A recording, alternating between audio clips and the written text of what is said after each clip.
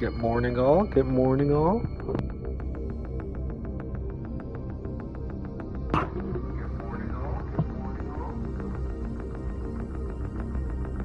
Okay, that doesn't sound too bad. I hope I didn't, repeat myself on the mic. That'd be bad. Quality control, testing, yeah, all that. Well, let's get back to it. Last video, I was mute when I, logged off.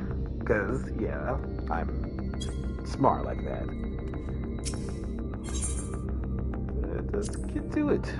The Crown and Mac.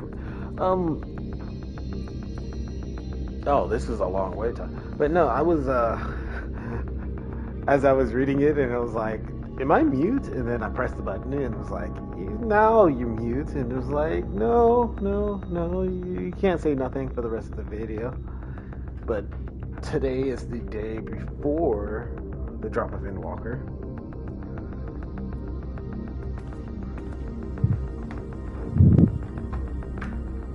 It's before the drop of Endwalker, and I plan to get through everything today. So this might be a longer than usual video, just because. Usually I short stop myself. If I do a shorter video, it's 3 hours long or shorter. I might meld those together at some point. So it won't be like a part 2, a part anything. It just continues off where it left off. But for this one, I might go longer because I want to get it all done today. Because around 4 a.m. Eastern Standard Time, I believe it is, the servers shut down for the entire day. And I do have work Friday, Saturday, Sunday, and Monday. But I am off to stream all week long for Endwalker, which I won't do it all week because I also play Destiny, and the 30th anniversary for Destiny is also coming out.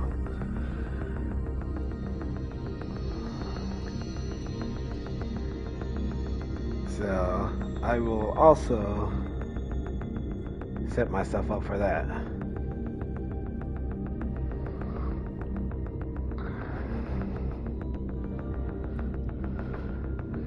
Oh, well, yeah, this will take a minute. While I am at it, I have a lot of unfinished quests. Because I do things in unusual patterns.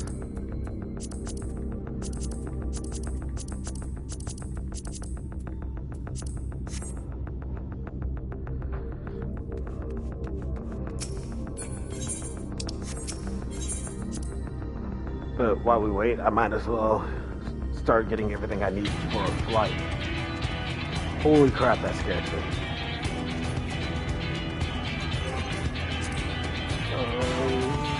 Not timer. Items.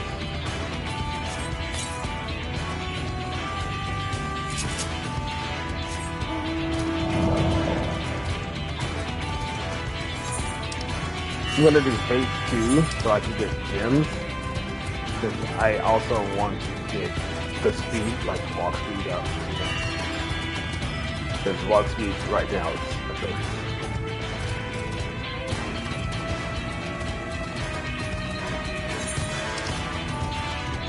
So, I was gonna say for that one I'm gonna join it, but it's all pretty much done.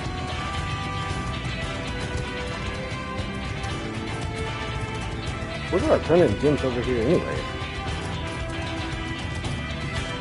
Here?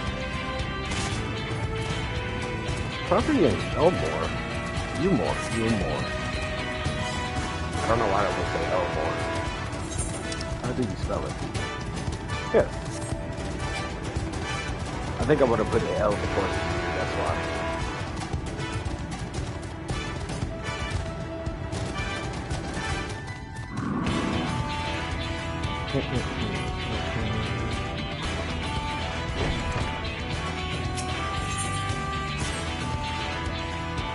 Well, you didn't happen to see a lone girl over that top rung, did you? It was her turn to keep eye along the ladder, but she well past you the time. I wonder what could have happened. The two of us were once bonded citizens, you see.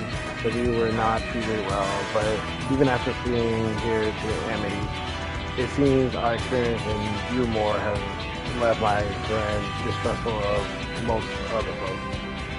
I wouldn't be surprised to learn that she simply ran hid when she saw you coming up the cliff. It wouldn't be the first time.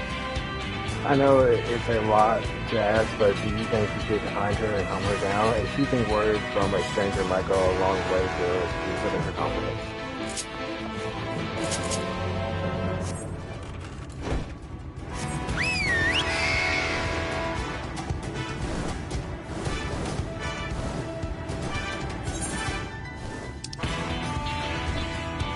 Yeah, I don't want to do that one. I am still going to be picky about things, though. How many gems do I have? Is there a way to check that? Not that I know of. Oh well.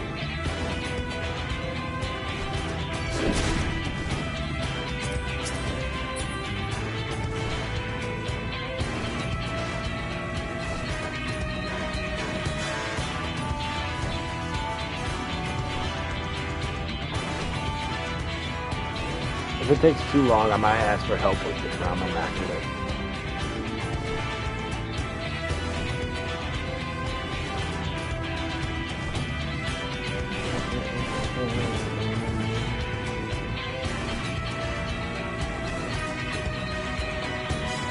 Oh, thank you, friends, for being in a weird location.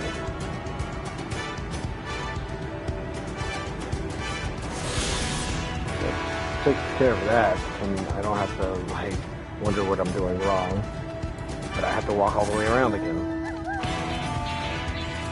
Yeah, I have to walk all the way around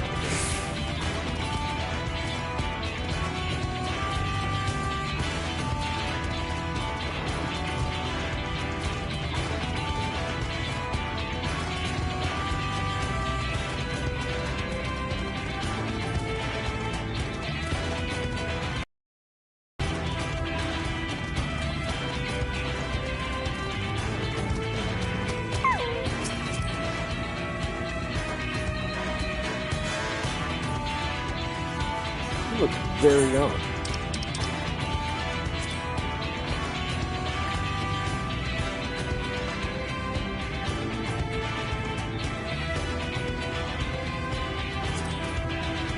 Turn around. Oh, please, just let me go. Was I not supposed to see? What was the point of telling me to see her?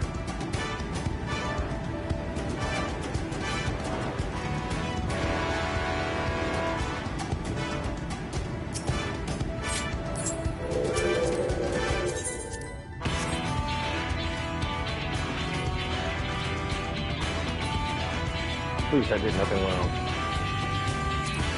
Yeah, I did that.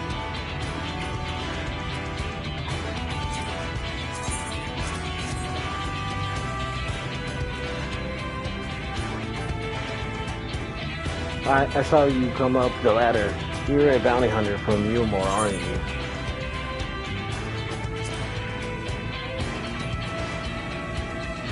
Oh, I just thought, since I used to work as a servant to a husband and wife in Viewmore, the Lord would make all manner of suggestions, comments, but I did my best to ignore or rebuff his influences. And then one day, the lady accused me of kissing her husband. She pulled me aside and had me beaten near to death. That's why I ran from you. I was so certain she sent someone to drag me back. Forgive me, I didn't mean to cause you or sue me any trouble. I head straight back and let her know I'm alright.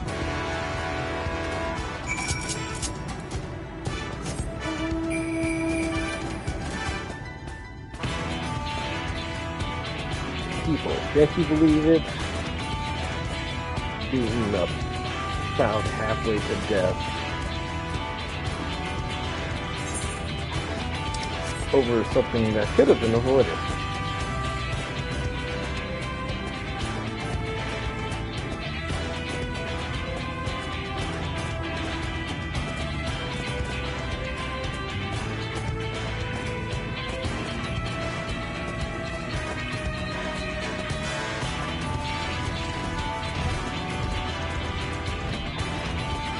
These Talos. Talos? Yeah, these Talos are very unsettling.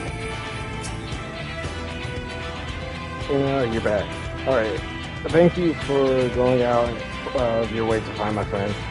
It's a small step, but I'm glad she was able to talk to you. Here, a little something from the both of us is working together. They gave me money.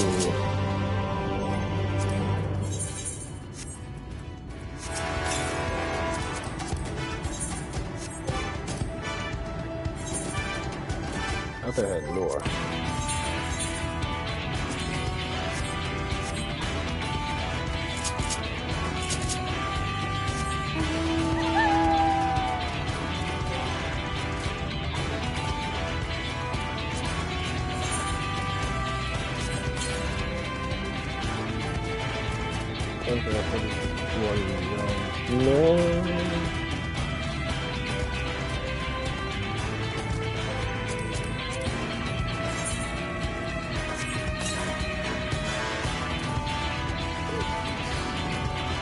I see it.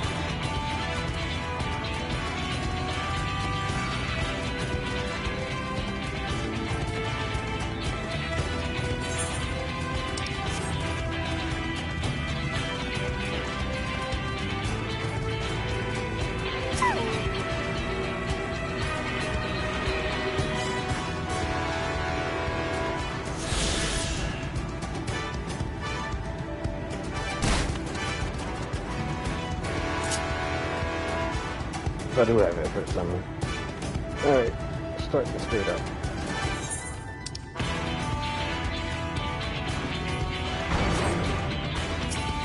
That's what I'll do this day.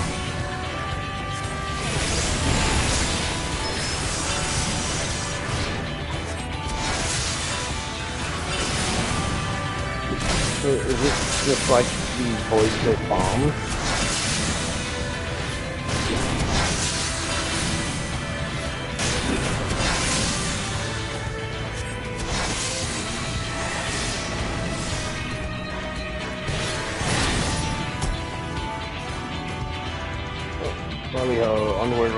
Wanderer, I couldn't help but notice those sloping knots of bald men. Do you know you will help, right? Might you be willing to help me test the ability of my last tradition for a most noble cause? I promise you what cause you ask? Why crushing my enemies, of course. What cause could be more nobler? Especially when those enemies are of the detestable kind.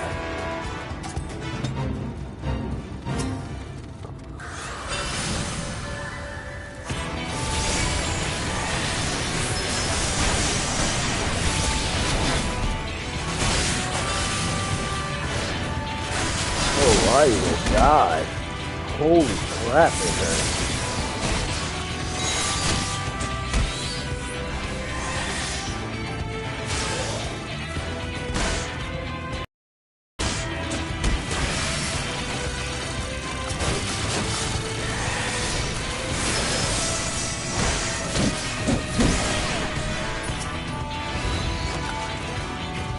Oh, there's more.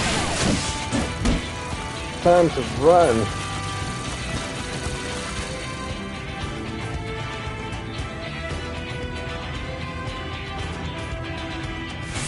They hurt.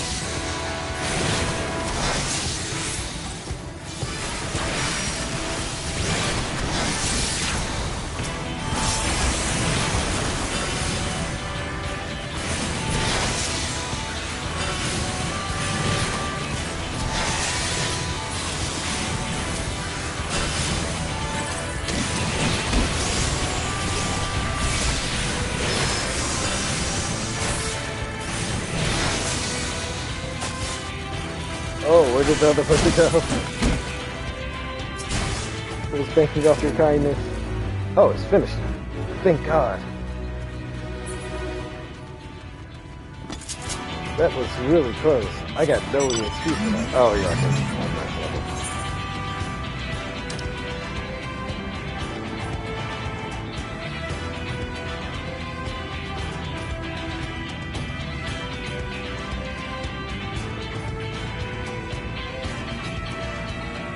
here's my bit.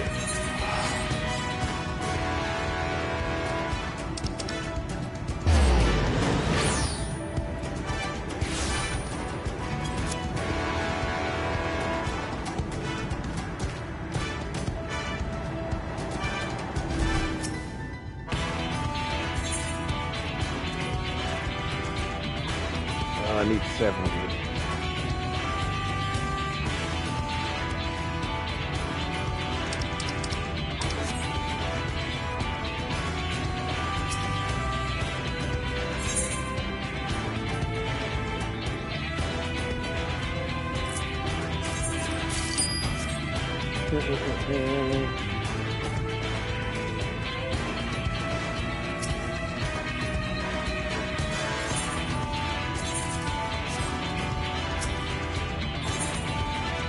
Oh, I like used up all my money too, so I'm like broke. I had like $1 million not too long ago, but I had to spend a bunch on other things.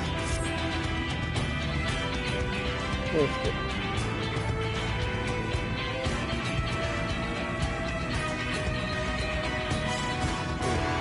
Well, the best giving is my fellow welcome to Mario.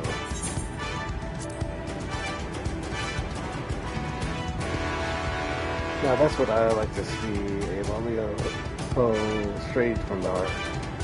Only wish my own boy would put a bit more effort into his hobby and his hobby. He's always busy fiddling with his automata. No time for swapping words with both flesh and blood. Every dwarf knows that a lolly-ho gets a lolly-ho, or you are asking to become an outcast. And mother does worry, she does. And that's only half of it. I know it's just a stage, all last go through, but the little bugger has to argue with every word I say. Oh, I just had the most clever idea. He'll not listen to me or the other villagers, but just maybe curiosity for a stranger will win out over the sour attitude of his. Worth a try, don't you think? Please, befriend my son, Ronit. Just get him used to giving a proper greeting. That's all I ask. And I tell you, he really is a marvel with the automata. If you end up getting along, he might even show you a few of his stranger contraptions.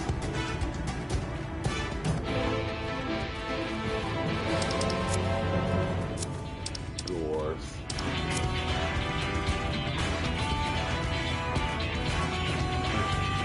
She read over 200.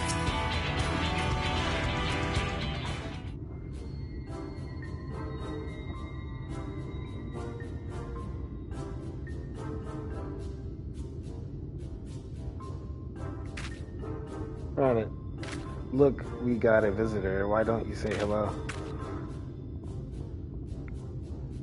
Who are you then? What? You got something to say to me?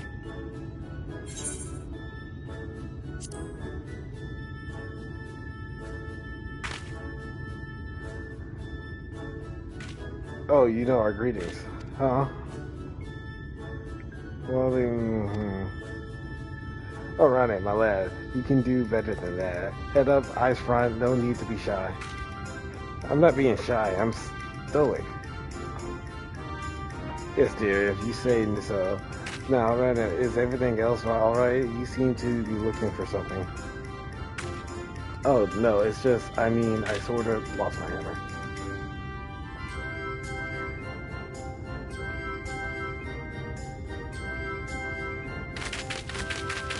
You what? Of all the irresponsible, careless, foolish.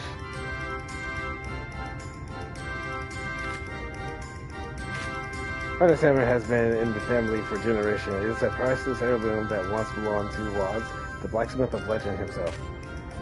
Well, what are you standing here for? Boy, find that hammer. We will do what we can to help.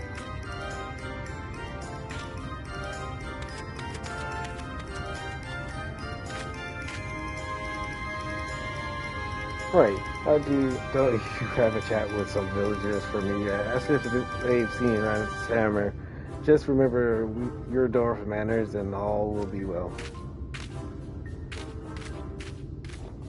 Where are you going? To go leisurely sit down?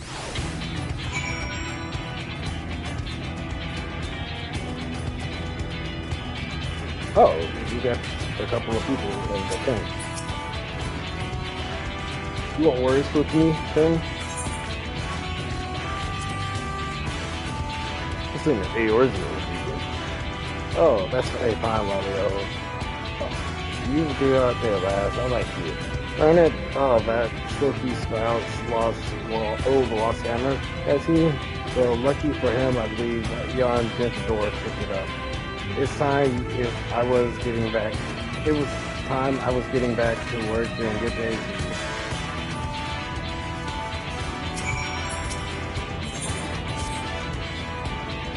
Not who I wanted to talk to. You do not want to accept that quest.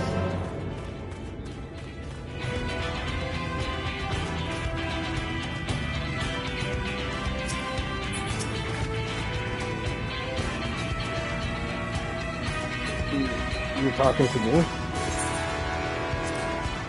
Huh, I know a far eastern region. What's this? A perfect Lavio? You're no ordinary traveler, I see.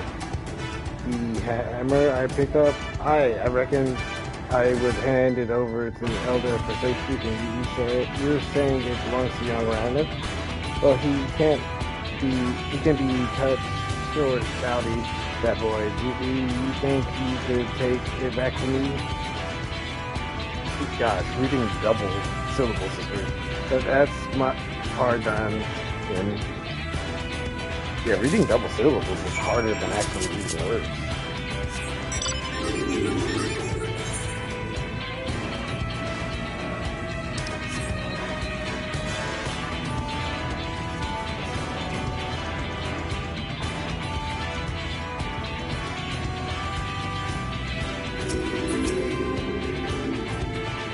Huh? Why are you still here?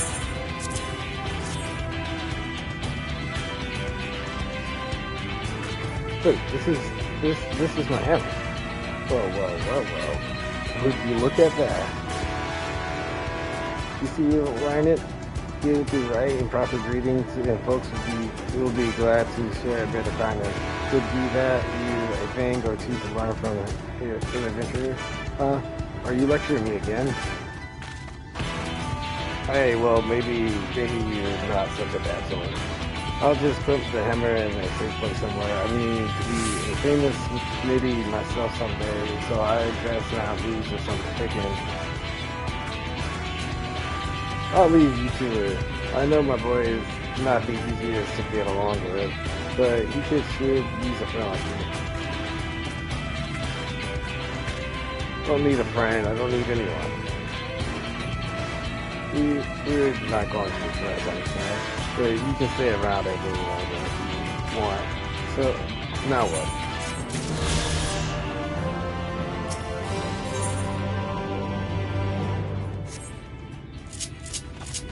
Here's the other quest I got. I might as well do it since I got it. And be waiting on another healer. Yeah. Oh, that's so far away.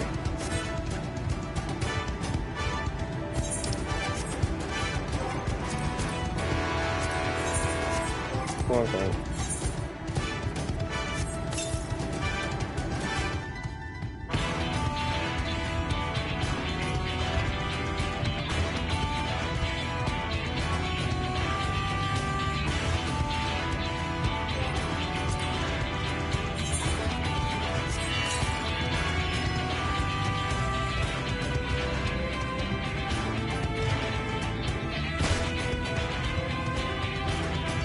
I gotta be careful with fall damage if I'm getting targeted.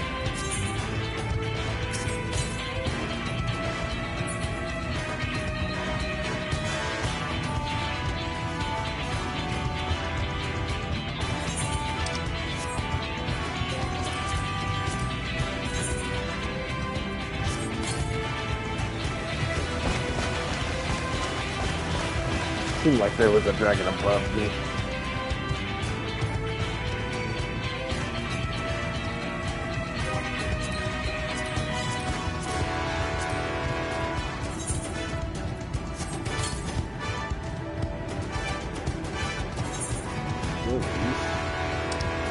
Is it in the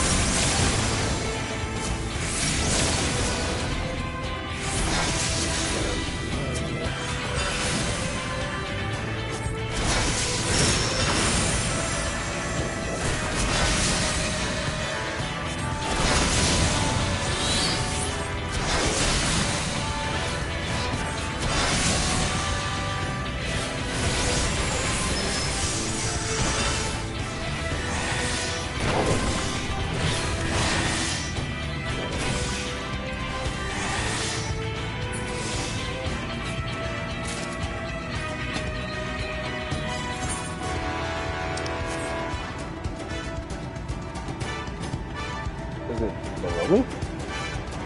Yes, it is.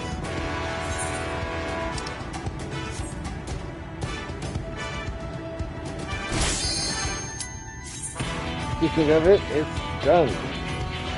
Time to go kill Lord Baltimore.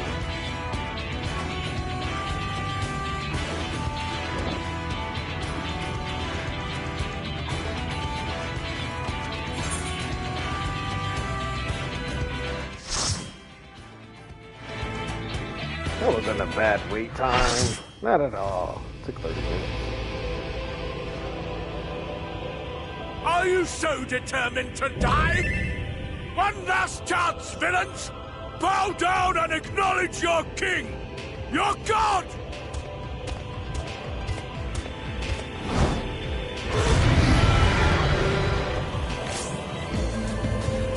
No King's Lord like that.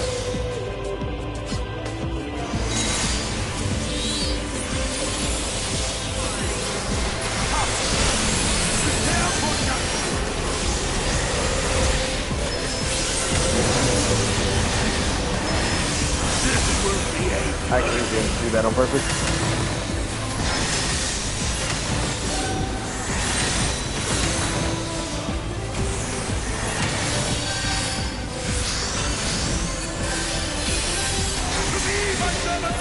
Feast upon these villains and their last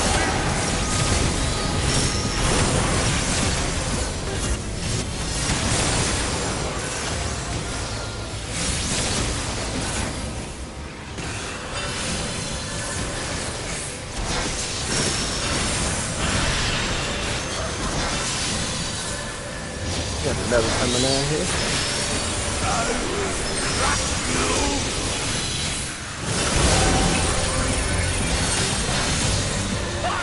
Fine if you refuse to die! I'll use you on the illusion of sin!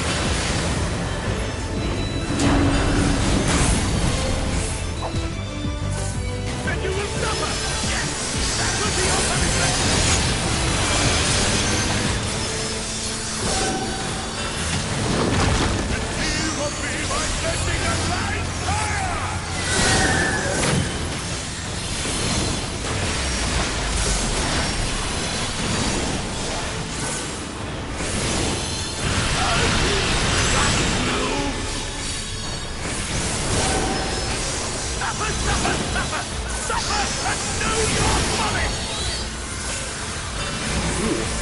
Fast.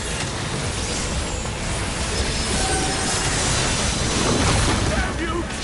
Why should you not fall?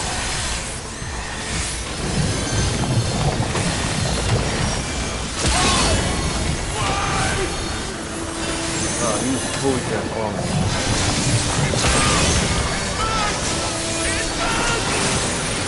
Of course it's fun.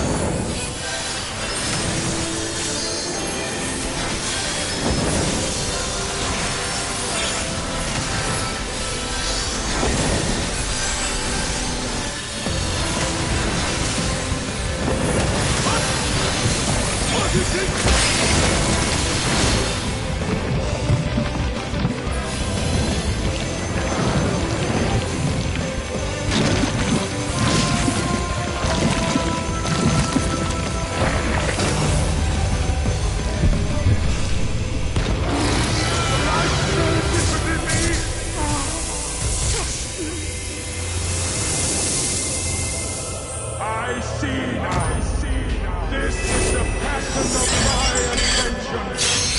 Very well. I shall embrace this fight. I'm not gonna lie. He actually looks pretty cool now. The original look was terrible.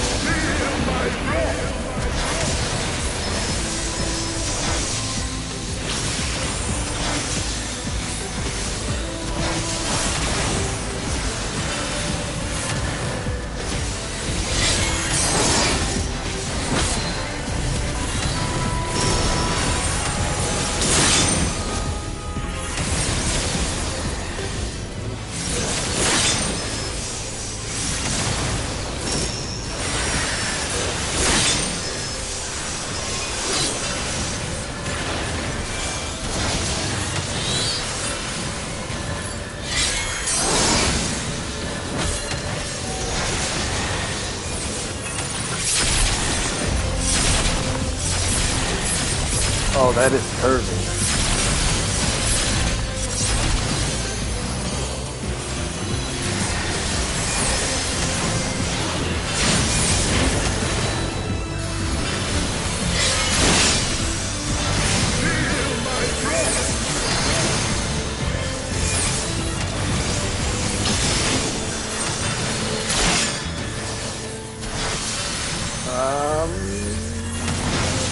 Two times.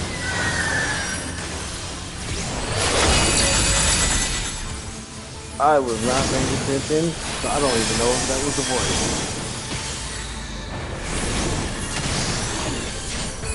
Your reckoning falls!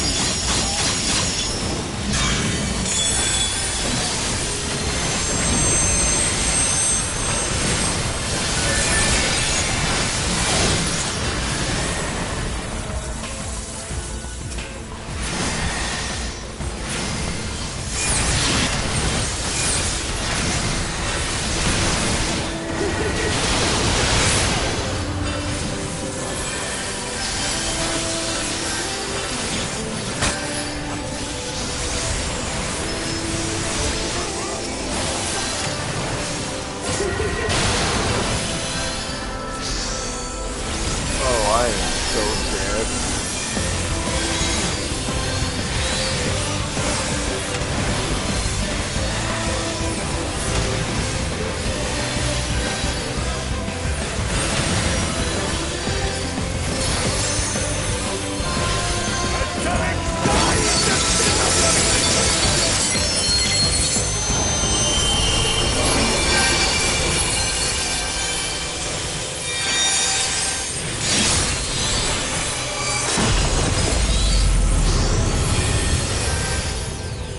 Oh, that did practically no damage with the amount of healing.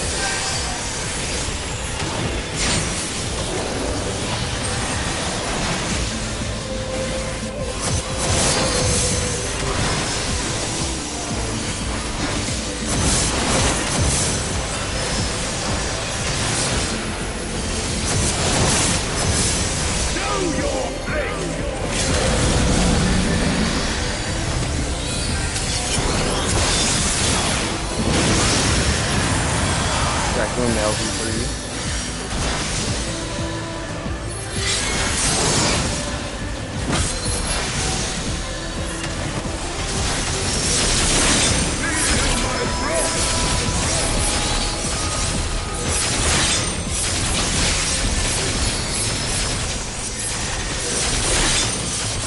ton of people are dead. Atone with your life!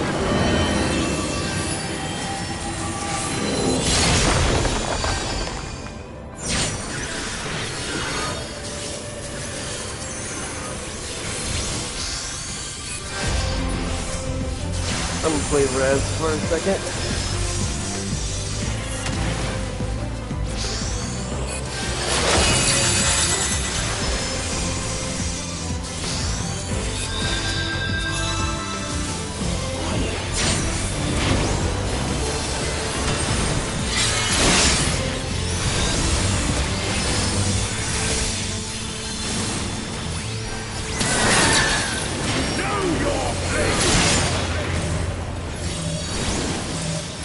Oh, you're dead.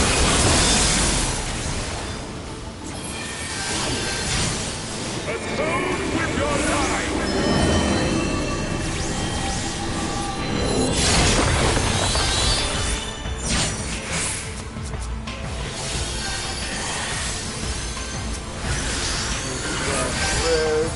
Feel my wrath!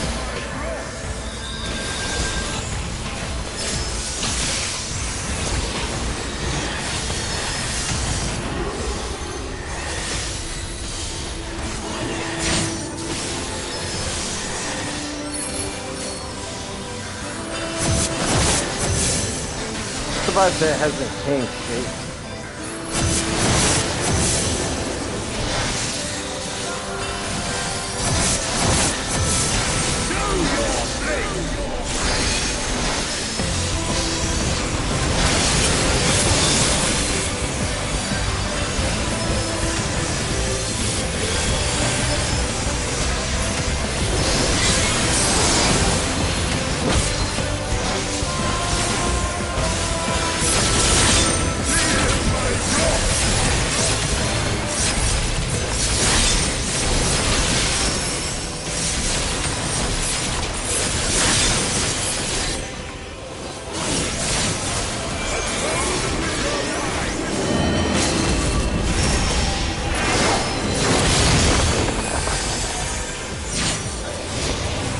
The dragon's dead. Oh, I don't have enough mana for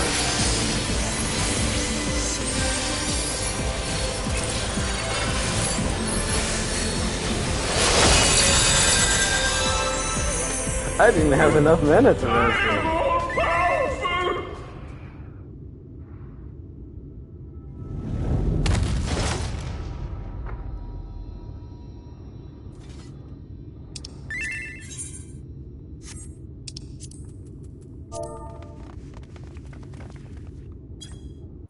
I gotta say, the second form of Valkyrie was actually amazing. Gotta get into that other summoner.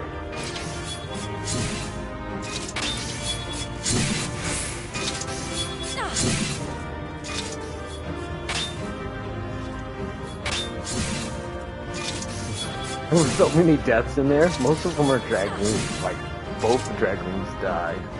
One of the healers died too. Twice. Oh, that's a good thing I have Res, and it was a good thing I noticed because I didn't think the other healer was gonna live.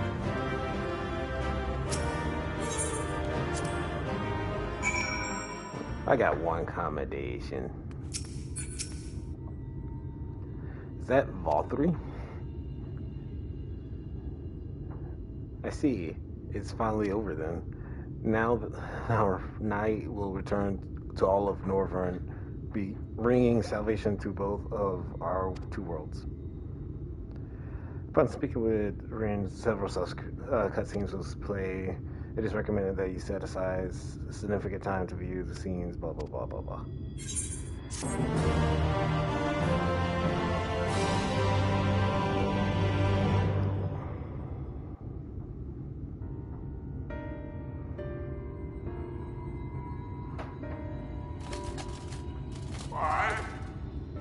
Am I cast down? But it is you who are the villains. Father told me that I am hope. I am righteousness. That a god. That is why I was born, as man and sin eater both.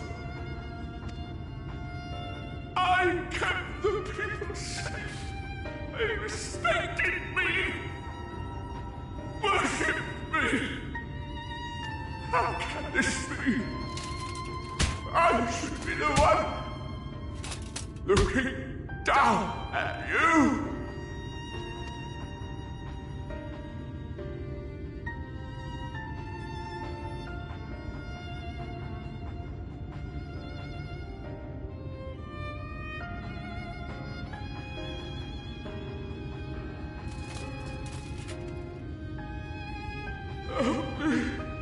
Damn you! I am your god!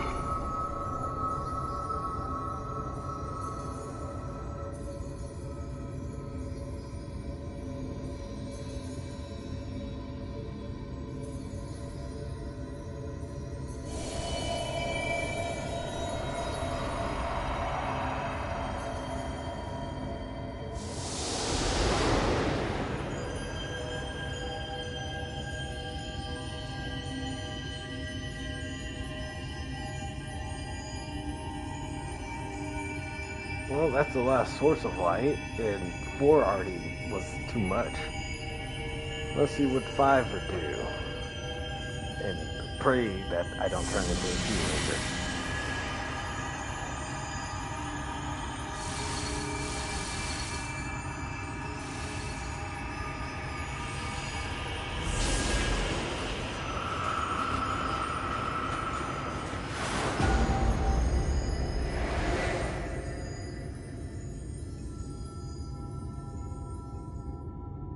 Not tough to digest, I see.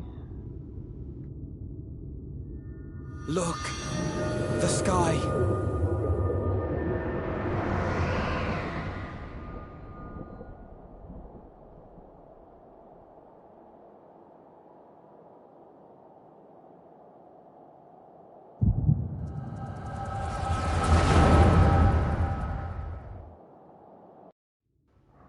No, it's the echo, not the, thing.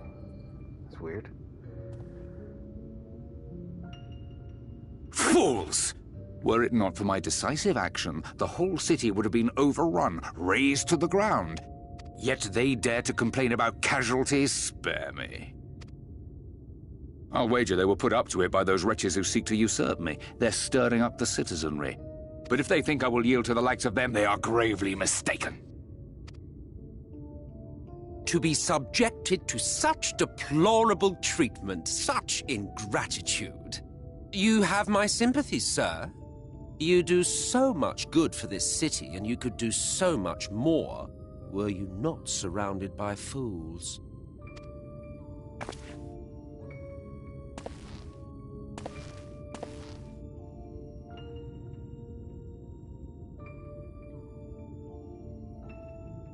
Who are you? You're not supposed to be in here. My apologies for the intrusion, but I come bearing a proposal, one that will ensure the longevity of your reign.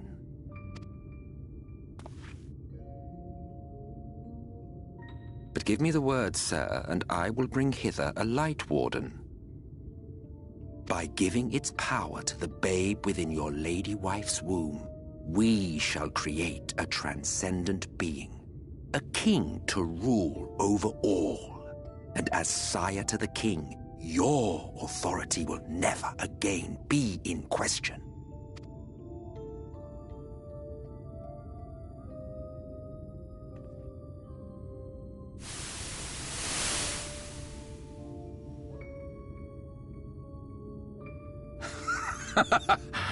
Amazing. Before my Vorthri, they behave as docile pets. With this gift, my line shall be guaranteed power for perpetuity. We shall rule the whole world. By all means, sir. United under Yulmor's banner, men will cease fighting and abandon their ambitions. Thus, they will grow fat and complacent, and in their sloth, seal your supremacy.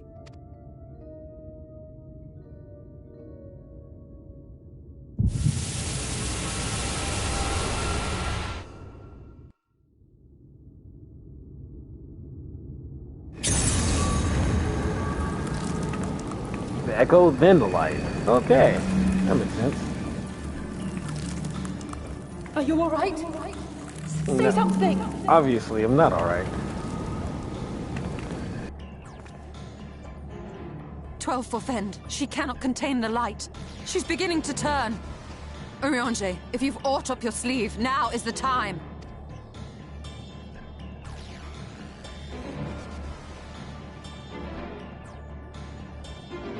It's changing back.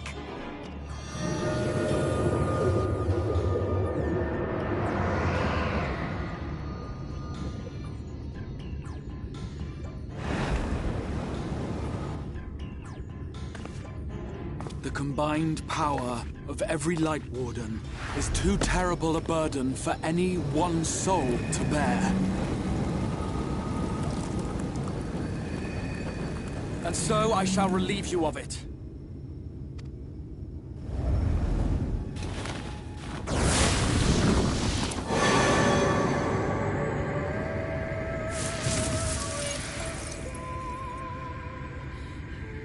Exarch, what are you doing?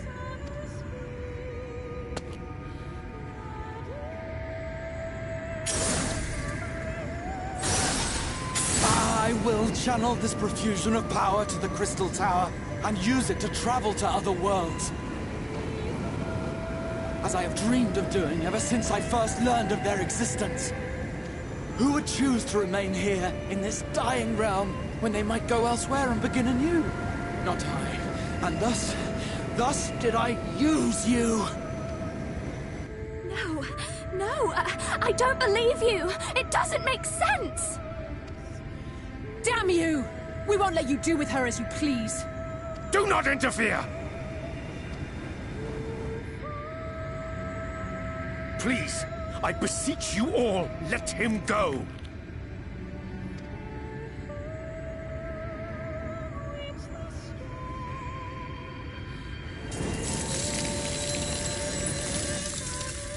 You knew of this, Urianger.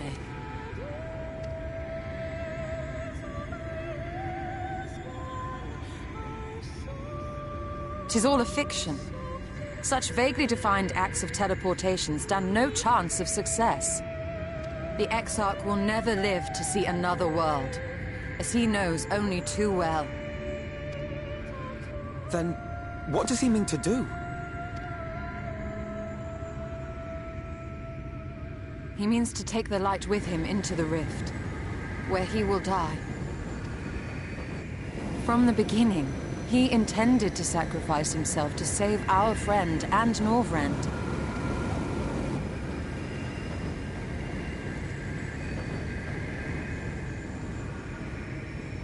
At journey's end, an opportunistic thief makes off with the hero's prize.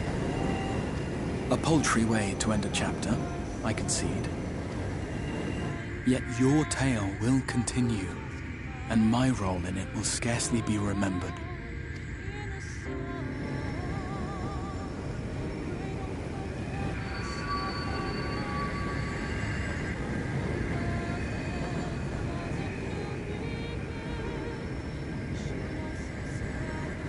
Worry not.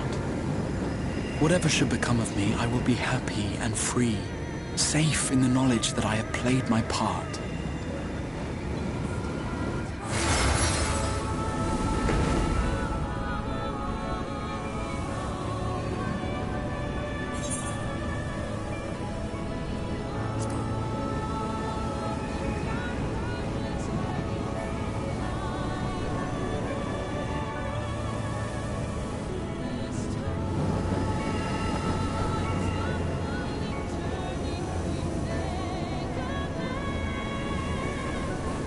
Thank you for fighting for this world, for believing. Fare you well, my friend, my inspiration.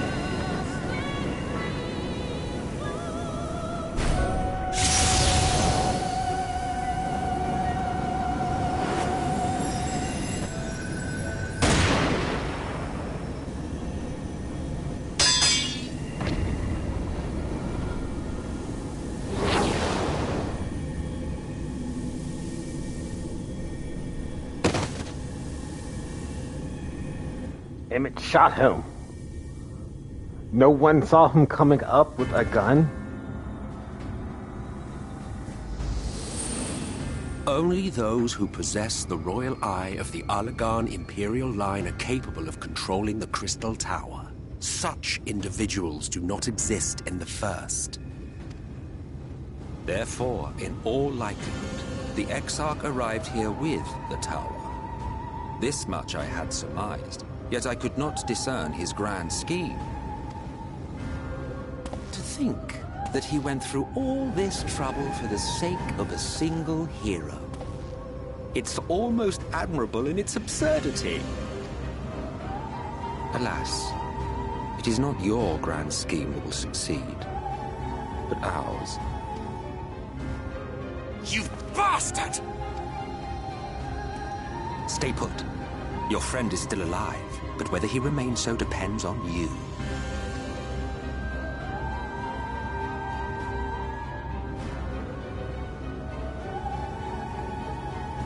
What a disappointment you turned out to be. I placed my faith in you, let myself believe that you could contain the light. But look at you now, halfway to becoming a monster. You are unworthy of my patronage.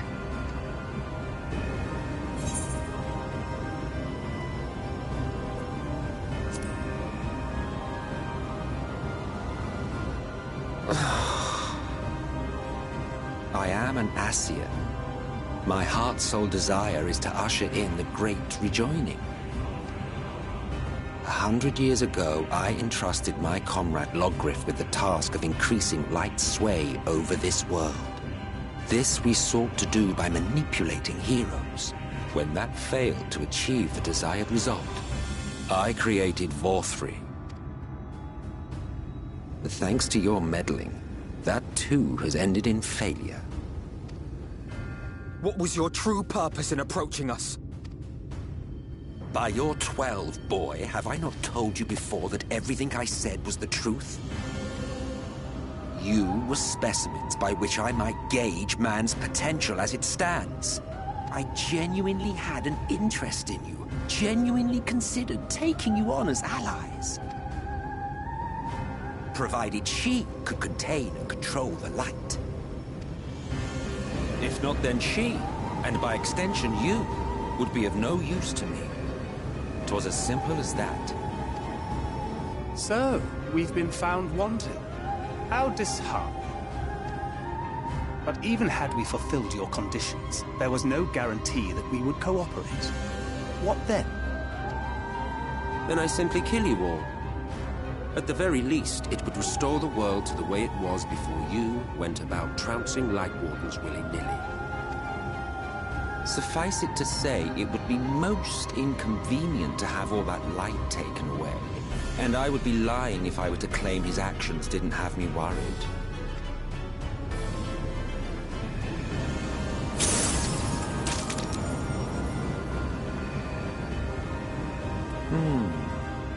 You still retain your form and your senses.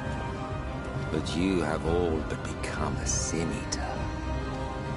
Whether you will it or no, your mere existence will serve to engulf the world in light.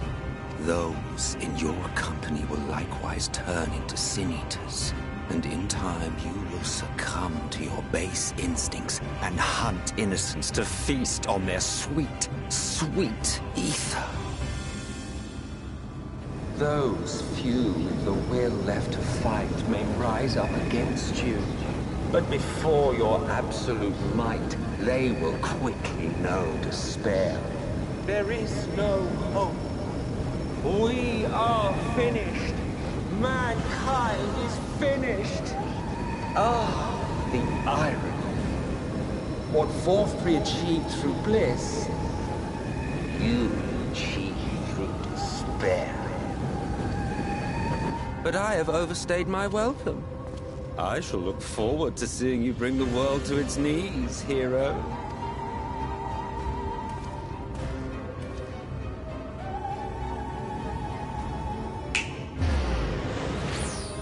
Exarch! I have naught to show for all the time and effort I invested in you. He is a small token for my troubles. I did not expect that I could learn aught from man, but I may yet learn something from all the knowledge he had hoarded for his precious hero.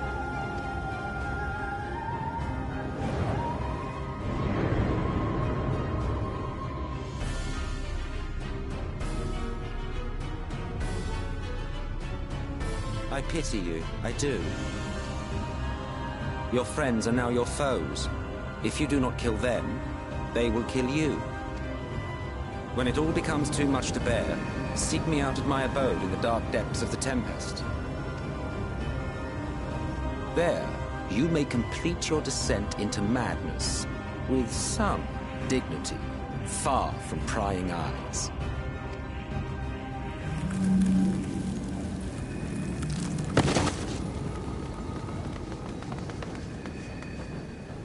Till then, I bid you farewell, Eater.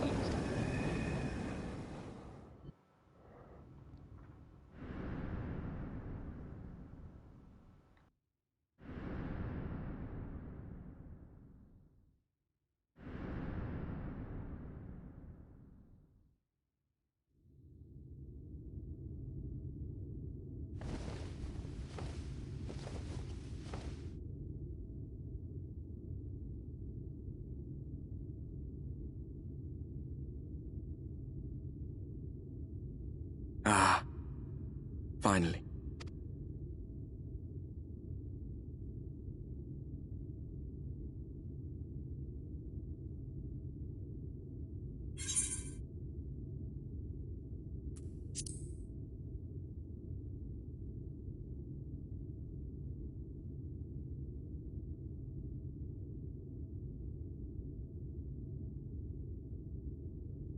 After you collapsed, Emmet Selk vanished. Then Reen did what she could to stay the raging of the light within your body. Thanks to her, you're still you, but she's only delayed the inevitable.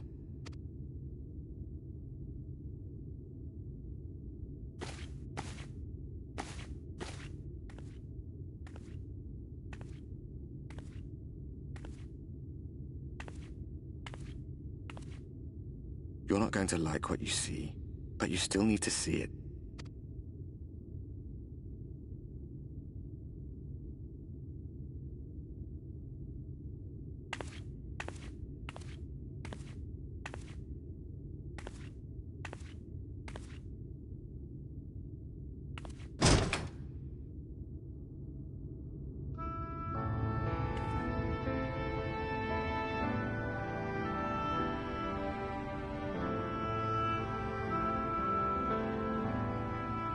It's like this all over. The whole of Norvrat is shrouded in light again. And it's because of you, and the power you absorbed from the Wardens.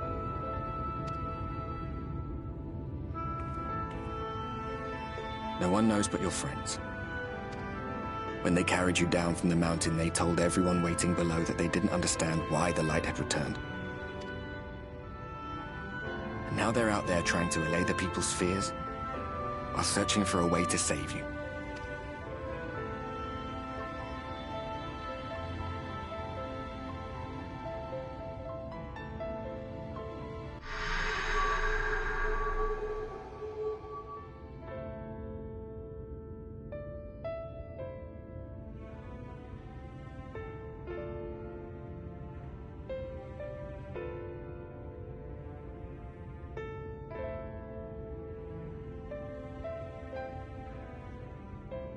If you're well enough to be up, you're well enough to get some fresh air.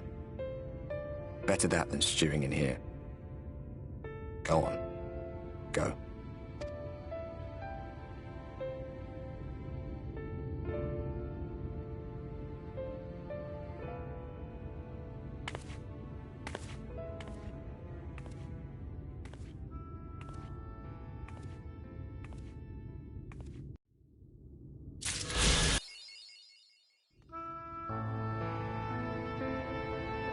So Emmet Selk shot him, took him away to some, well, not unload, unknown location. He told us where he was going.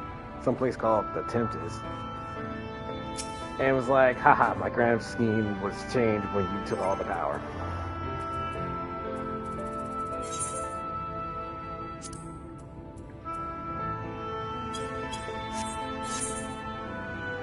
Oh, miss, you're awake. You were injured during the foray on Mount Gulg, yes? I was here at my station, as always, when they carried you in on a makeshift stretcher, looking disturbingly bereft of... And to compound my worry, the sky has, well, I'm sure you've seen, it has everyone rather concerned, to say the least. Seeing you up and about is the first good news we had in a while. Assuming you feel strong enough, would you mayhap consider a stroll around the city and reassure our anxious citizens? Reggie was one of those who helped convey you into your chambers, and he has visited several times since to inquire you after your condition.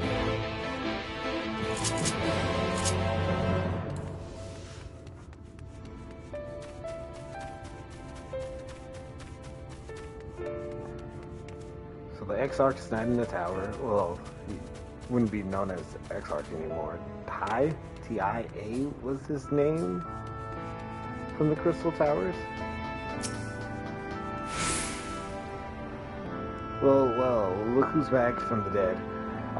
It was a grim sight. Your companions looked fair ready to drop when they brought you in, so I offered helping hand. Couldn't bear to see them struggle so.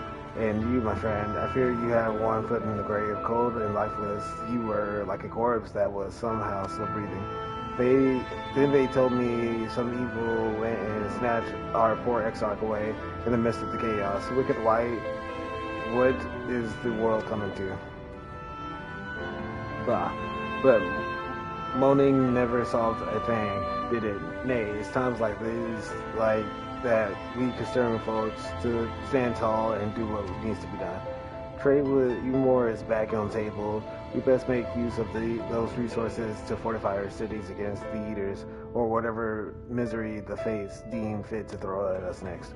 Speaking of misery, Chesmile was worried sick about you. A healer wringing her hands is not a sight you ever wish to see, let me tell you.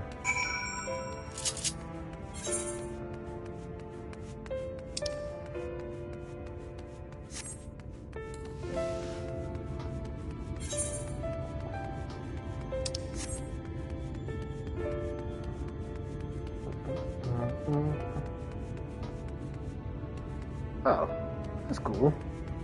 It's not a chocobo as the Skywatch thing. It's a oh, sweetie, you're alive. No one's been allowed to see you, even these vacancies. Shurgans were forbidden to making visits. Ren was kind enough to tell me you were showing symptoms similar to Eater corruption, so I suppose there was little any of us could have done for you in any case. As for your companions, they've been rushing hither and yon, seeking a cure to your condition. I worried to see their face gone even more haggard every time they pass through the Caesarium. I shall let them know you're awake, and when they come to see you, sweetie, please do convey them to rest a bit. They won't be helping anyone if they all collapse from exhaustion. Oh, and our own Morian has been a little better, I'm afraid. He hasn't left the cabinet too busy with his nose buried in one dusty tome over another.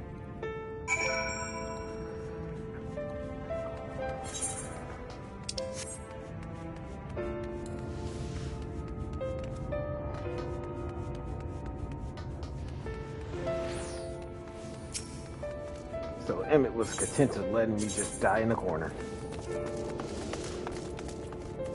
That's not curiosity.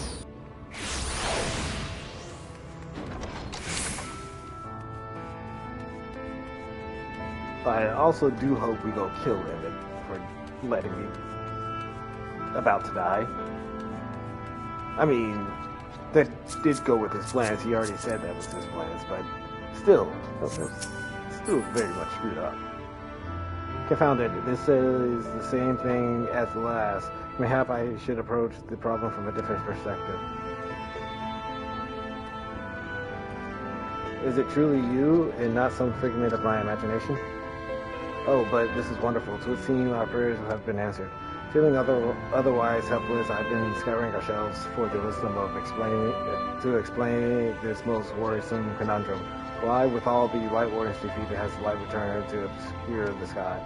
I must have pored over 100 tomes, but no definitive conclusion seems forthcoming. So many questions I would pose to the Exarch, and thus do I feel his absence all the more keenly. Now that you are awake, however, I am hopeful the search of our stolen steward might begin in earnest. Catullus, meanwhile, leaves his crystalline mien in preparation for battle, though against what foe we are yet uncertain. Why not pay her a visit? I expect seeing you upright would be much welcome relief.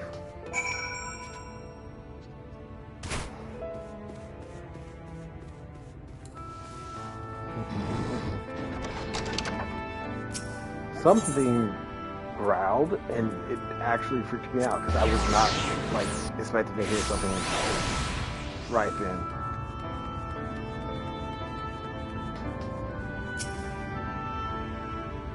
Alive and well, I see. You gave us all a proper fright. You know what? You know that. The friends you've made in the facet have been talking with me, wondering what they could do to help. Anyway, I'm glad you recovered enough to stand. You're not planning to striking out straight away, are you? I was hoping to have a better look at your equipment. If we've been able to provide you better weapons and sturdier helms, then maybe you would have won the day and the Exarch would still be there. As such, we're keeping busy consulting each other on new forging techniques, design, and if you could stand still a moment, I'd like to assess the gear we're trying to improve.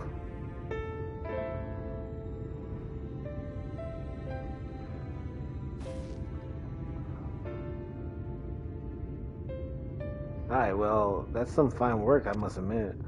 It wouldn't be impossible to make something better, but we'd need to experiment with different patterns and materials, and I'm not sure we have that kind of time.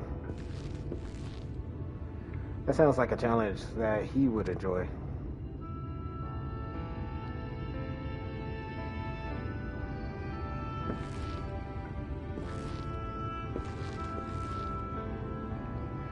Goodness, Gleynard. The master of the stairs is running his own errands now, is he? Aye. Well, my servers are distraught enough as it is, and I didn't want to crack the whip too hard. But never mind that. I'm thinking about absent Jesus and his aphonies are the perfect answer to the predicament of yours. And by genius, you mean old Gronold. He is a man of unrivaled gifts. I won't argue with you there. But what good does his talents do us if he can't bloody find him? No one's seen hide or hair of Gronold since he wandered off some years ago. You know what he's like once he latches onto an idea. He's probably clustered himself in some forgotten cave, completely absorbed in his latest creation. I wouldn't even know where to start looking. That does make things difficult. Still, if that eccentric is someone you're destined to meet, I wish he'll show up sooner enough. In my time at the bar, many of the tales I've heard told of strangely fated encounters, even if a few of them might be stretching the truth just a bit. Well, keep our nose to the grindstone for the time being, but on the off chance you do encounter Garnet, you'll be wise to take advantage of his brilliance rather than wait on our slow and steady progress. This is all talk for when you're fully recovered, of course. I'll let you get back to convulsing. Before you do that, you're actually the reason I came over here in the first place.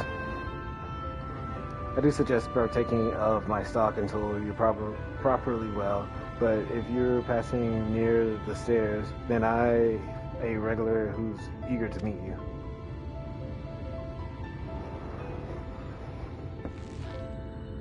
I'd best be getting back, just because the world's coming apart at the same seams doesn't mean we have to follow suit now, does it? Here, we can't forget the heart upon which the city was founded, or the Exarch might not have much of a home to return to.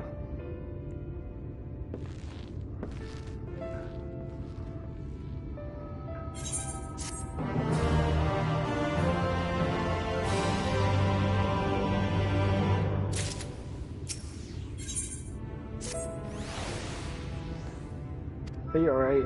I think a return to your sickbed might be in order, or you might consider resting a while atop of the tower next to the rookery.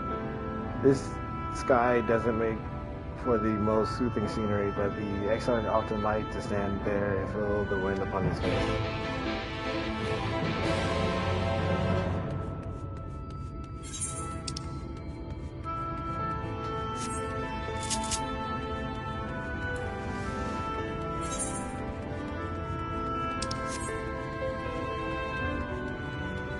Oh, well, if that's that tower. If it's up there, I'll be upset, actually, because I would have to go all the way around again.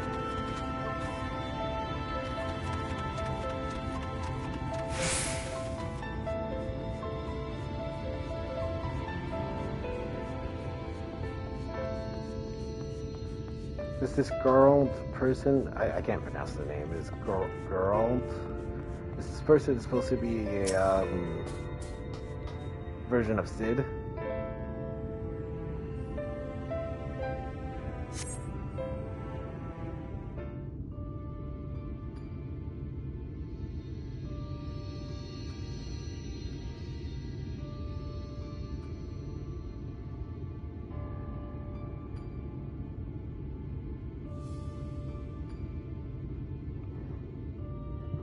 The people of this city have spirit, I'll give them that.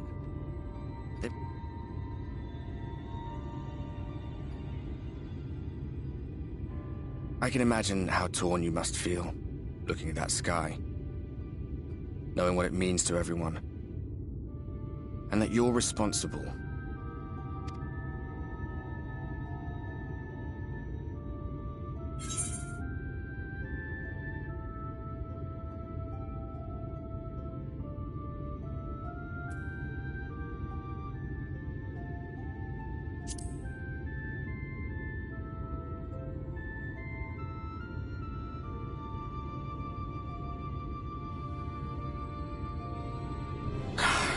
Neither can I, to be honest.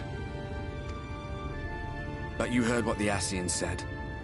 The light you shine will warp the world around you, whether you like it or not. Even Y'shtola and Reen had to concede that point.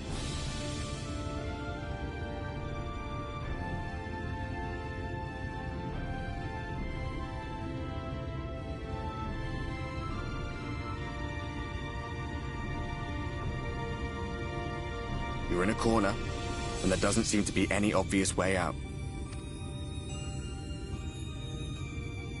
But that doesn't mean it's over. However hopeless it seems, you haven't lost yet.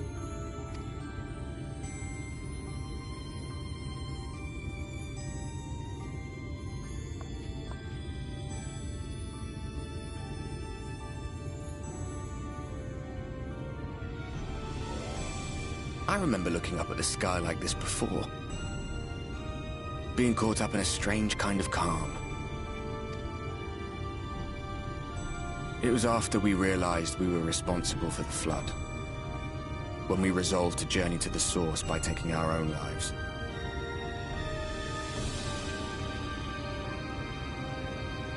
One last sacrifice. One last fight.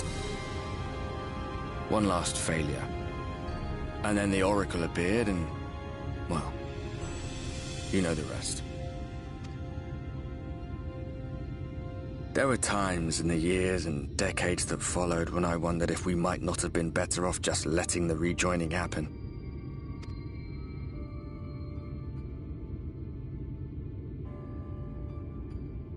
That we'd made one last mistake.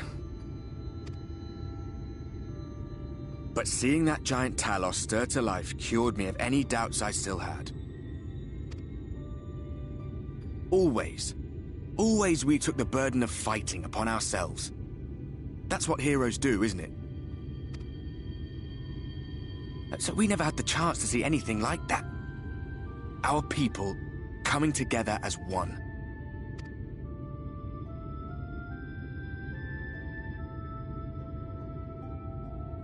To think that their hope still burned so bright. That they were still so eager to live, they would lift up their fellows, one on top of the other, till they reached the sky. No. We made the right decision. And I can finally feel proud of the part we played in helping this world survive.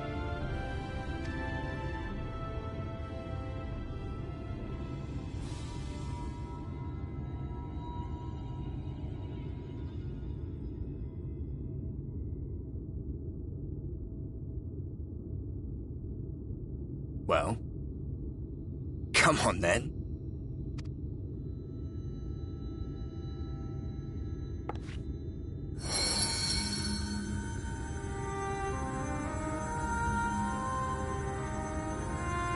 As I thought, what happened between us was no coincidence. My story may be finished, but the fates have gifted me a minor role in yours.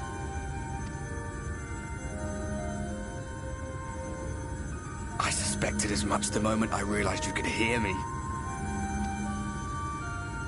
But it's hard not to doubt yourself when you're the man who caused the flood. I was afraid to do anything more than watch for fear of making things even worse. But no longer. After all, the path I once walked is now yours to finish.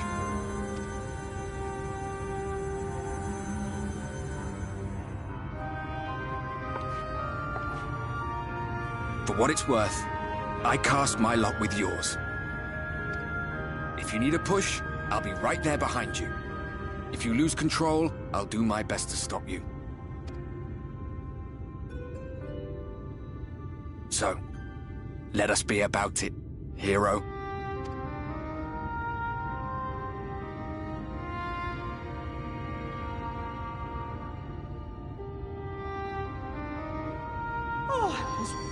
You were up here all alone, brooding and fretting and wallowing in your woes. But look at you, grinning at nothing like a pollen-drunk pixie.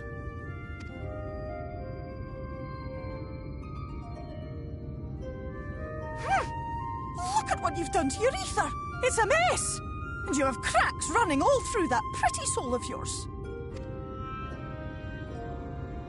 My poor little sapling. Whatever am I to do with you?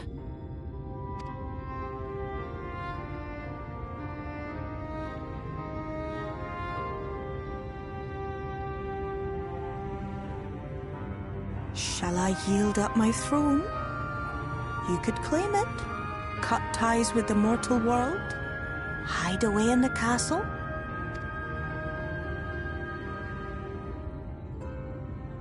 It won't fix the problem, but would it really matter?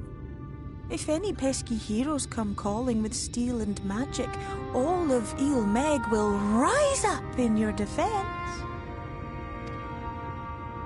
My crown and scepter are yours, if you want them.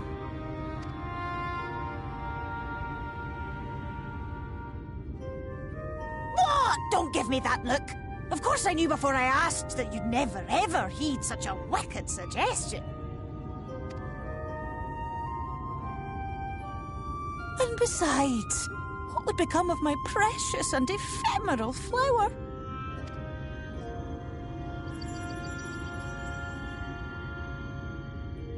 Oh, my dear beloved sapling, You are lost, confused, and have precious little time to gather your wits. Your kind is always so preoccupied with what lies ahead, and so we muddle your vision with fog and glamour. But such trickery is easy to see through. Stand very, very still. Think not of where you need to go, but where you are right now at this moment, at this time, in this place.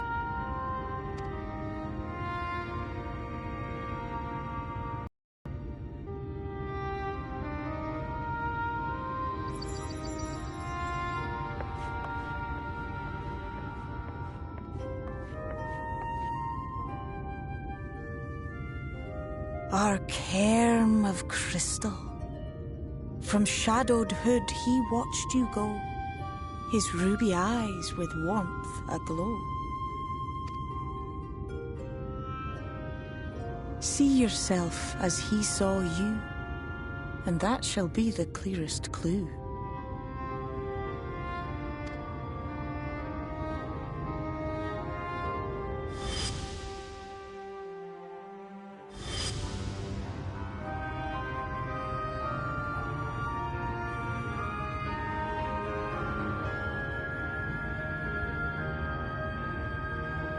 You stand in his garden, dear sapling. Ask his flowers what they know, and you will surely find an answer. But what will you do with it, I wonder? I'll be watching and waiting. Waiting and watching.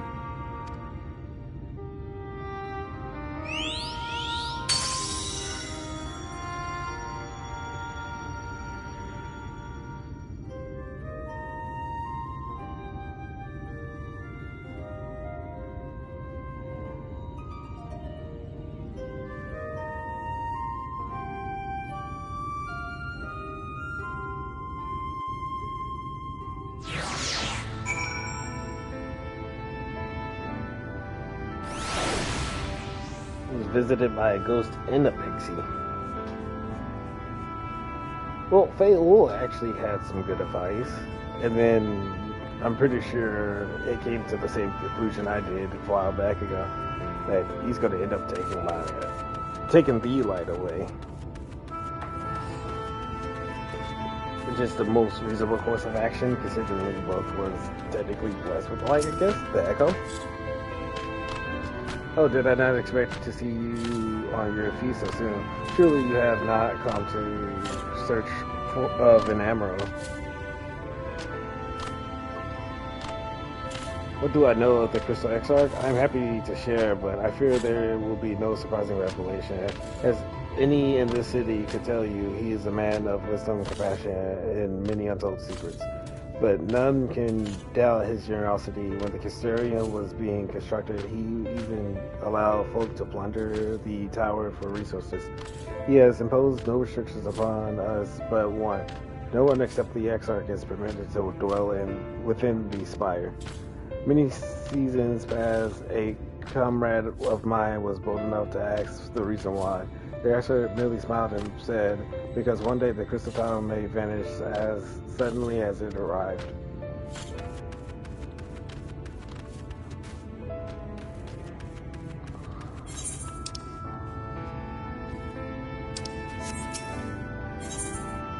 Are you telling me to use the tower?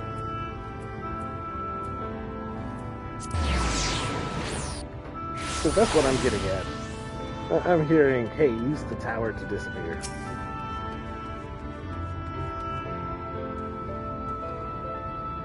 It is good to see you awake and alert, my friend.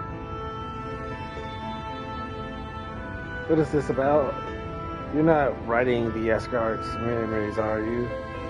I'm not sure how much I can tell you, considering we avoided asking too many questions on Spoken Rule and all that. If anyone has fresh insight to share, then it'd be Captain Lenia, I'd say. She lost her parents to an eater attack not long after she was born, and the SR saw to her upbringing. Outward appearance aside, those two are likely like grandfather and granddaughter. I imagine the news of his predicament hit her doubly hard.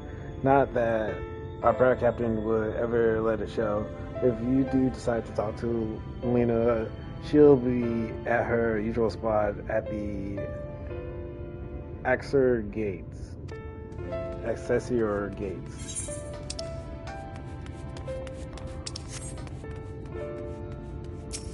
Well, I already know where to go, but I can ask what the librarian knows. Even though I could have done that before I, brooded off.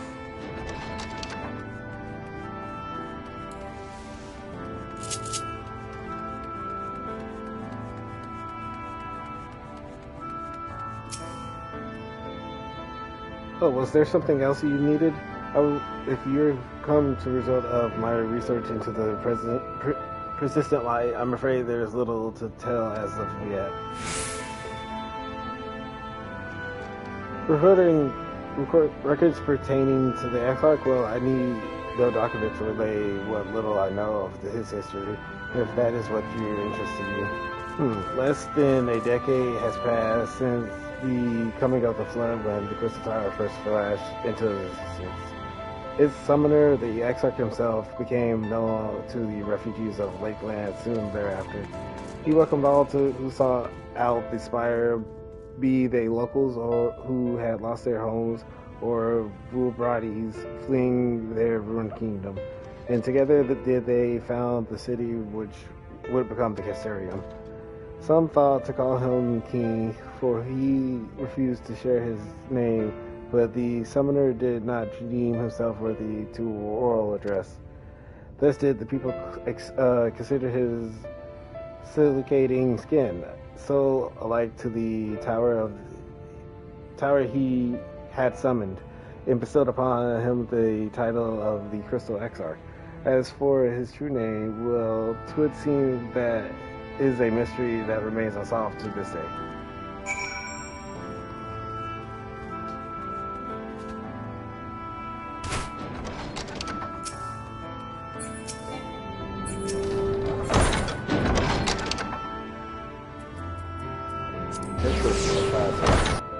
Well, yeah. This way.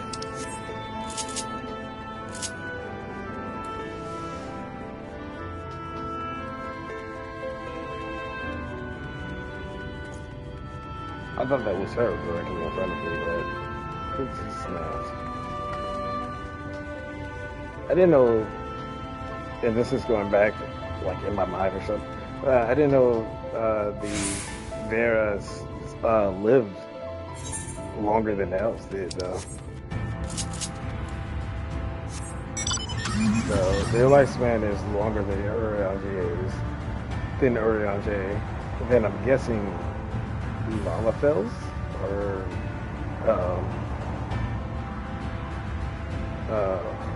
Roganins. Oh, where do Hrothgar stand in the mix?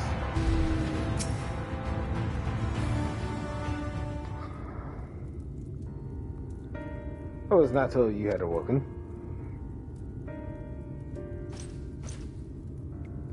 A welcome surprise. Now, if only the Exarch was returned to us. He was taken by this rival of yours, was he not? Your companion mentioned they had an idea of where to find him. And so I bristled when they asked for patience. I did not understand their hesitation until I saw that you had fallen. Only then did I realize that I had no business rushing ahead. Even so, the delay has been no less agonizing. In the moments before he left to join you in Calusia, the Exarch entrusted me with the key.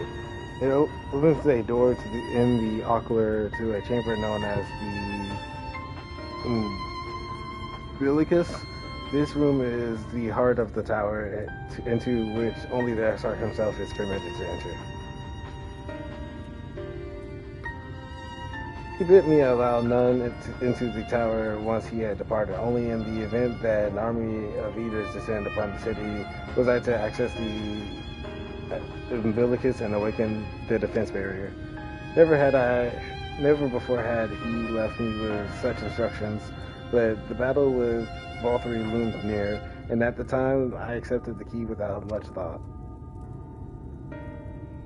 Since then, however, the moment is all that occupies in my mind. When I recall the look upon his face, he knew that some terrible fate awaited him. Tell me, I need to know what he feared, what battle you and your companions are truly fighting.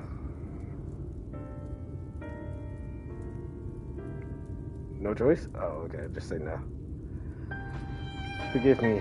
I trust in the Exarch, and I should not be voicing these doubts when he is not here to respond to them personally. But you have come to me with a question of your own, have you not? Ah, I see. I am not the only one who burns for answers. The time has come to open the tower's heart. Though we do not face an invasion of eaters, I suspect the city will be in far more danger if you do not gain the knowledge you seek.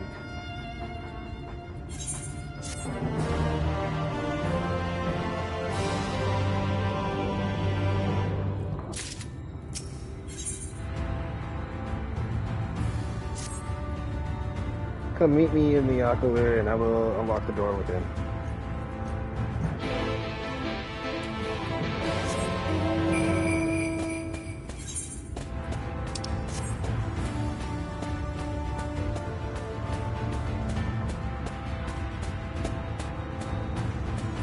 Unyielding light is bad. After I got so used to it raining all the time.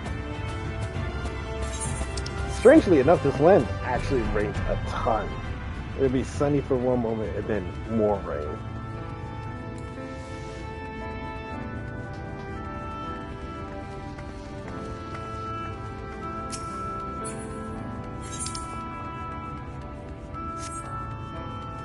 I might as well run. I think the load screen will be longer than actually just running.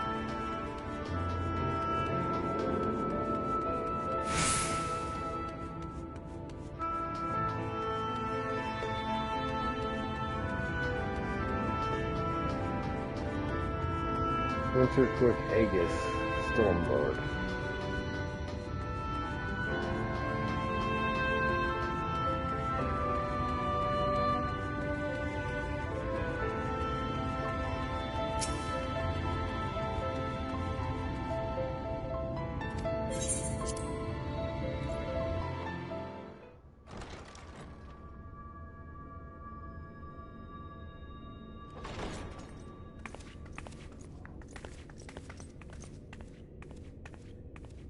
I have unlocked the door to the Umbilicus. You are free to enter.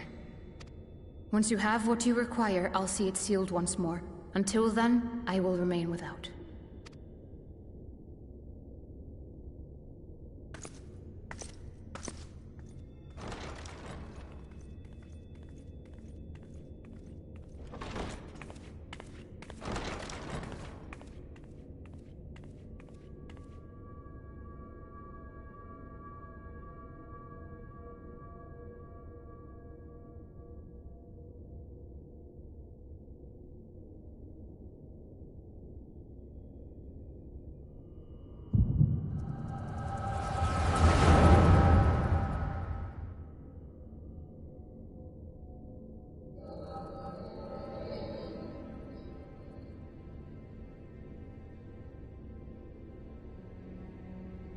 A moment to collect my thoughts, I prithee. Thy true name is Grahatia, then? By thy claims, thou too art a native of the Source, though from an age beyond our own, when the 8th Umbral Calamity hath visited devastation upon our star. Thou hast, by subtle means, reached across the boundaries of time and space to unsow the seeds of catastrophe, ere its creeping vines drag our champion unto an early grave. In essence, yes. A difficult story to swallow, I am sure.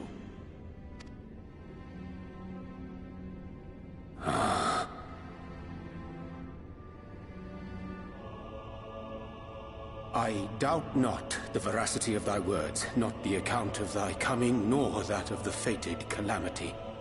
Yet my mind straineth still to apprehend the enormity of this tale. Wouldst thou favor me with a gradual unfolding of its chapters? Certainly. But where to begin? I should start with those great minds who survived the calamity. Cid Garland being perhaps the greatest. In hopes of staying the unending tides of war, he and his fellows pursued all manner of possible solutions. One of these was rooted in a theory which unified several fundamental principles discovered over the course of the Warrior of Light's adventures. It proposed a method by which one could enter the River of Time, traverse the rift, and leap between worlds. Perfecting that idea, however, was a work which consumed their lifetimes, and thus was it left to future generations to decide whether theory would be put into practice. But all the while, the world continued to burn. Hope was a feeble outpost, beset on all sides by thievery and misery and murder. People cried out in despair, "There is no hope, we are finished. Mankind is finished." Then others raised their voices in answer. Though we be beyond salvation, those who came before may yet be saved. We will forge a crossroads and pave the way for a different future. By the wisdom of our forebears, we will prevent this calamity from ever having come to pass.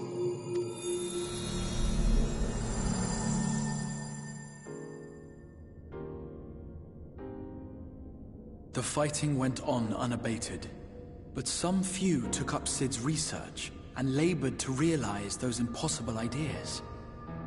After 2 centuries of labor, their descendants finally succeeded in awakening the Crystal Tower, an integral part of the process, and, in doing so, roused its caretaker, me.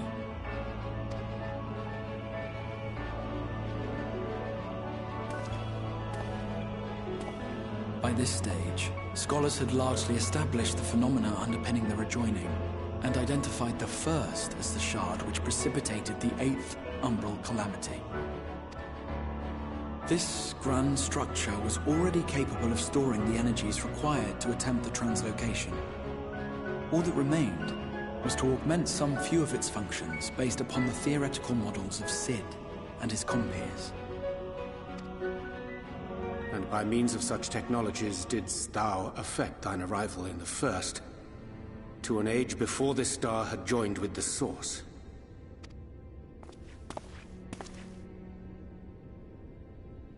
Some while before, as it turned out. 'Tis all but impossible to predict how time will flow between one world and the next, and we missed our mark by almost an entire century. But this only worked in our favor. The Sin Eaters could not be defeated without the blessing of light, and summoning the only woman who might stand a chance against them would require decades of preparation. An undertaking of scarce credible endurance. That thou hast kept thy plan from falling into disarray these many years bordereth on the miraculous. Yet howsoever history be rewritten, thy present self was shaped by events which followed the calamity. Should said catastrophe be averted, the very skein of thine existence will unravel. Surely thou hast foreseen this. I am aware of the consequences. 'Tis for that very reason Cid and his colleagues bequeathed their legacy as an offering, and not an edict. To give all of oneself for the happiness of others, and with no promise of reward, 'tis a hard thing to ask. Harder still for those condemned to survive in a world which pitted brother against brother. Indeed, You are right to call the execution of this plan miraculous, though the force which held it together was nothing so inexplicable. It was her. The Warrior of Light has been our unbroken thread.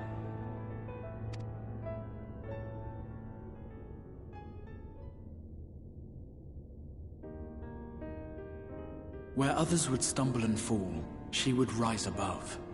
Where others would break and run, she would carry on.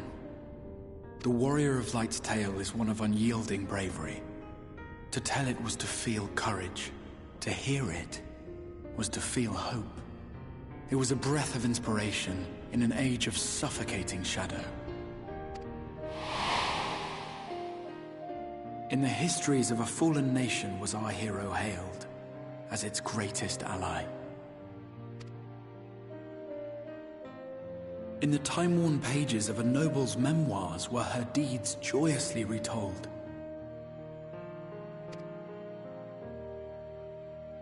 For many, these stories were the flame which warmed them through the coldest of nights.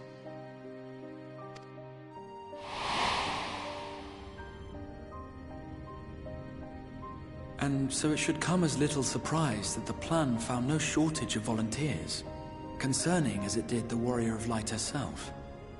It was their chance to add their own verse to the hero's saga. She was the lodestar that brought them all together, to send their final message back through time and space to her.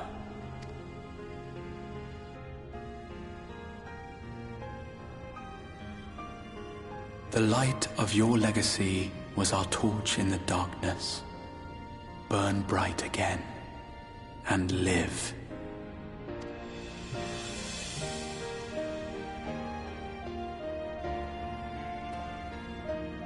I am merely the bearer of that wish, come to ensure it is safely delivered.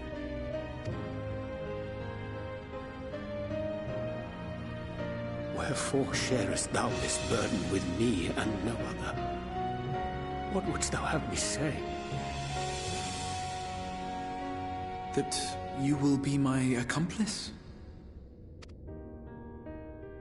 'Twas you yourself who convinced me of your suitability when you spoke of how you learned of the Flood, and of your part in arranging Minfilia's journey to the First. Your actions showed uncommon resolve.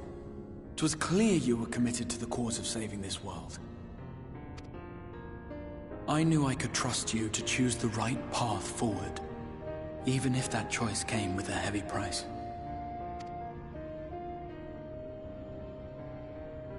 What price?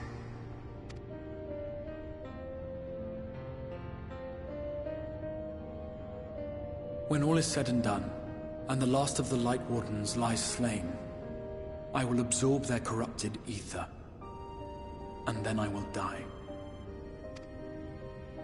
Knowing what I know of your companions, not to mention your champion, they will try to stop me.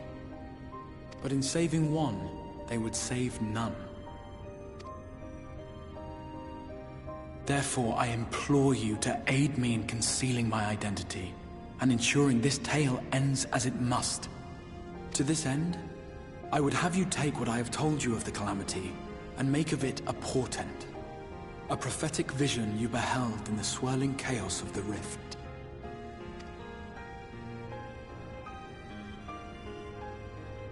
Is this truly thy wish?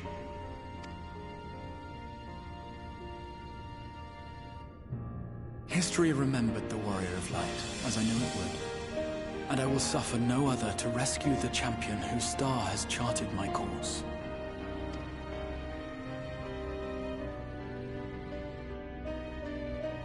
I will see this tale to a happy end, my friend. There has been enough tragedy.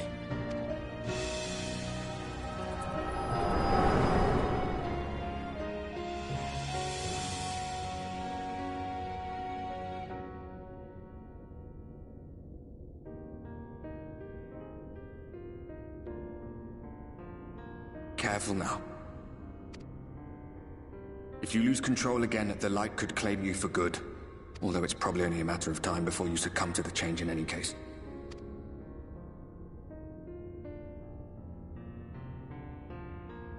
What do you mean to do?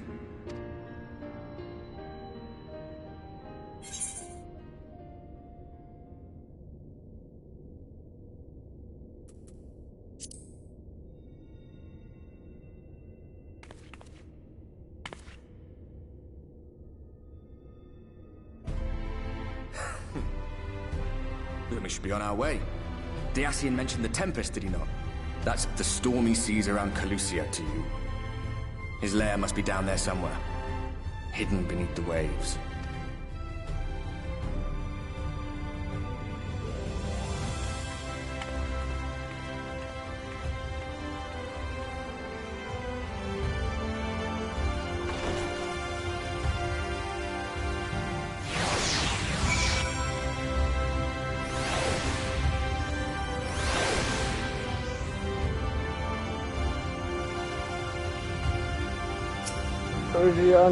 Urianger has been living a lie. Did you find the answers you sought? If there is nothing more you need, I will go and lock the door.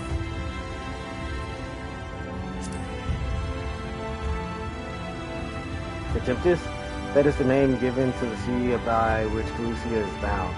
If you make a request to the Tamers, they will provide you with an Amuro to fly you over the water's flood.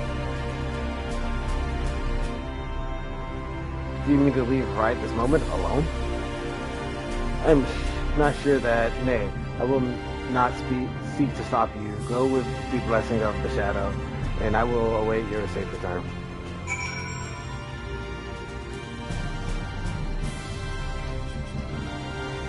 One thing is, I haven't heard Hyderland since Benthelia came to this world. But at the same time, the voice of Zodiark has been getting louder. Well, how am I not blessed with his power yet? If it's the power of darkness proclaimed. You require an Amuro, just a moment. We shall saddle our swiftest beast to fly you to the island. The open water? To the depths of the Tempest? Our Amuro can swim, yes, but to reach ocean floor... Well, you don't have to worry about reaching ocean floor. I can breathe underwater.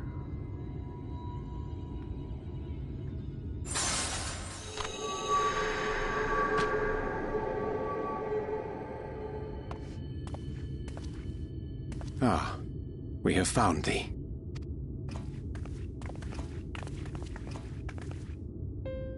Word reached us of thy recovery, and thus did we gather with all haste.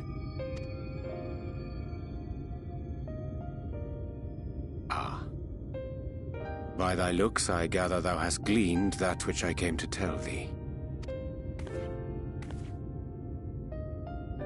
Urianger has shared everything with us. The Exarch's true identity and purpose.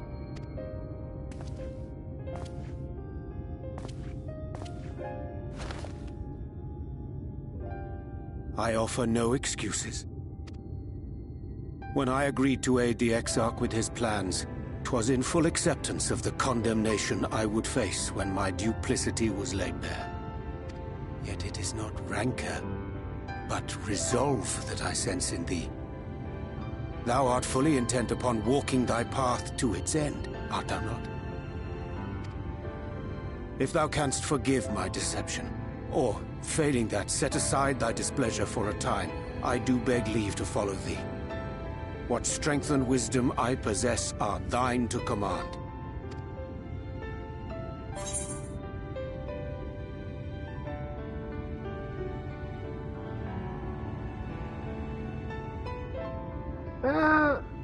You got a liar, Urianger, I know this.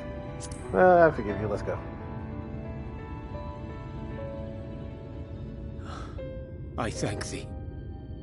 Doubt not but that I will do all in my power to repay thy kindness and fulfill the Exarch's wishes.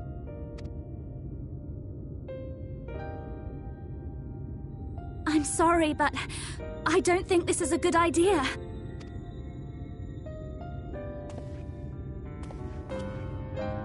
Leaving the Crystarium, I mean, with or without Urianger. What I did for you won't last forever. There's no telling when the light will break free again.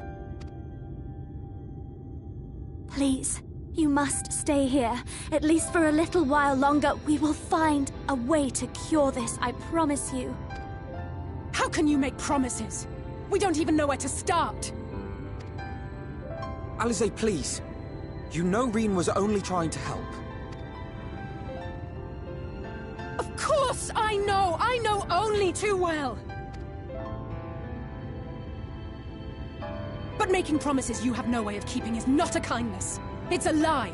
Plain and simple. We've all searched high and low for an answer, and every one of us came back empty-handed. I am not about to stand in her way now. Not after failing her in her hour of need. No, the least we can do is...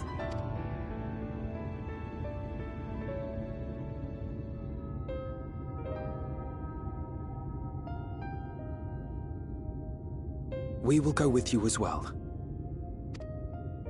There is naught to be gained by standing still. Indeed, we have exhausted every other avenue. Lead, and we shall follow. If there is any hope to be found, then we will surely find it at your side. Are we all in agreement, then?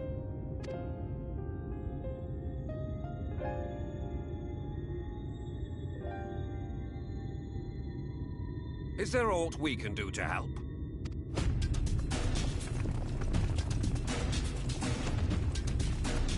Though we may not know the whole story, we do know you're in for a fight.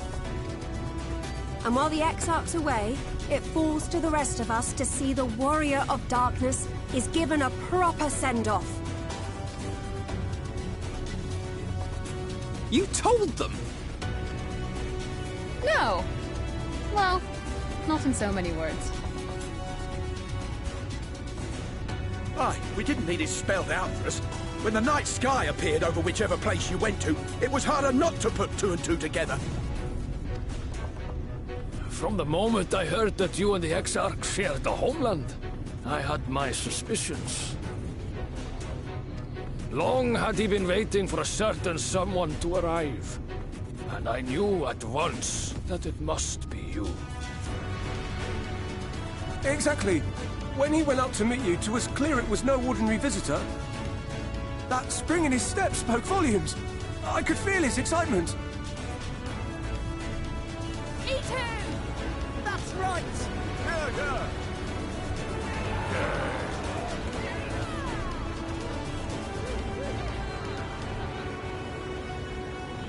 We do not fully understand where you or the Exarch hail from, or why you've all done so much to protect us. But we are deeply grateful nonetheless. So, if there is anything at all we might do to aid your journey, you need only name it. What would you have of us?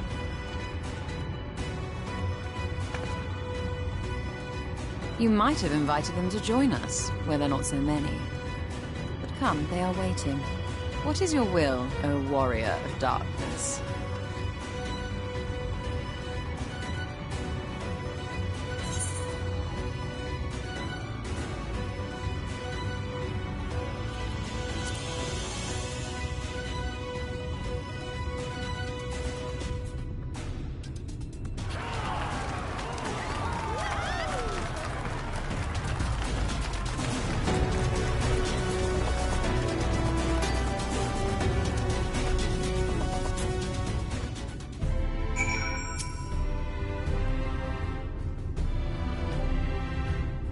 Thou didst plan to commandeer a Amaro for thy journey to open sea. I fear following dive down onto Emeskale's underwater abode with Rain, even thy legendary stamina. Thus, during the conveyance, I consider the most effective method for reaching the depths of the temperatures, and I believe we have arrived at an elegant solution. Yeah, we discussed this step. I suggest that conclude such pressing business as remains to the Elysius area. Once the sea closes above our heads, we are unlikely to surface again until our grand deed is done.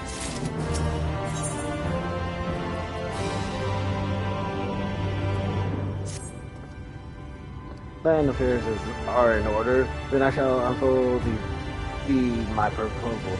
Our destination is the ocean floor, yet our goal is not simple. To arrive there, we need to have the means to breathe and fight freely. Thus would I petition the aid of one of the Fae, a being with whom I have yet to meet face to face.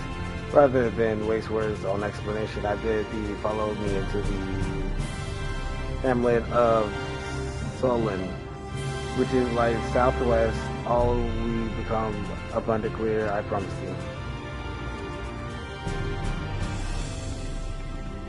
Yeah, you need to lead with your feet every now and then, because your words do not cut it sometimes.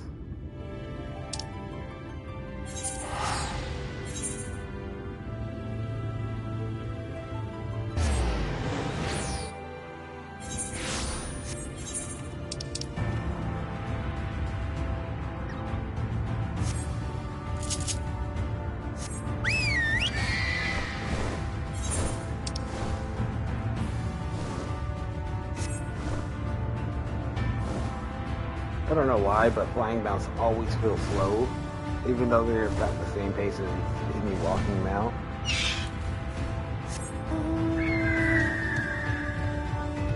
That works for me.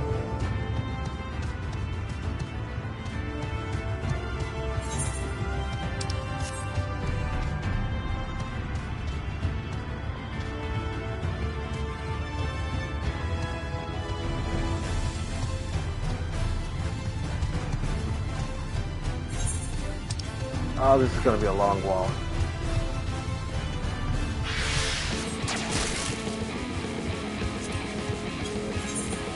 Oh, okay. I was doing a bunch of pace and getting all these ether currents for this area beforehand.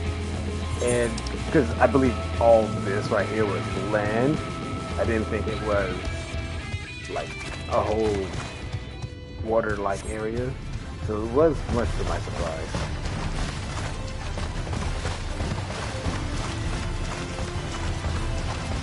Oh, one pulling across.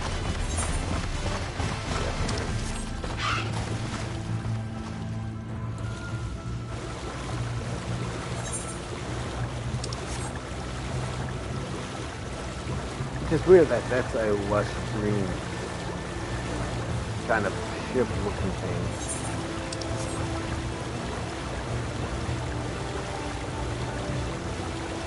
I have no idea what that is, honestly.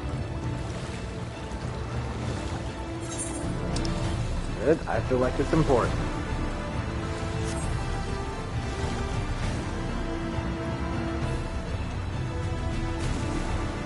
Oh, nope, go back.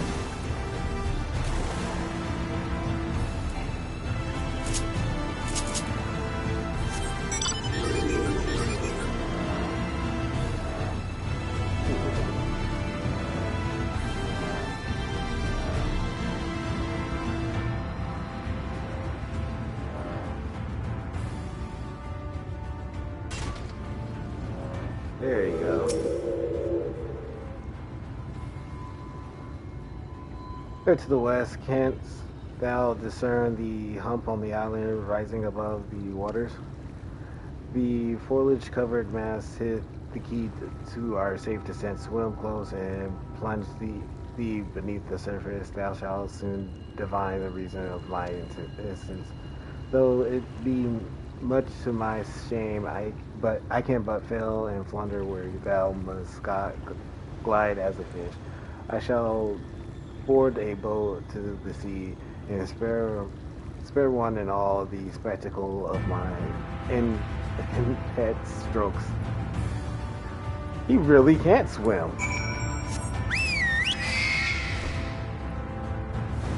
What's with him and Alphinaud not being able to swim?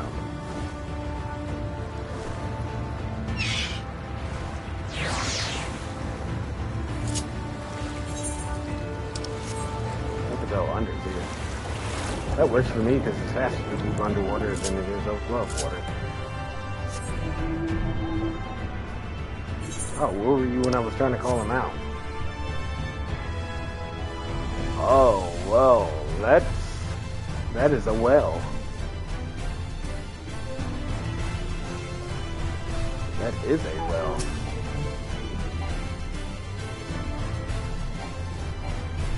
Too far away. Two curved slabs of rock seem squeezed together here, giving the impression of a giant stone island.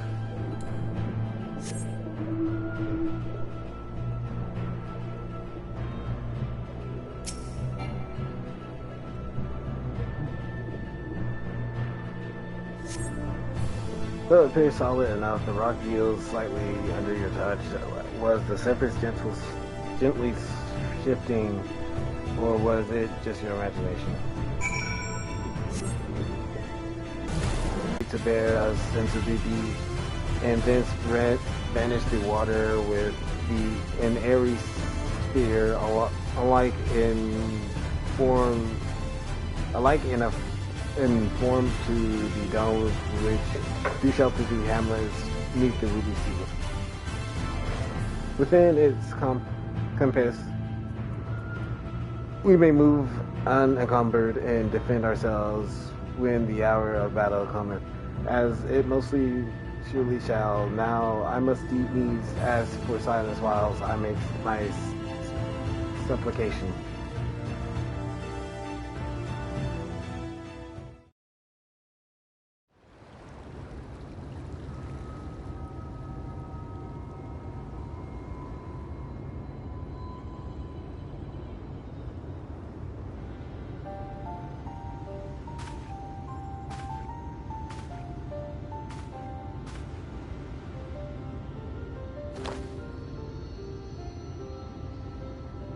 Wir Sach, Bilan Bismail.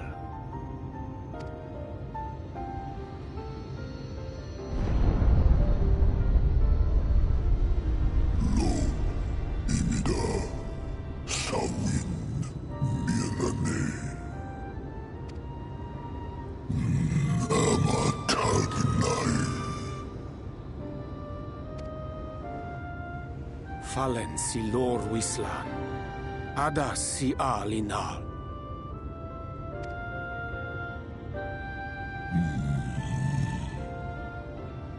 Van urs atslir. Olfod thim. Iri guath thi. Oh dear. I don't need to speak Fae to know that didn't go well.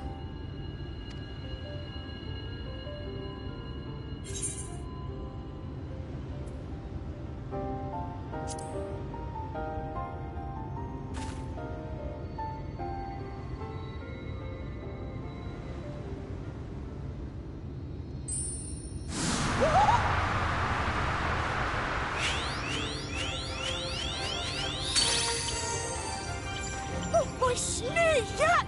You've learned to call me at last! And where do you go? On a trip? A journey? I knew you wouldn't give up without a fight. Oh, my precious mortal, I shall help you in any way I can.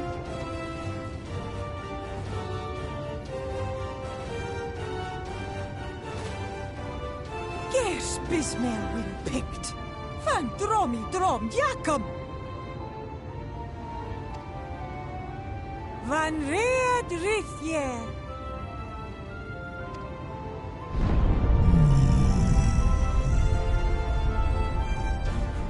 Ahai una. Sahawin ulsk. Isnerim.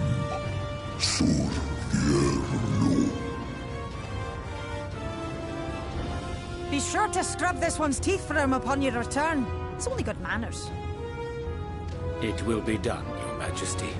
Our deepest thanks for your timely intervention. An agreement is reached and your departure is at hand. You wingless ones best hold on tight. May the blessings of the Fae keep you safe, Inba.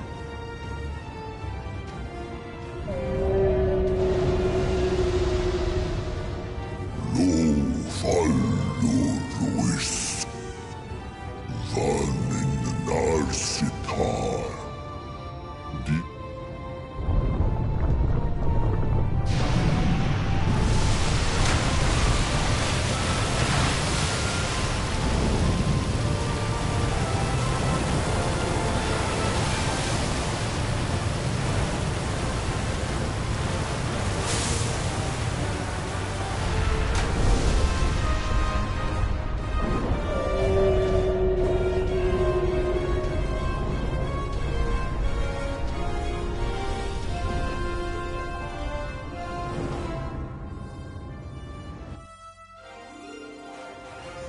See, I thought we was just gonna swim under the water. No, it's a flying well.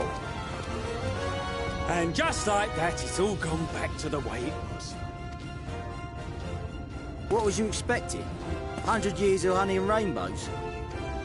Seeing them Yulmore types wake up and smell the ashes was miracle enough for me. Ah, the magic in the air when that ladder started moving. And when that great hulking Talos rose up. Gods. I could live 1,000 years and never behold anything so amazing.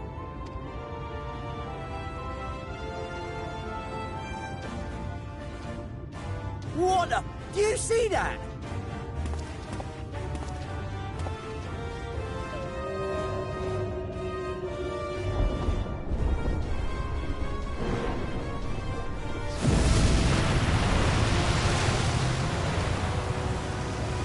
What a monster! Where did it even come from?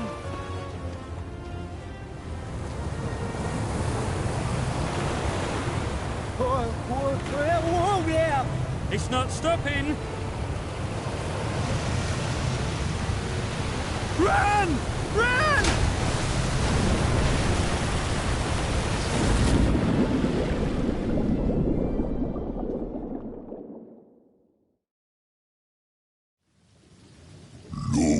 Vanana Anna Tilden Sidok Iri Halmsi Thunne Aktma Thonyasni Tagnai.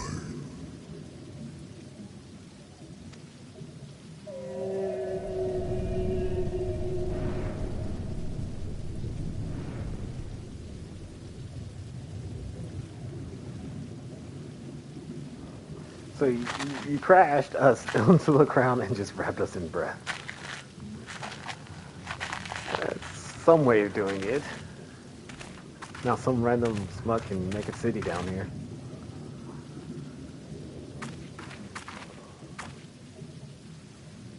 Wow.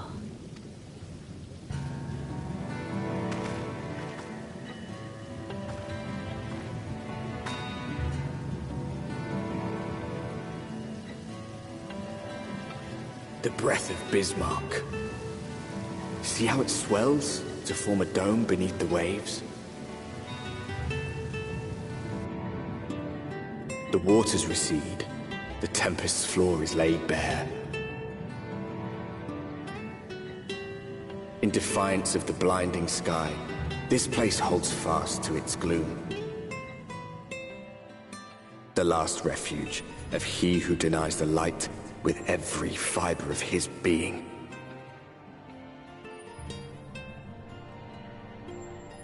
You stand at the precipice, hero. Journey unto the heart of darkness. Finish it.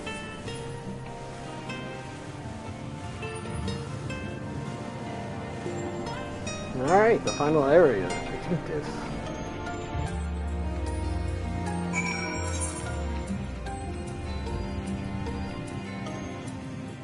There's an East right down here. I guess that's how he gets back and forth. Fully glad am I that Bismarck, it was true to his word.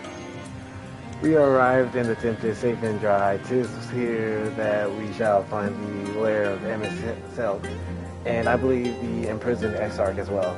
For an Ascian alone, it is, of course, a trifling matter to flee into the rift.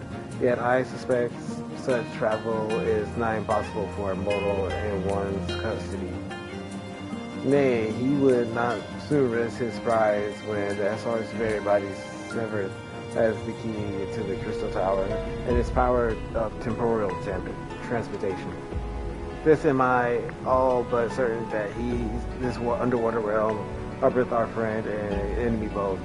We have but to find them.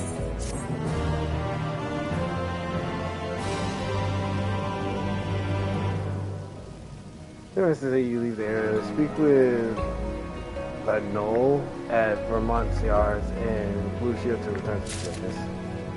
Oh, the guy we have drowned.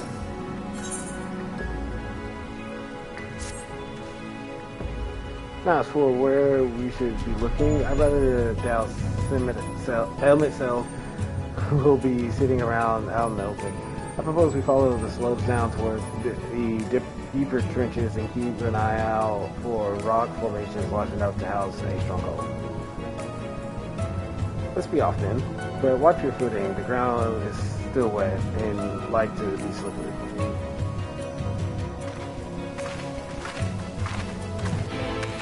That is some breath. Look at that. I need to kill y'all.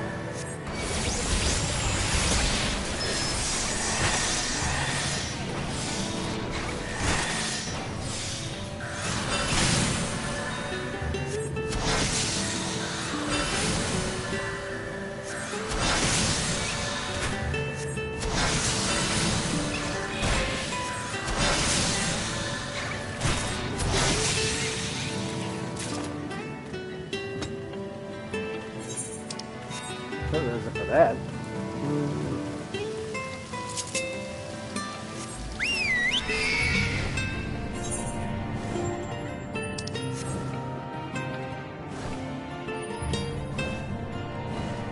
Did it just kill what?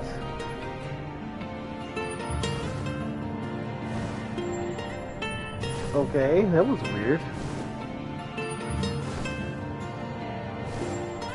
I didn't know monsters attack each other.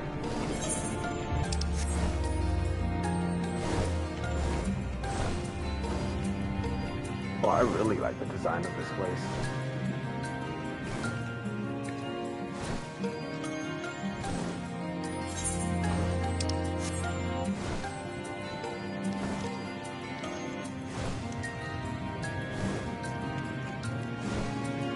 You know, we killed a lot of marine life just doing this. Unless they got like pushed out. A lot of marine life that doesn't miraculously float for some reason. Like they just up and died. Oh, I went way too far. Where am I going?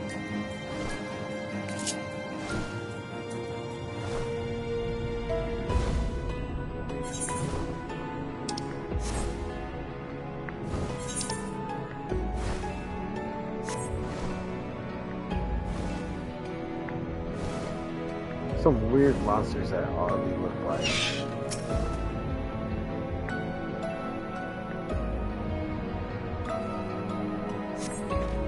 Oh, I forgot about them. We got the Undos out down here.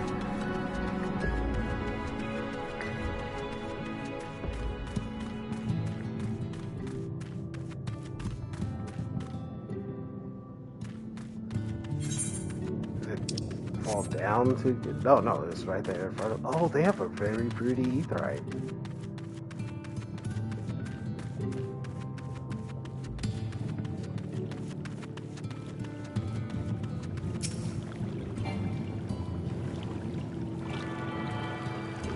Oh, that's a very pretty aetheryte. It looks half of it submerged still.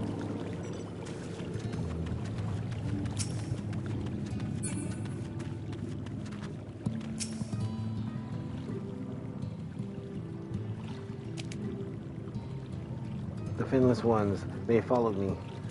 Why have you come? Was it you who took away our water?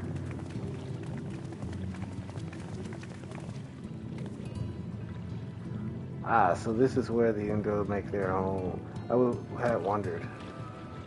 Pray forgive us any inconvenience we have caused. We were not aware your people lived here in the Tempest. We need this great dome of air that we might conduct a most urgent search, and thus beg you for your understanding. Chieftain, what are we to do?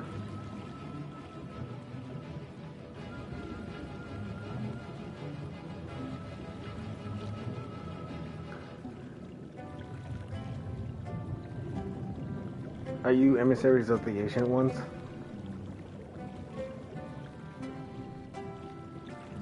The mysteries have stirred We have seen the illuminated land shining through the gloom of the abyss.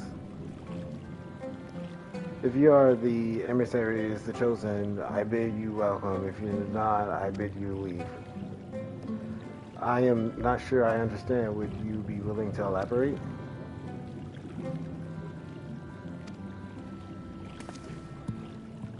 It would seem not. I suggest we withdraw for the moment.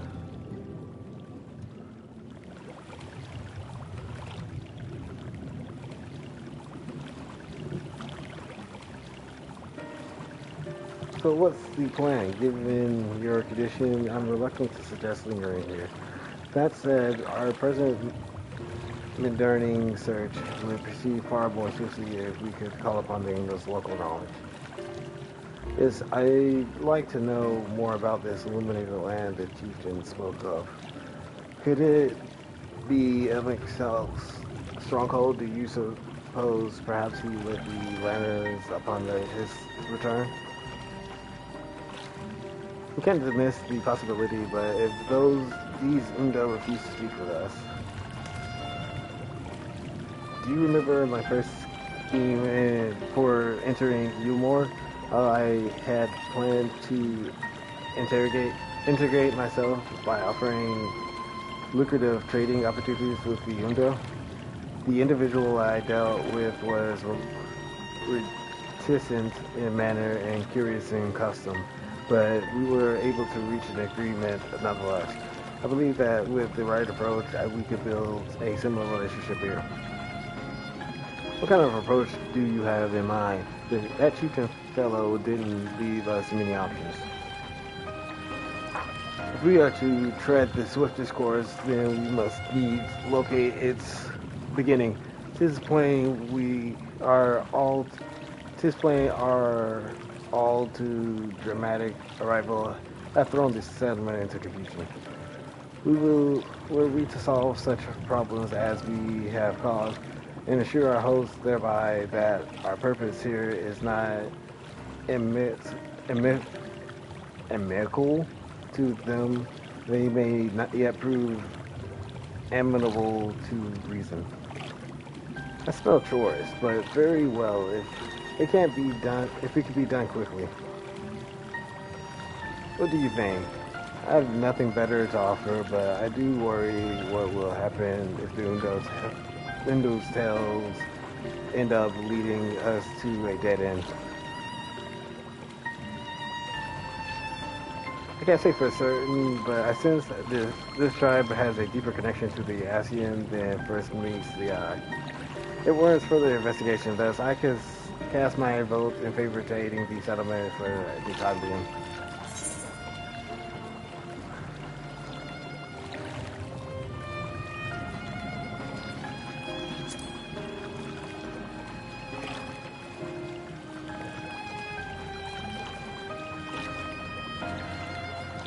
Then it's settled. You're still pray proceed with our investigations. The rest of us will see about fostering goodwill.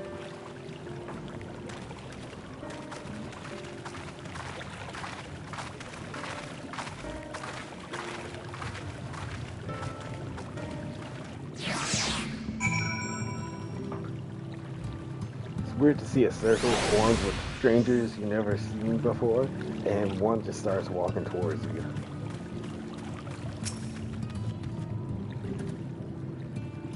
You won't believe who I just bumped into. This is Pasha's Owen, the very fellow I did business with prior to our ill-fated stay in the Umor.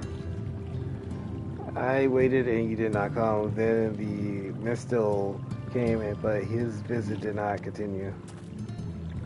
I'm truly sorry, Princess Oren. Things did not proceed as planned. Is there aught we can do for you by way of an apology? Perhaps where the dry return, a cavern to the north is home to giant crabs. We do not fear the crab, for we are the swifter swimmers. But now there is no water. We run and they scuttle close by, snapping and snapping with their claws. There are too many of them, too many. I believe I can be of assistance there. And what of you? If you not fond of ATAS, you are most welcome to join me. Indeed, I should appreciate the company where the driver's turn has a rather ominous ring to it.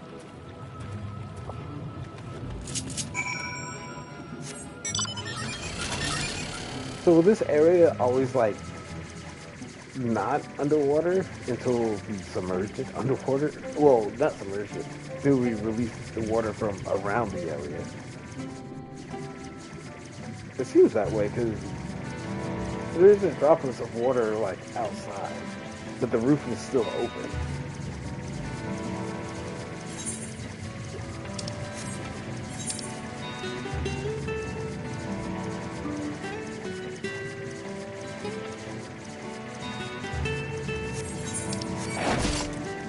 I ran right into that. Strange that there's hardly anyone here. I saw one person and that was just to get down there.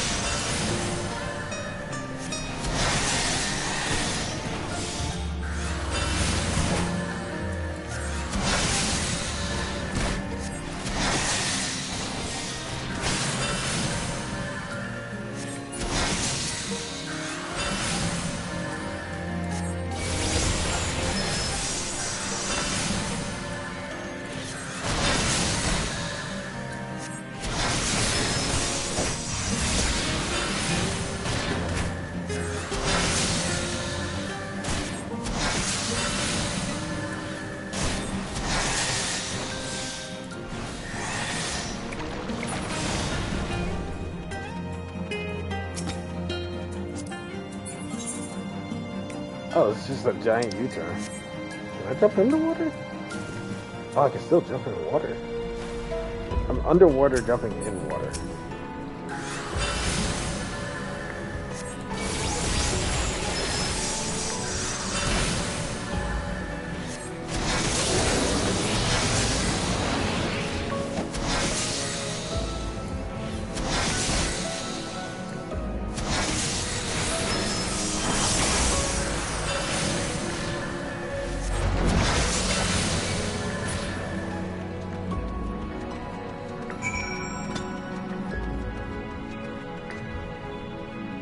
Odd occurrence.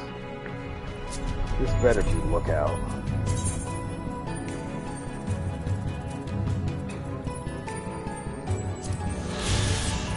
I thought so.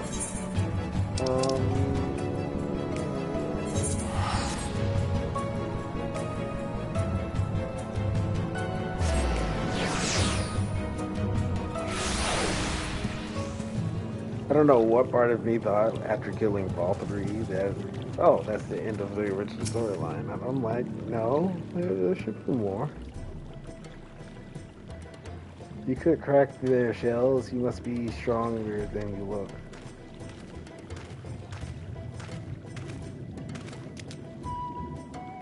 I see you've reached your quota first again. I shall never be your equal in such tasks. Still, I would say we have reduced the local crab population to a far less threatening number. My thanks to both of you. You must have a reward.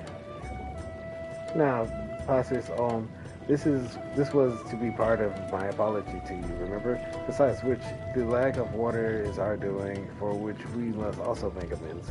Might I could convince you to tell us something about your village instead? I would very much like to learn more of you and your people. Very well. Before the flood came, it is said that our ancient home was found in the sea to the south. It was utterly destroyed by the light. Only those who was out hunting survived. They swam aimless and lost until they spied buildings here on the ocean floor. strange buildings they were, and long had they stood under the water, yet somehow they had been spared the scars of time and current. These structures provided shelter for my people, protection for the tempest, turbulent waters, and the predators which hunted within them. Their very existence seemed a miracle. The first settlers pondered their good fortune. It was clear that the race who had built such wonders had guided their course, and from this did they discern the truth.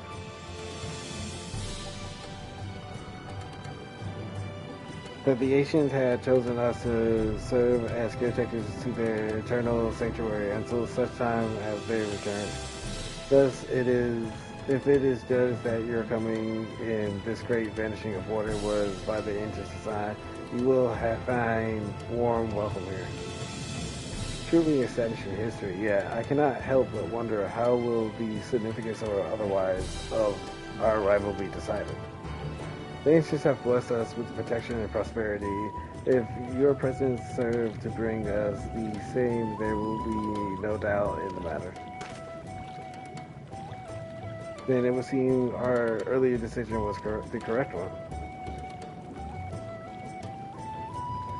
We thank you for the lesson, Hashis, and will continue to do all we can to assist your people. Should you desire our help with any other trouble, pray do not hesitate to ask. You should return to the task at hand. Only do try not to overexert yourself. My friend, the risk of far away outweighs the gain.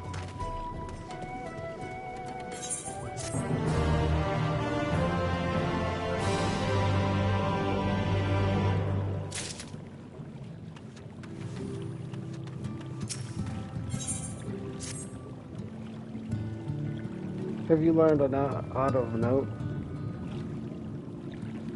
Fascinating, and precisely the sort of information I was hoping to hear. In fact, if you have a moment, I'd like to borrow your eyes to confirm a theory I've been working on all the time.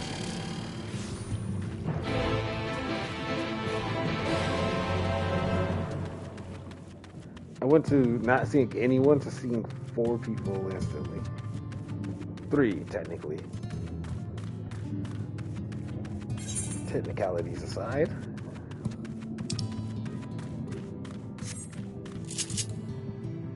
I don't know why I'm walking.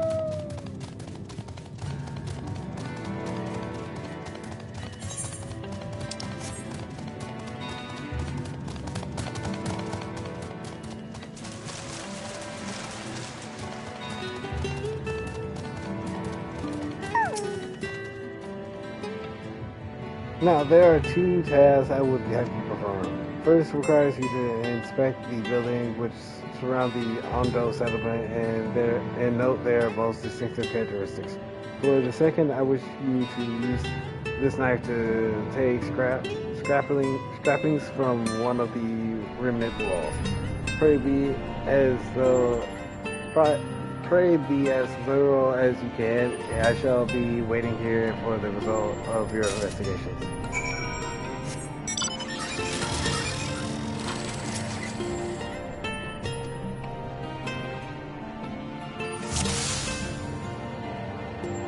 Oh, this is actually a really big building.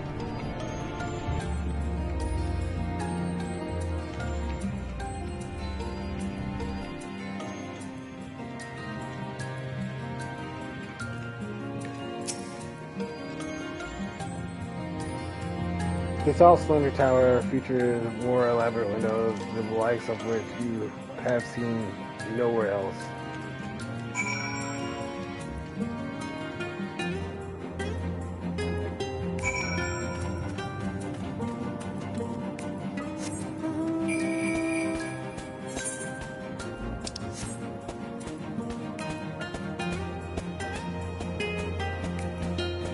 I don't know, the patterns are way too light for the people that actually live in this world.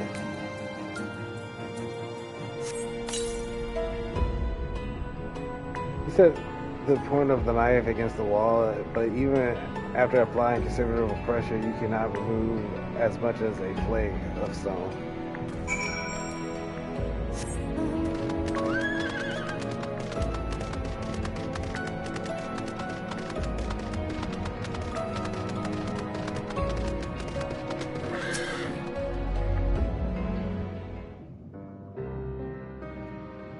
And what have you discovered?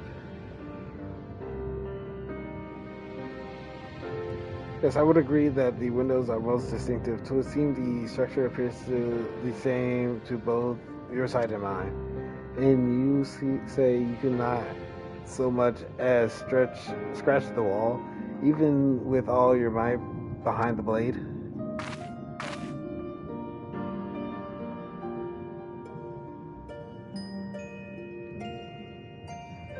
Everywhere I turn in this place, my gaze is drawn by particular materials for which I do not have a name. The buildings ahead you investigate are a prime example. They may appear to be constructed of ordinary stone, but I assure you it is nothing of the sort. If pressed, I would describe the substance as a composite of several mineral properties blended to create a material of unparalleled durability. Even in the Ronka Empire, once the greatest power in Norvant, produced nothing which comprises to this level of perfection. But if not the Rokranians, then who? Who were the ancients the Udo claim as the architects of their sanctuary? I suspect our answer lies with the reason Emmett withdrew here to the Tempest. He may simply have wished to retreat somewhere mere mortals would struggle to reach, but there are many such remote locations. Why here specifically? Emmett is devoted to his role, and thus we might assume his choice of stronghold somehow served the Assassins' agenda. Or mayhap 'tis a place more dear to him than any other.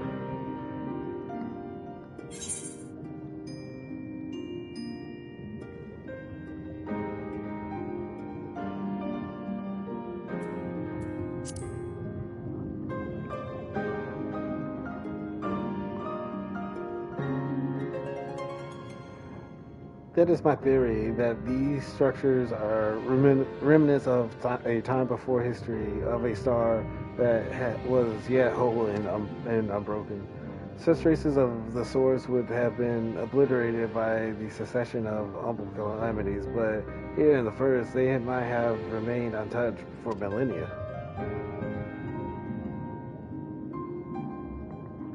A copy of the mural in the Quanta Revel, Emmett presented it to me during my visit to Fanau after our victory in Calusia.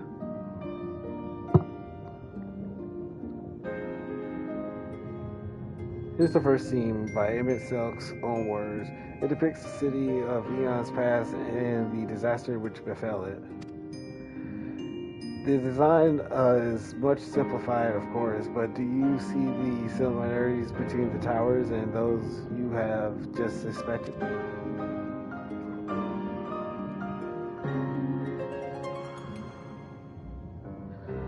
We are close to the truth, I feel. Let us search the surrounds of another tower, one which matches the picture near enough to remove all doubt. From what I see, not more than sand and more sand lies to the east and south. Held no such structures. I suggest we try our luck further to the northwest.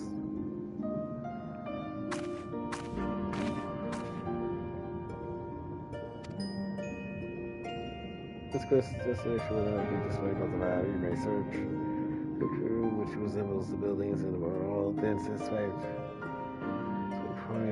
found nearby the location of. Oh yeah, that's No. She said northeast or northwest? Northwest.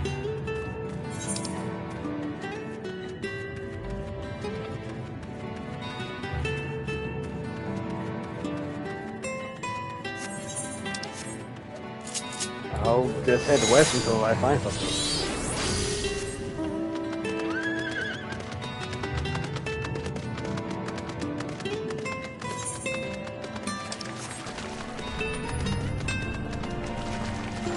On the other side of the trenches.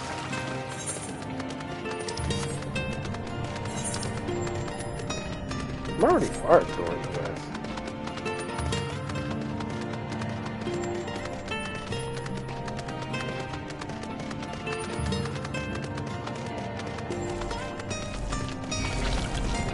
I knew you was gonna turn around.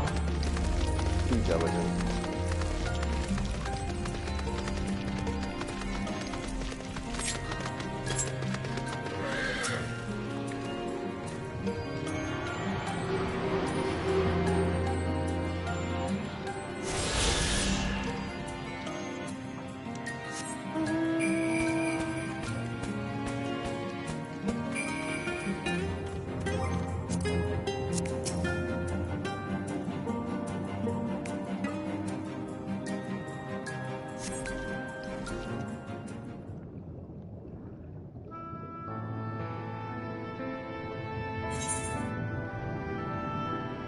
Well, that's the bottom part of the picture, it looks like.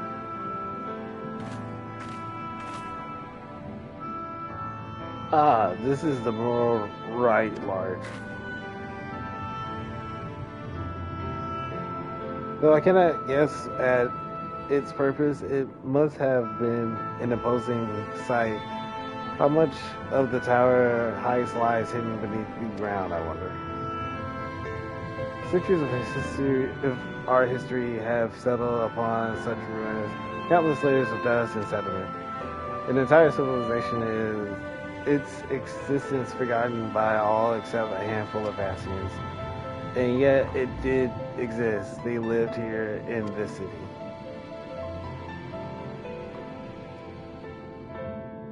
But let us focus on what we've learned thus far. The Undo chieftain spoke of mysterious stirring of a land illuminated.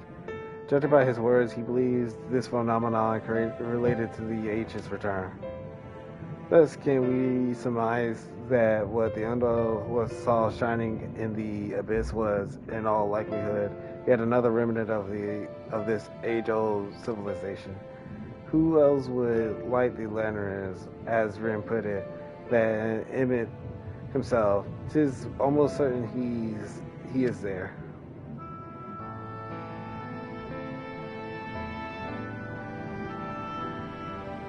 Oh, so I can't even call it their Aetheryte, considering it was the Aetheryte of Ascians. But if we are to find this stronghold in a timely manner, it seems gaining the Undo's trust remains our swiftest path forward. Our only hope our deeds are enough to win them over. Thank you for assisting me with my investigations. I shall seek out our companions and share what we have learned. Much as I would like to tell you to sit down and leave the rest of us, our condition demands that we make all responsible haste. If you are not too weary, it may be useful to speak with Haas's own again, and ask if there is all else he is willing to divulge.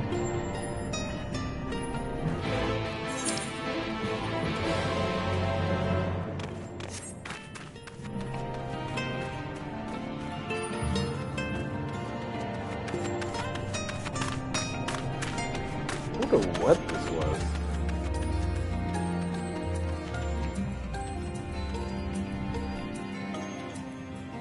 Huh.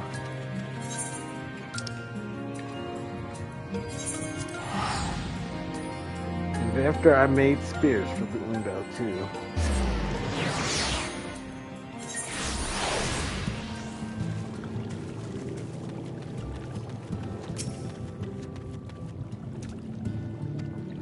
get you out of the way.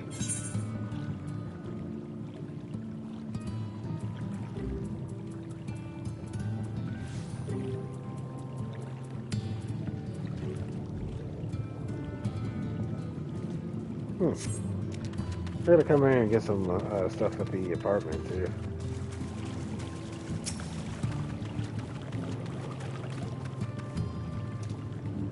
Athenel's friend. You and your companions have done much to repair the damage caused when the waters parted. Anything else you can do? Have you been to the Wall of the Forgotten?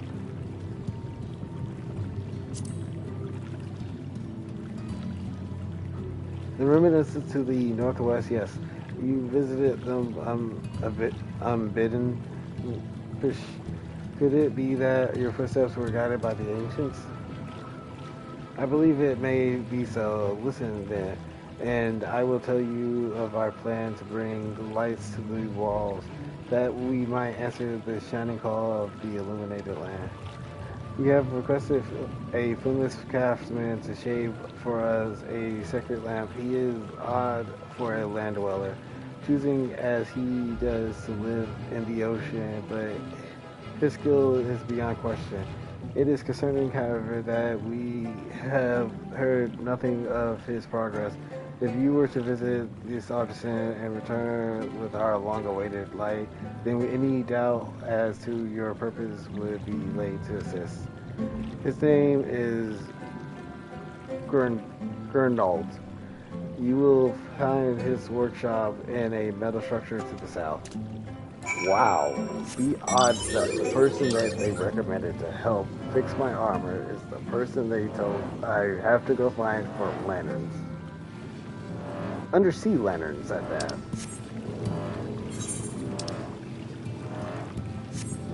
Can I? No. I'm ready to exit this place. Oh, okay.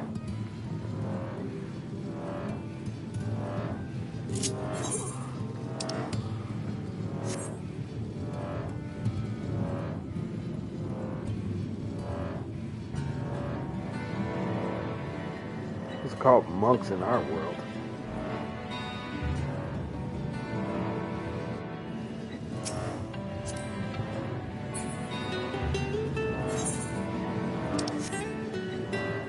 Is this a door I can... Oh.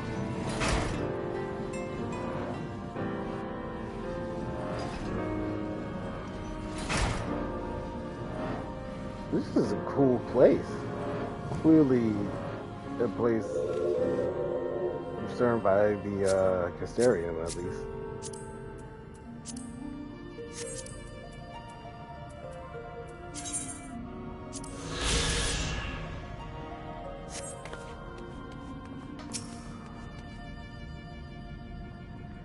Oh, that's just great. That is me mind's playing trick on me now. Look, ground someone come to visit ye at the bottom of the bleeding ocean. Or it might be as you're a ghost. So go on, foul shade, feast yourself on me, rotten soul.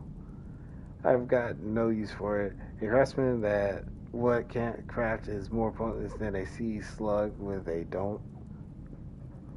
Doomin hammer. And that's an insult to bloody sea slugs.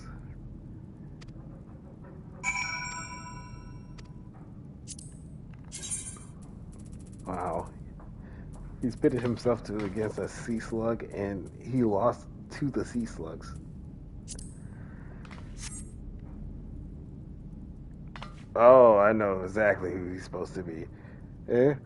Like, why wouldn't you be trying to arouse me spirits now? Would you... Spirit? Not what you expect from a servant of the netherworld.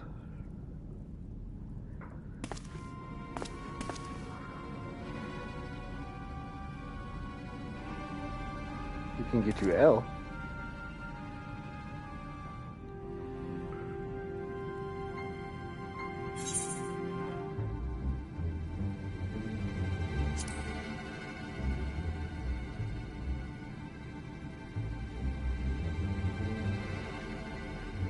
What's that supposed to mean? I'm not impressed with what you see, lass. I may have let myself go a bit. This was meant to be me underwater sanctuary, a place where I could concentrate on my work, far from the distraction of the outside world. And yet, here you stand. Now what's so important that you dive all the way down to the bottom of the bleeding tempest to bother me?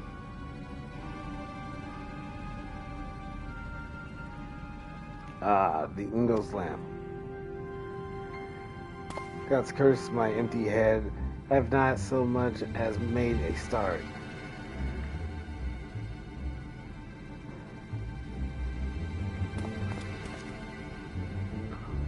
Worth less than a sea slug. Nay, the slime left by the sea slug. Me delivery dates, long past, me workbench is untouched, and I call myself a bleeding artisan. You heard their beliefs, have ye? Bringing light to them rules be an act of deep religious and cultural significance.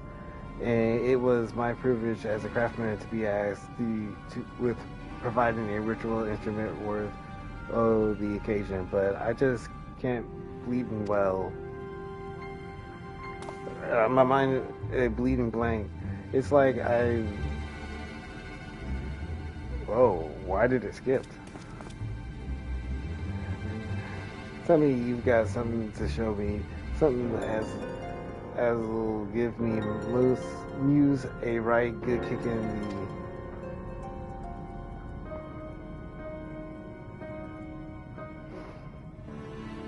Linda wants to honor the coming of these ancients, so their answering lights got to the blaze with the right kind of brightness, like the spark of life caught in a crystal, but just being sparkly not enough.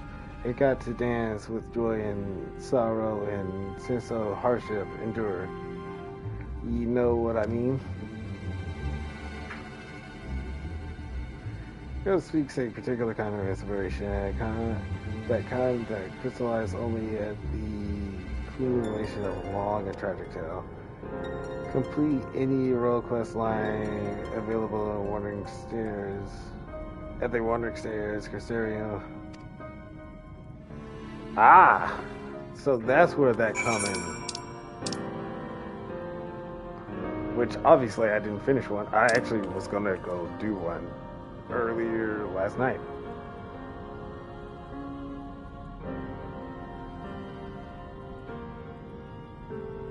Oh, I know what that is. That's not where I need to go. I'm alright.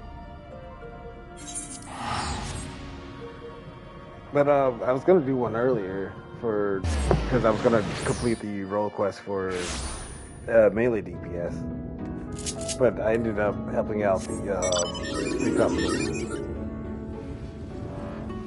They come full circle. But since we already have it, and I proceeded not to work on it because I wanted to do this one particularly for the stream, I'm gonna do the range DPS one.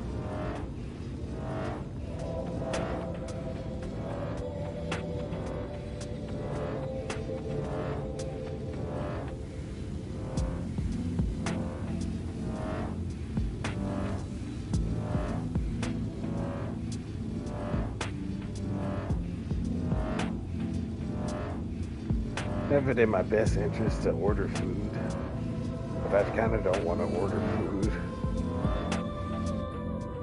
But at the same time, I don't want to get up and go out and get food. Life decisions are tough. There you are. So you come. It's good to see someone who isn't all talk. As fortune would have it, another Sin Eater, a far less imposing specimen than Finesse, of course, has been sighted just to the west of here. Prove to me you have the skill to back up your word, and we'll talk further.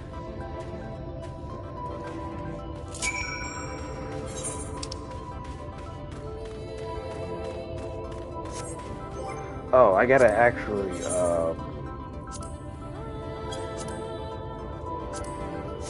yeah, that'll help.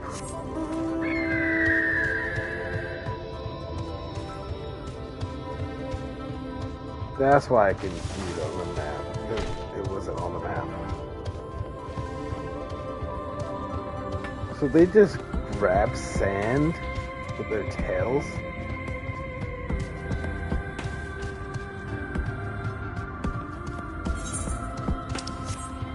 I was facing towards it and I still walked away.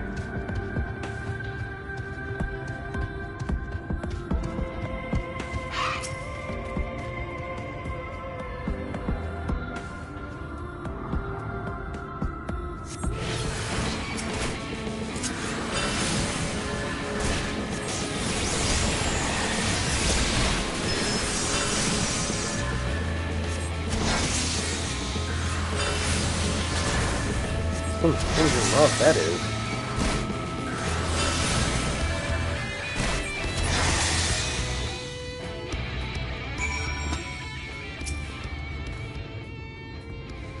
Good show, friend. I wasn't sure what to expect from you, but seeing you in battle has left me with little doubt. Seems I have found myself a formidable ally, and so I'll extend the offer in earnest.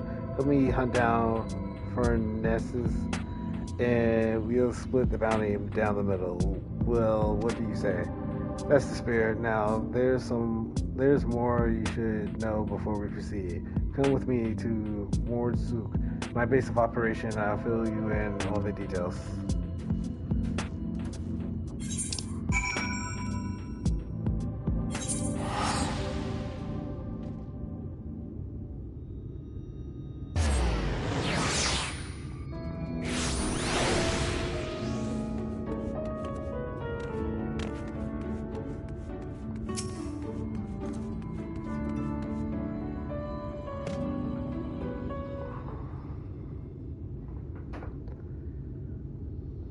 Welcome to Mordsuk, friend. As you can see, this bustling trade post frequented by merchants from across the realm. Less it was before finesse showed up and started prying on unwitting travelers, hence the bounty you see. The lucrative reward has attracted the attention of one capable bounty hunter after the next, yet the fiend still roams free. You can probably imagine why. Those few who have seen Furnaces and return to tell speak of the greatest horrors they witnessed.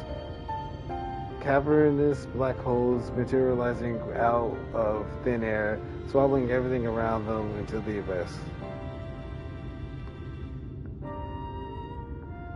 People have taken to calling the Hollows. Rumor has it that one barely has time to lay eyes on Furnos before he summons forth the Hollows, which proceeds to consume everything in sight. I do mean everything. Just the other day, an entire cavern was devoured by the Hollows, leaving only nothingness behind. Mages have postulated these holes are literally tears in the fabric of our reality, gateways to another world, to put it in another way. At any rate, suffice it to say that the next man to come back from the void will be the first.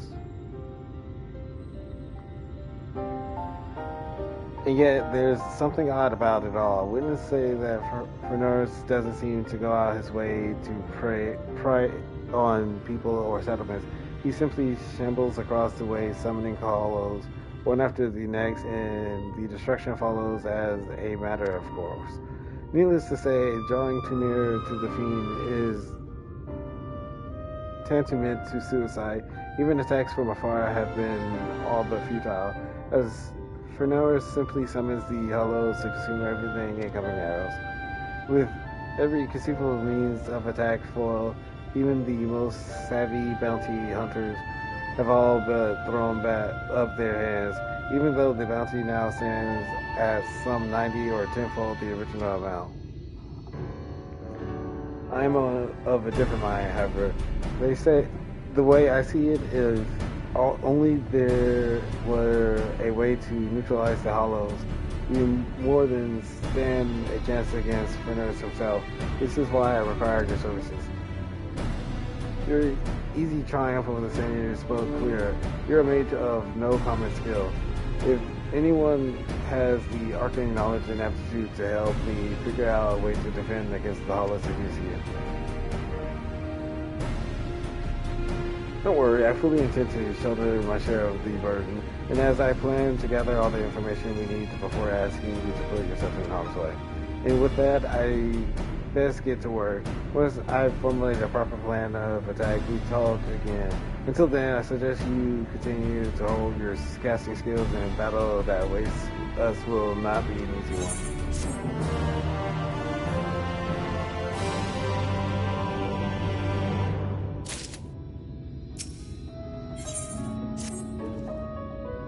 Ah, there you are.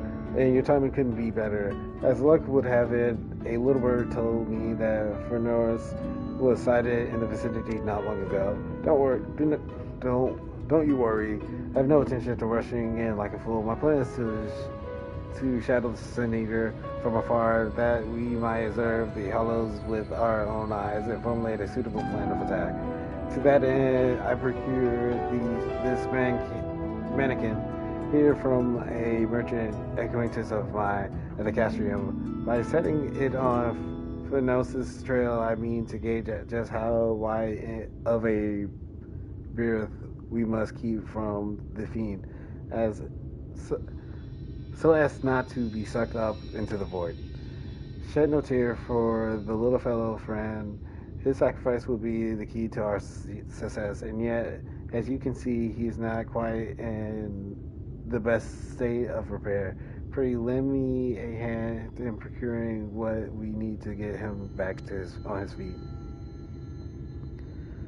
You're a lifesaver, friend. I just spotted a nasty-looking sand-skinned Sibylle lurking about to the east of here. I do believe one of their tendons should serve well to put some spring back into the little fellow's step. Snag one for me, and I'll see to the repairs. Holy crap! That progress for reading just like tanked right there. I gotta do what now?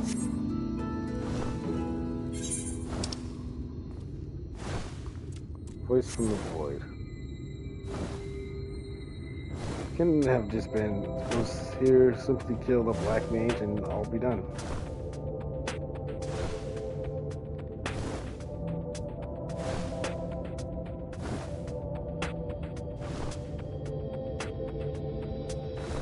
That's a nifty looking monster.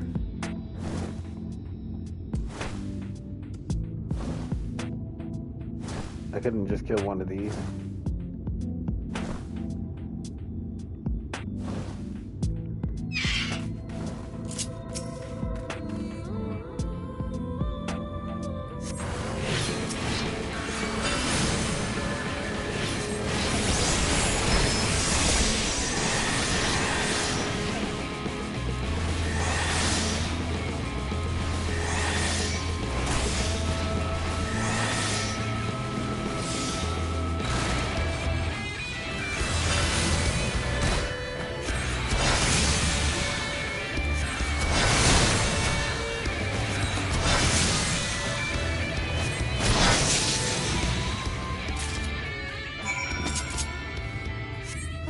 Stop above me.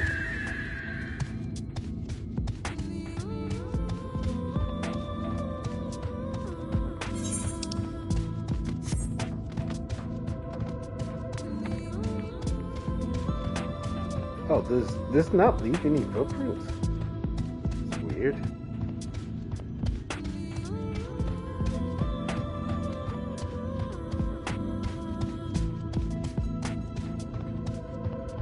I don't know, this walking falcon is like,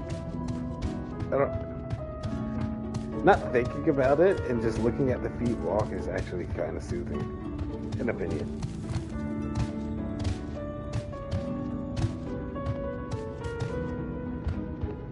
Because this is just a repeated opening and closing of the foot. Any luck finding the tendon? For my part, I acquired something that should serve as a makeshift gear. Cost me an arm and a leg, but hey, if it helps us claim that bounty in the end, it'll be more than worth it.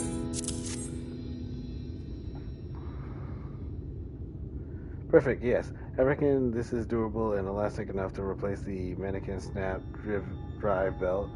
I'll fetch my toolbox and get started straight away.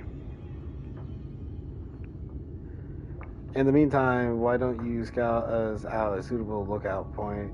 Fenris was last sighted just southeast of town.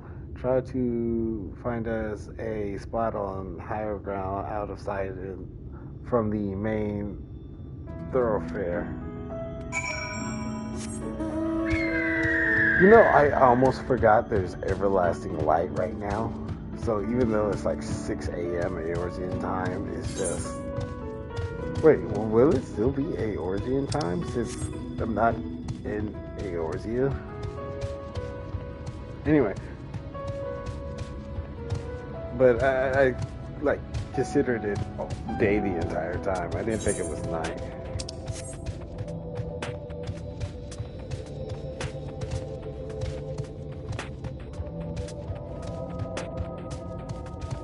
This everlasting light, why does it come at an angle for it to make shadows? Because shouldn't there not be shadows unless it's like directly underneath something?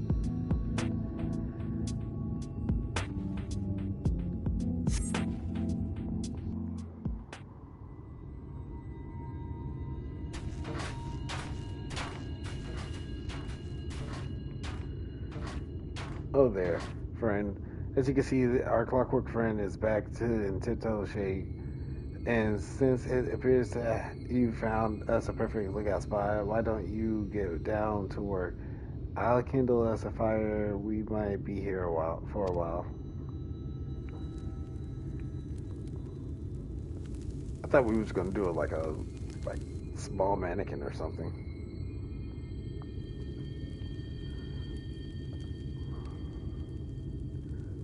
Well, there he is.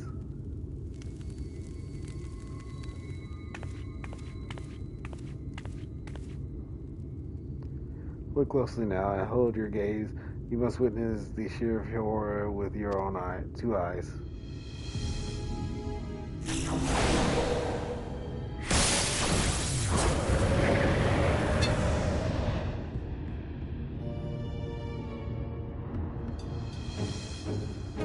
No, we must send out the mannequin too soon. If Fenris sees it, he may very well blast it to bits before it has the chance to investigate the hollows.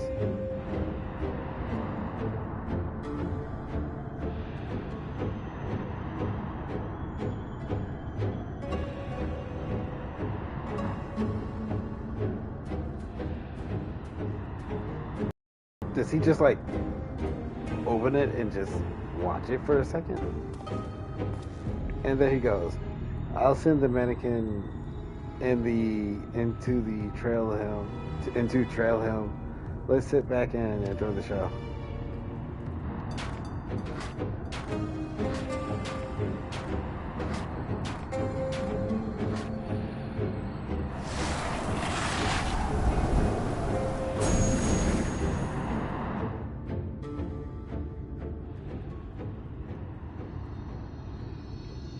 As I expected, gone without a trace. Shed no tear for our little friend, though his sacrifice we now know just how much distance we must keep from the hollows to avoid being sucked into the void. Now it's our turn. Let's edge a bit closer to see what we can observe. Mind you take care not to wander too close, lest you fancy a vacation to a dark, shadowy abyss.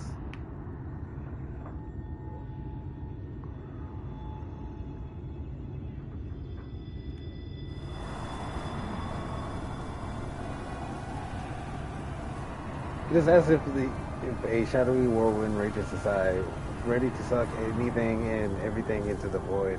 I've seen many horrific sights in my day, but this sends a shiver up the spine.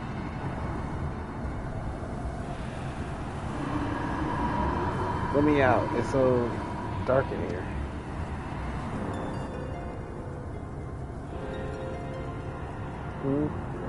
Why the pale face, friend?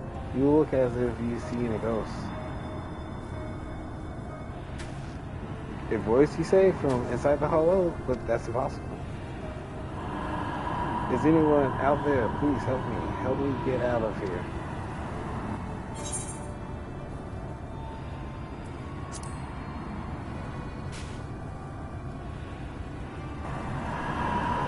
Was that a voice? Is someone out there? If you can hear me, please, you must help me. I can't see anything, no road, no trees, not even in either current to follow. Which way do I go? How do I get out of this place?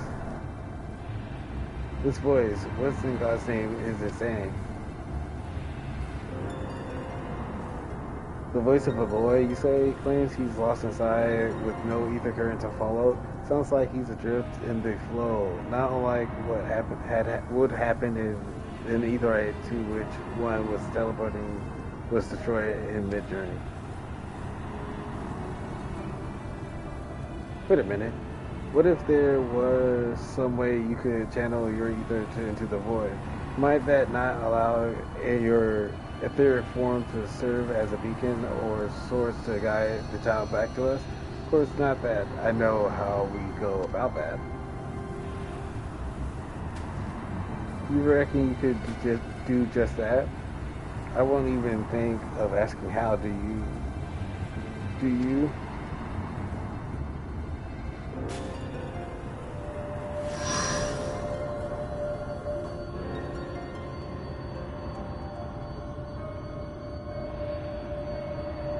Look at Wyatt. I knew you were no ordinary sinner, but even still, you find ways to surprise me.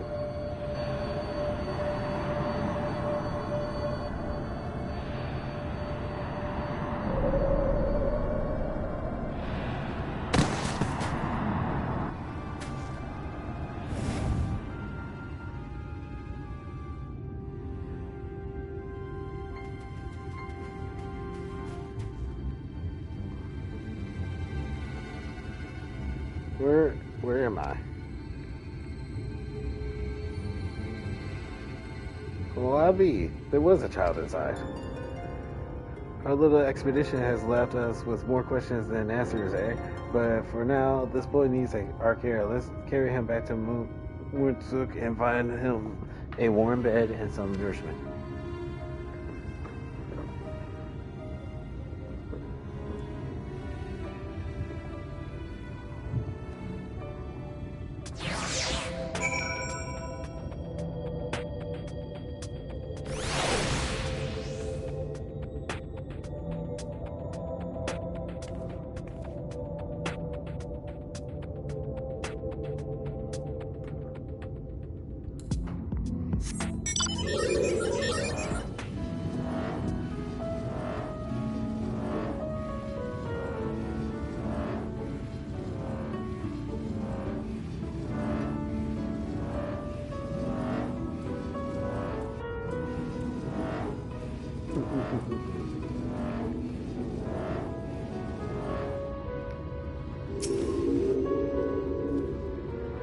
The boy resting now. He is weak, but not wounded, at least as far as I can tell. Needless to say, his presence arises questions: are there others trapped on the other side of the hollows? If so, might they also be returned to our world alive? There is much we must ask him when he wakes. On another subject, that might be an odd question, but have you ever looked after a child before?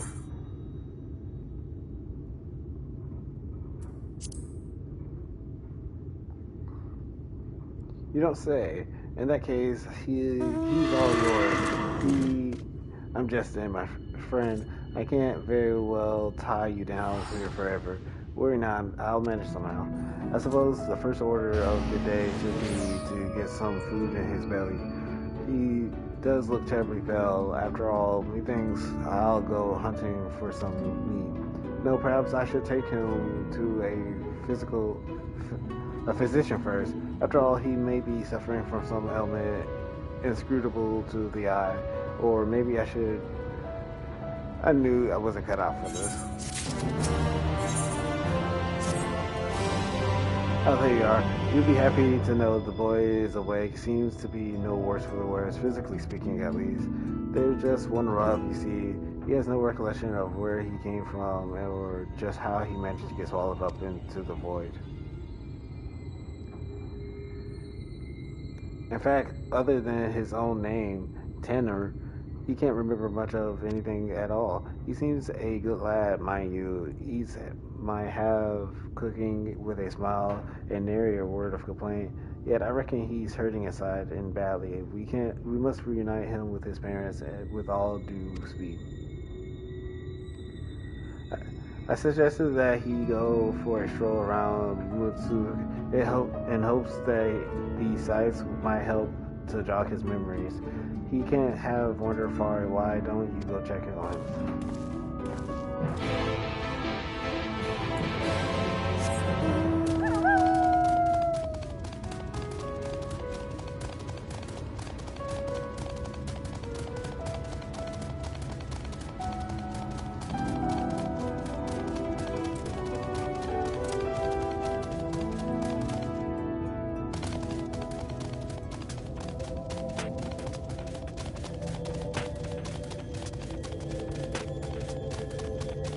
I am going the wrong way.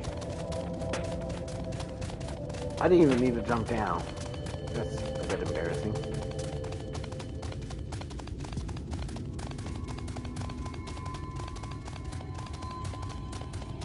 I don't know why, but everlasting light is like really depressing.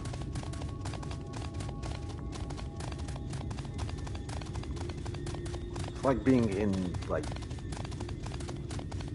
unyielding darkness.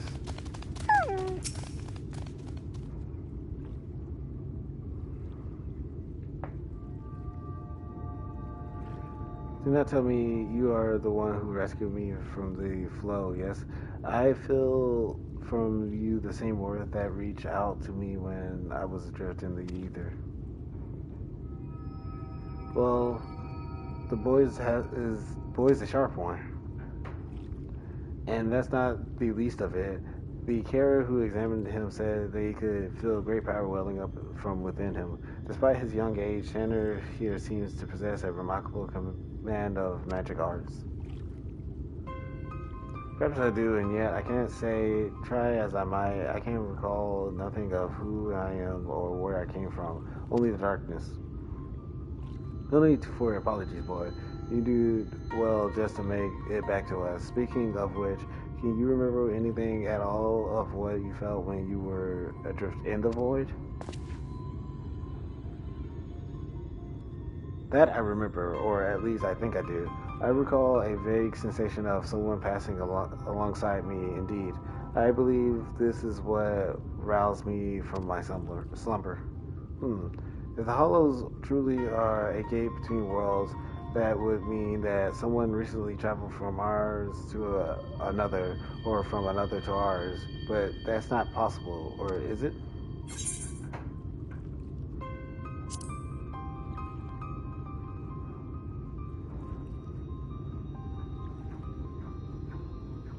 You know something I don't, friend? Worry not. I won't pry in for details.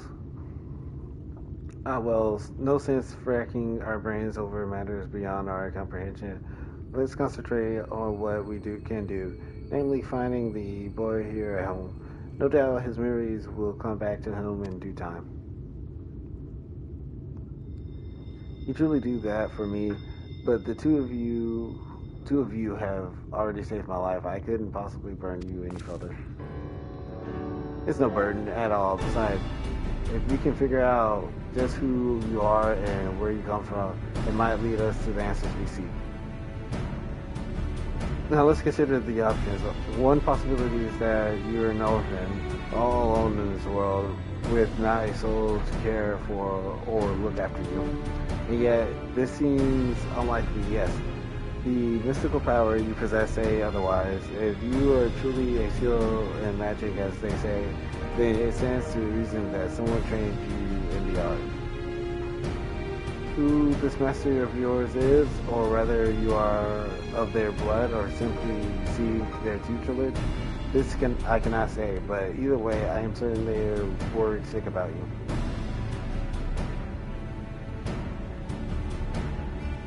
If that truly is so, I would very much like to meet this person too.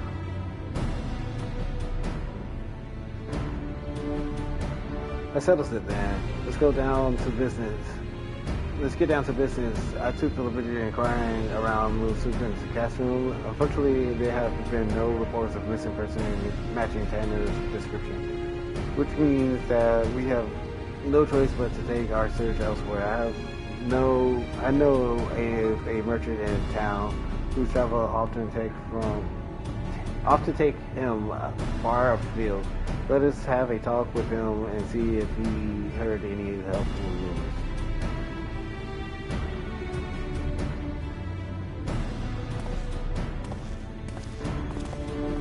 I feel like this is going to be a long quest.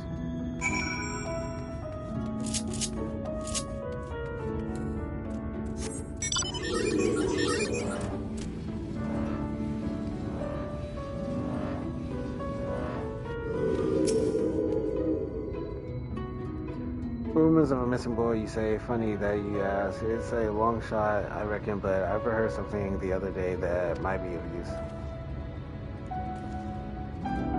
On my way to Moonsuk, I stopped over at the end of Journey's Head. There I met an elegant mage, as the carriers told it. He'd been ambushed by a Sin Eater and was separated from his child in the battle. Bloody, could it be the Sin Eaters that attacked the poor man was Fernoros? That would explain everything. This man you speak of, he could be my father. We must go to him at once. Agreed. I only hope that the man is no. There is no point in presuming the worst. Let us make for the end and see what the carriers there can tell us.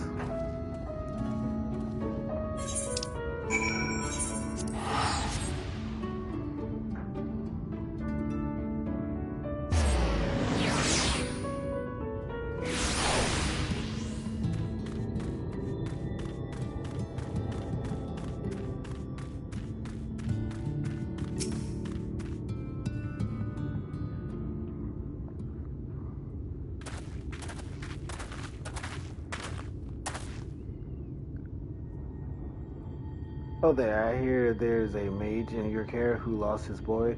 Well, I do believe we have him right here. I feel there must be some mistake. The boy in question has already been found. This is him right here.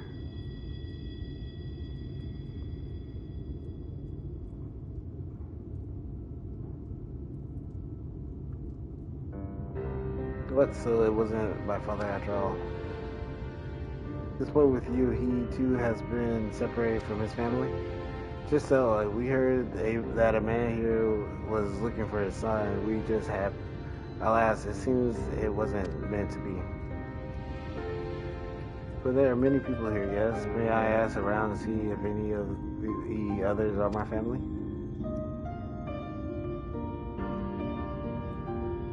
But of course, yet many of the people here are quite ill, in many cases in considerable pain. It is not a place for a young child to walk around unattended. Indeed, it's not. I guess that means either myself or the adventurer here should accompany him. I'll go with him. The walk might help me take my minds off of things. Not a bad idea. If the lad doesn't mind, I reckon Tanner would rather be with someone of his own age.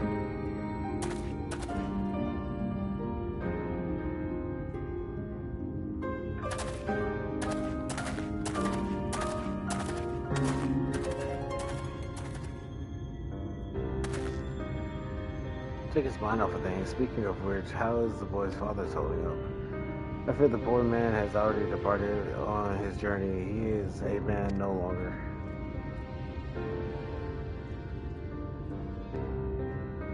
The child insisted upon staying by his father's side until the last. I permitted that out of respect of him, though part of me regrets the choice. Not so young should suffer such horrors.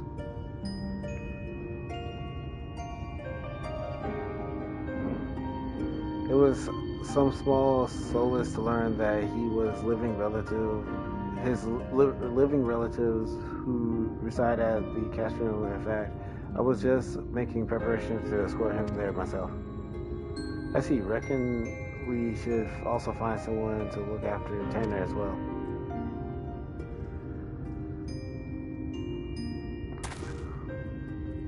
Don't get me wrong, friend. I haven't given up on the prospect of finding the boy's family, but we have no other leads, and a deadly sin eater is still on the loose. If the lad tags along with us every step of the way, he's far more likely to end up dead or worse than to ever reunite with his family. Here's what I propose. We find someone to watch after Tanner for the time being, get back on the hunt, and gather whatever clues we can about his origins along the way.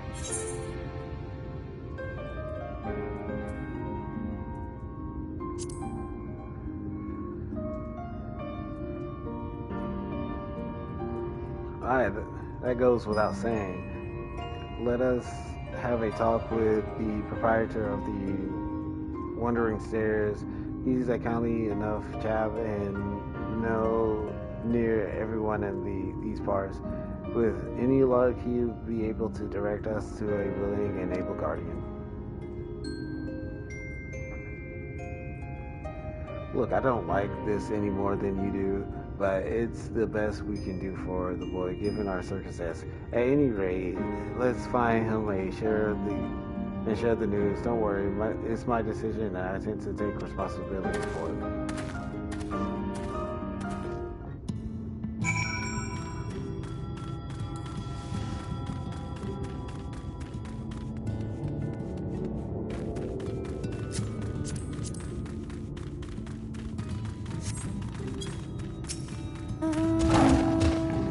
Bad news, friend.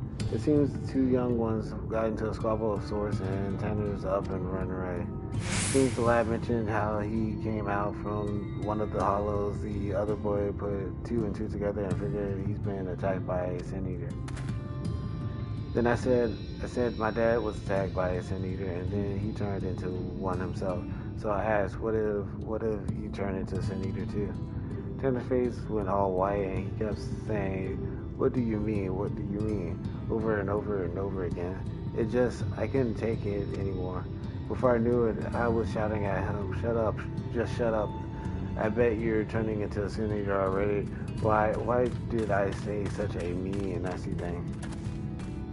Don't be so hard on yourself, lad. Both of you had a rough go of it these past few days. Nobody could blame either one of you for feeling a bit on edge. But we must hurry and find Tanner before he comes to harm. Let's split up, and I'll search to the west and take the east. And be careful out there. I got the east.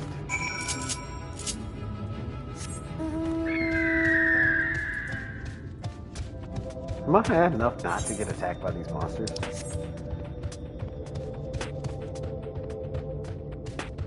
Because I'm pretty sure it was 10 levels above that I stopped getting attacked by monsters.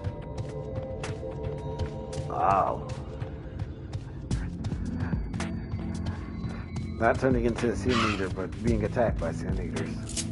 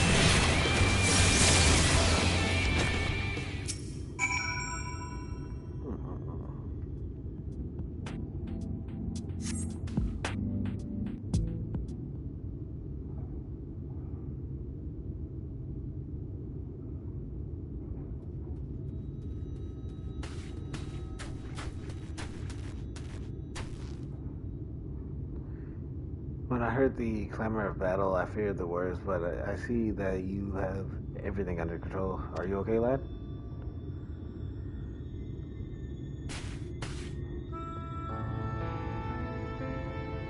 Forgive me, I don't deserve this kindness.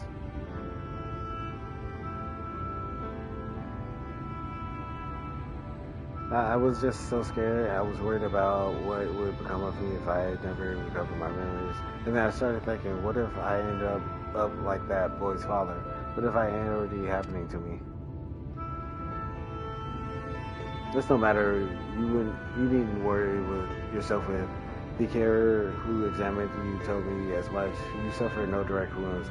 You're in no more danger of turning to a Sylvia than her or me.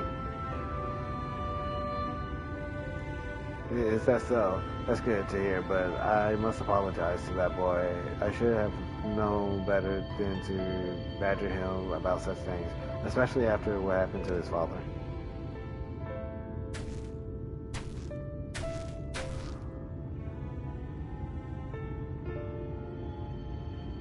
Funny that he's saying the same thing about you. You both have good hearts, lad, and you've been through more than any man should. There's no need to be ashamed about your feelings. There is still so much I do not understand about this world. Why does no one here know of me? Am I doomed to be alone for the rest of my days? Why must I be this way? If only I could remember something, anything. I'm sick of not knowing who I am. I'm sick of being alone.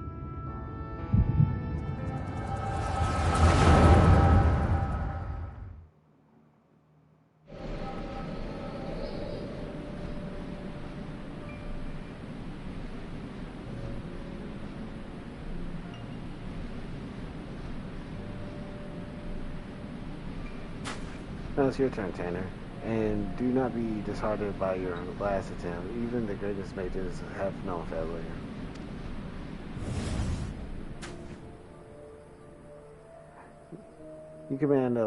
Your command of magic is equal to of my own. If I can see, there is no reason why you can't. Free your mind of worries and focus.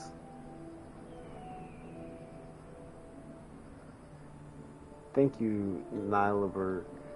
I shall try to my best.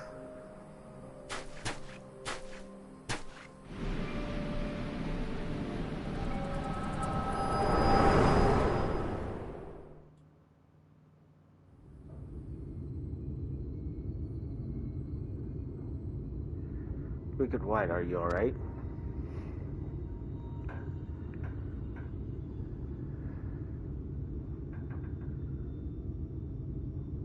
I remember now, I was standing here on these blighted plains, my hand hung low in shame. Then Nilebert turned to me with a smile and heartening words.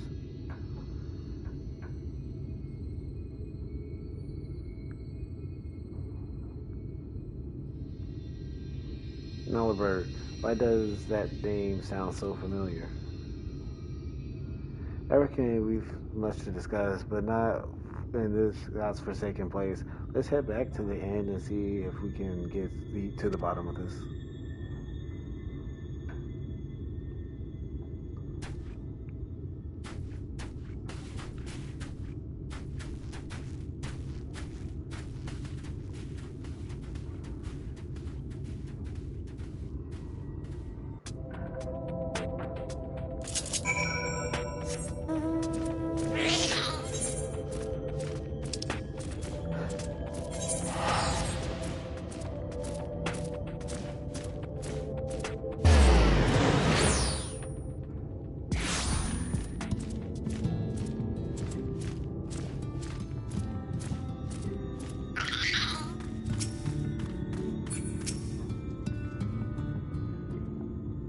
Tyler, are you alright? I'm so sorry. I shouldn't have said those nasty things. Forgive me for reacting as I did. I'm fine. In fact, I seem to have recovered some of my memories. Really, that's wonderful. Maybe you won't feel so scared and alone anymore. I'm leaving to go live in the Castellarium with my relatives. Promise me you'll come visit, and I mean after you get your memories back and all, of course. As I promised, until next time, my friend.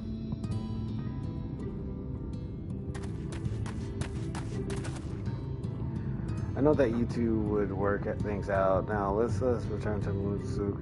We have more than our share of questions that we need answering.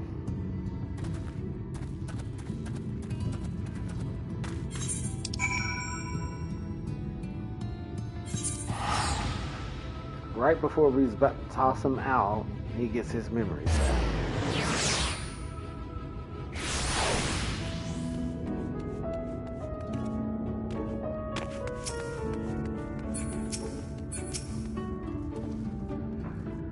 As I saw it first, you fainted all of a sudden. As I saw it first, you fainted all of a sudden, and when you came to, a portion of Tanner's memory had returned. What in the world happened out there?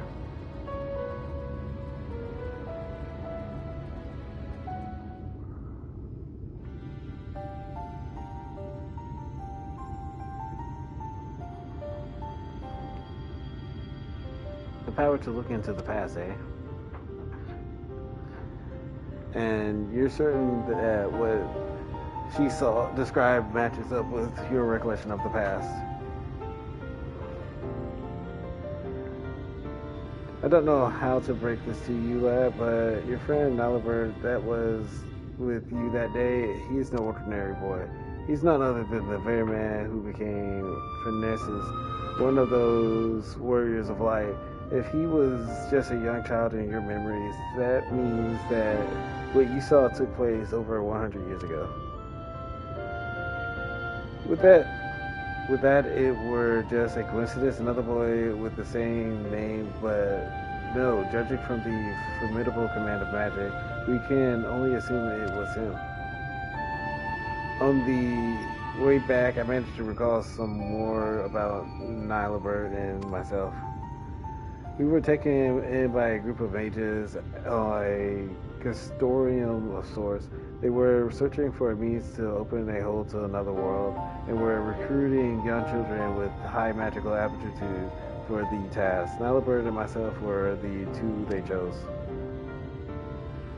You can't be serious, and that would explain the Sin Eater ability to summon those hollows. And if you possess the same knowledge and training as Nalibert did, it could also explain why you were able to survive and there all this time, at that time. But what I don't understand is, why haven't you aged at all? I can't say for sure, and yet my memories, they are slowly coming back to me in time. And I may be able to help you find a way to close the hollows. You'd be a lifesaver if you could, but don't overburden yourself. You're still recovering after all. In the meantime, don't worry. The adventurer and I will see that you're safe.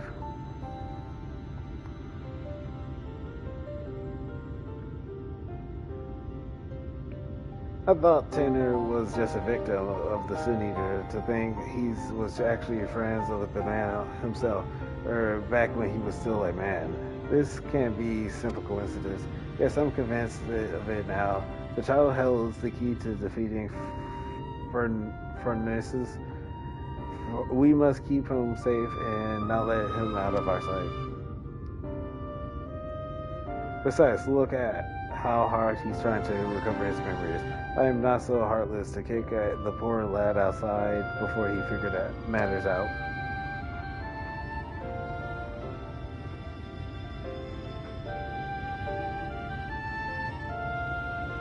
But we can't very well rush things. You and I will continue to prepare for the battle ahead while waiting for the rest of Tanner's memories to come back to him. That is to say, if it is alright with you, lad.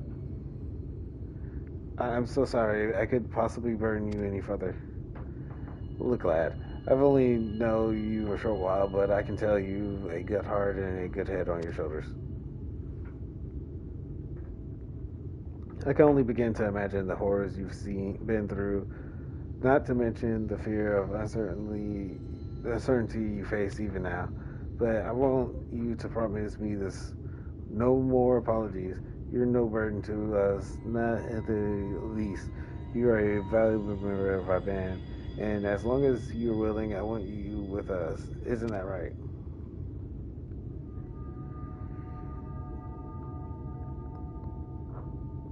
I see. Thank you. Thank you. I will aid your request in whatever way I can. Now, that's more like it. We're counting on you, lad.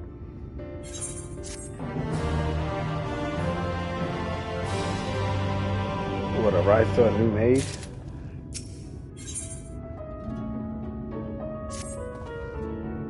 Felix standing over here has told me that his memories are starting to come back to him. There's one recollection in particular he says he's eager to discuss with the two of us. Tell us, lad, what is it?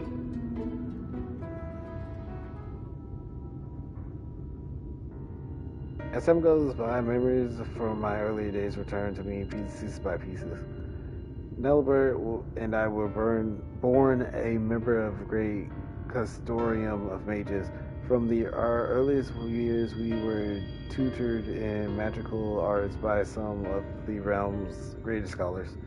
The Custodium's leader sought to find a way to open a hole in time and space, a portal to another world from which they could summon forth beasts of great power. Malibert and I were chosen to participate in this research. Summoning great beasts from beyond our world, you're a mage. Is that even possible?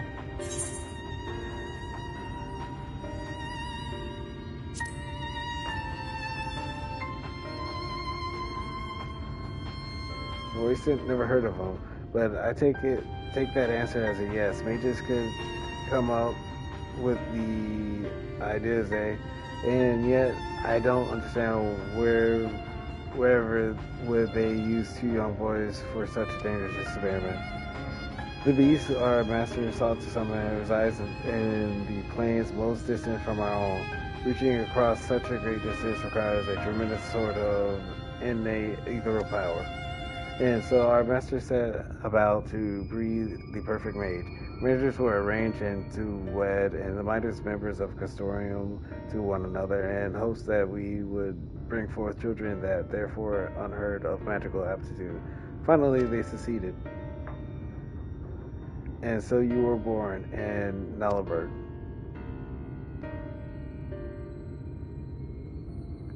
Indeed, from even before we could speak, we were taught the complexities of incarnations required to breach the boundaries between worlds.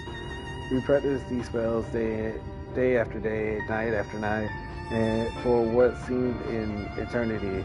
At long last, we deemed ready to attempt these summonings.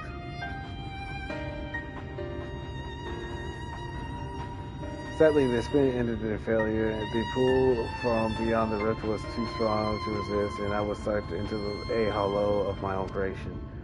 There I remained trapped alone in the drift, in the empty void, until the adventurer here called me back to this world. Alas, over a century had passed since that fateful day.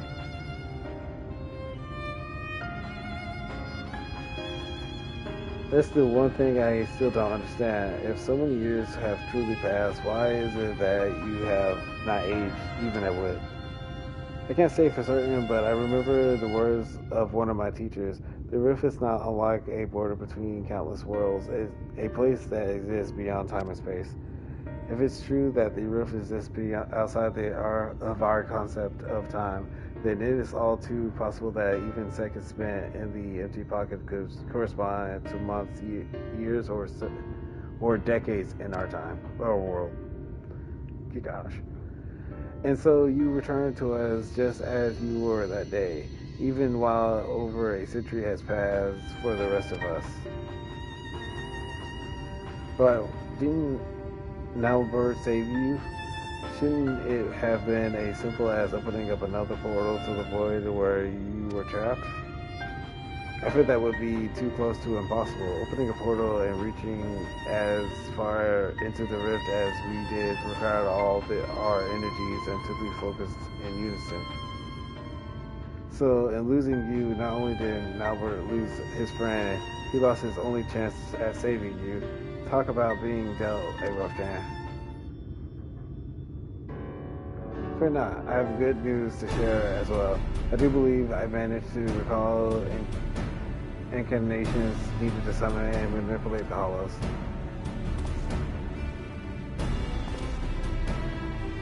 Summoning beasts from beyond the rift is far beyond my powers, but I just might be able to seal up the hollows Fernalis enjoy summoning. What say you, friend? Shall I give it a try? Oh, now that's music to my ears.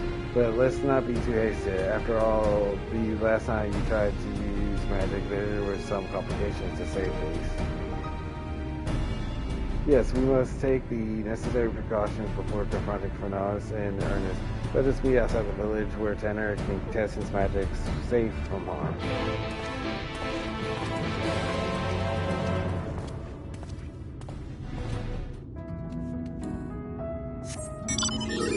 They never explained how, like, I understand holding ether and all that and using it, but does it say how you get a larger source of mana pool, or do you just pull from the reserves that you naturally have?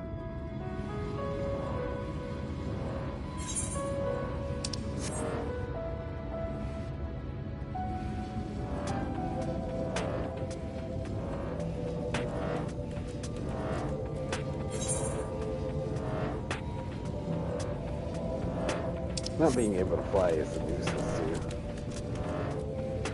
You get all too comfortable being able to fly and all that, and then it gets stripped away from you.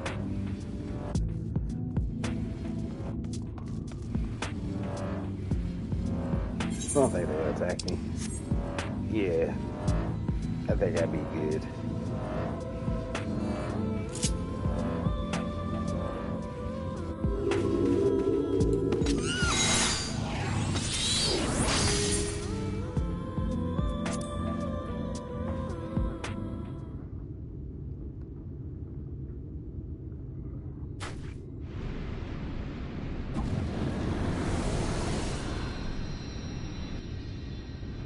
Look like you did it, lad.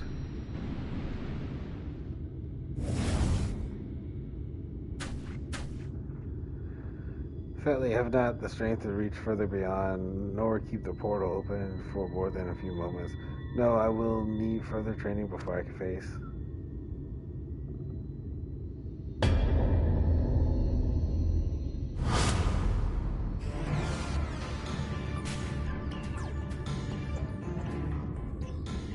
But notice, where did that... where did you go from?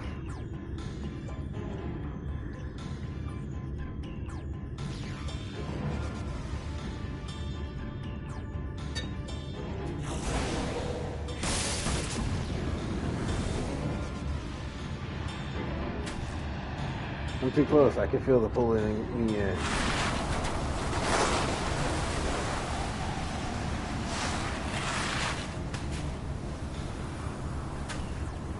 No, no, these are my friends. You mustn't hurt them.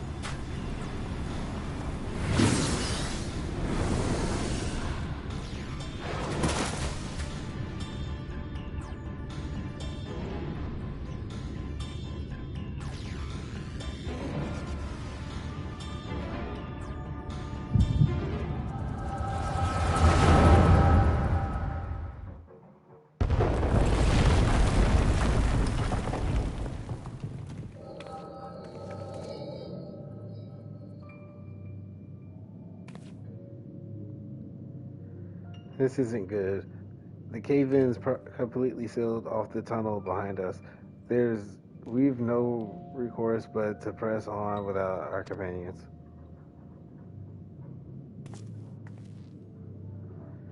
You heard her. What it'll be? I suppose it falls to us to slay the beast and collect the bounty. Perhaps you and your band would care to take the lead. Spare me your japes. You've no intentions of giving up your prize. Mind you, I too made a promise to my companions, a promise I mean to keep. But I told you that splitting up was a bad idea.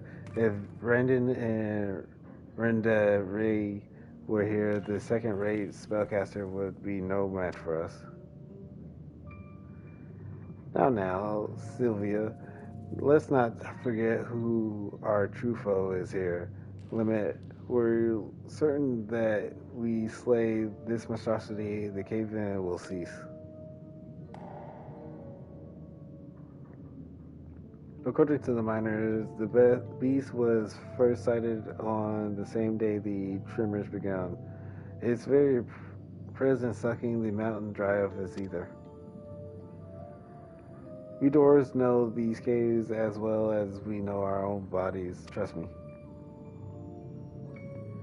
Then I suppose we best make short work of it before everything comes crashing down. Hey, where do you think you're going? My apologies, I took your careless printing as an invitation to proceed on with my own. Think yourself clever, do you? You're of uncommon confidence to think you can fell the beast without aid. Answer me this. Why is it you're so intent on claiming the bounty for your own? The bounty, why indeed? At any rate, unless you've a mind to stand around here until we all get crushed, we best be moving on, yes? Finally, something we can agree on. And so I have a proposal. Let's say we band together until our battle here is won.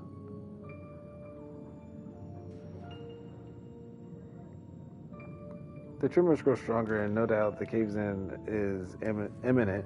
Let us vanquish the enemy with our combined strength and quit this place before it becomes our tomb.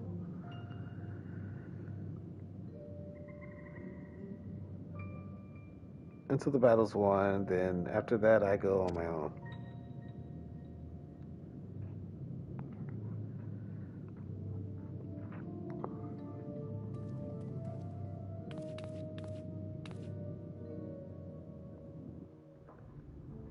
Who's the Elysian gladiator they have? The Elysian gladiator. Oh.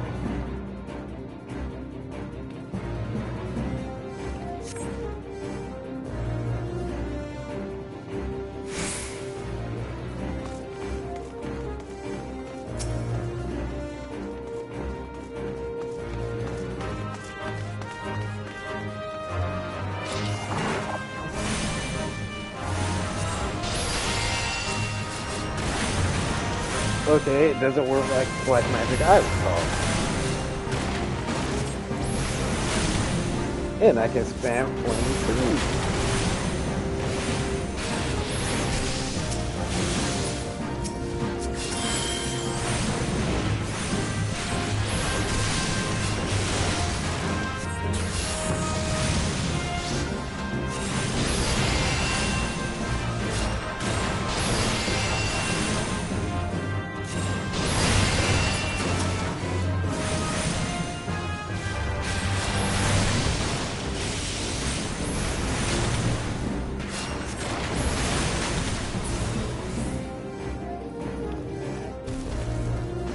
You're not the only one stuck in here. I have a bad feeling about this.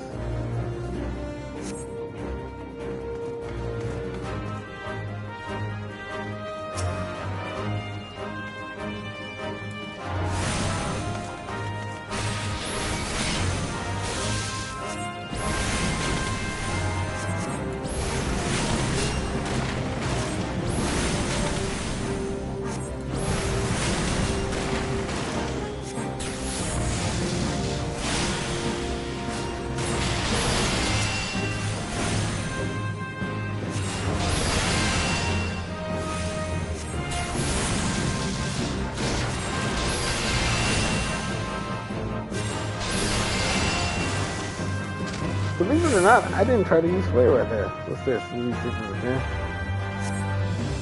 Really should have asked for a mouth and it would have been much worse. after all the caves in.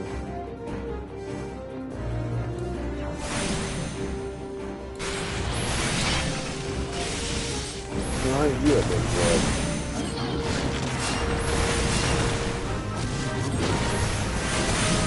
Gonna try to run.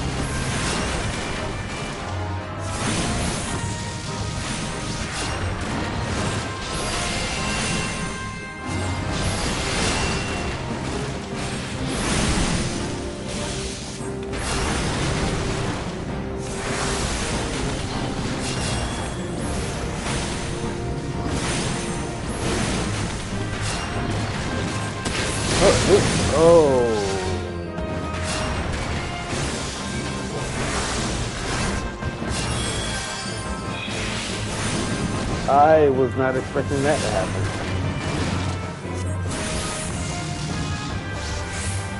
Feels like you could land it on your own, mage. Perhaps it would have been more of a struggle than I expected. I was not expecting me to get tackled right there, actually. A Minotaur?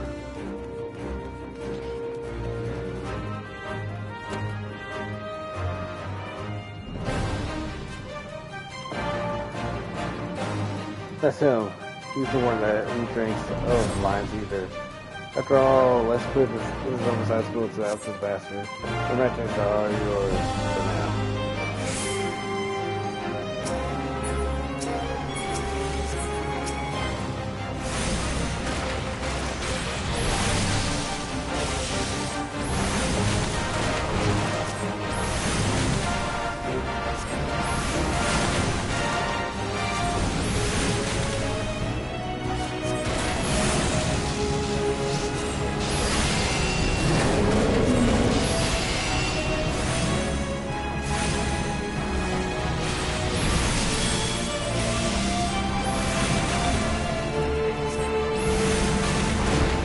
I guess their unit measurements are Mina.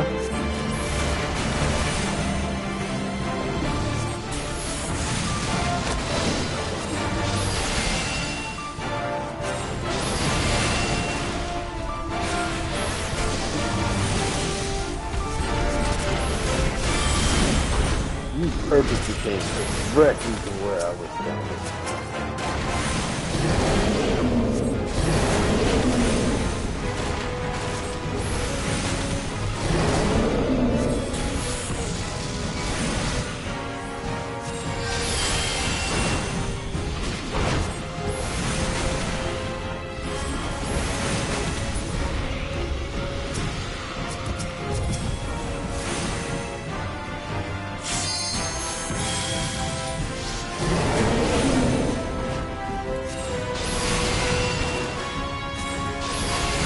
Woman break would have been nice earlier.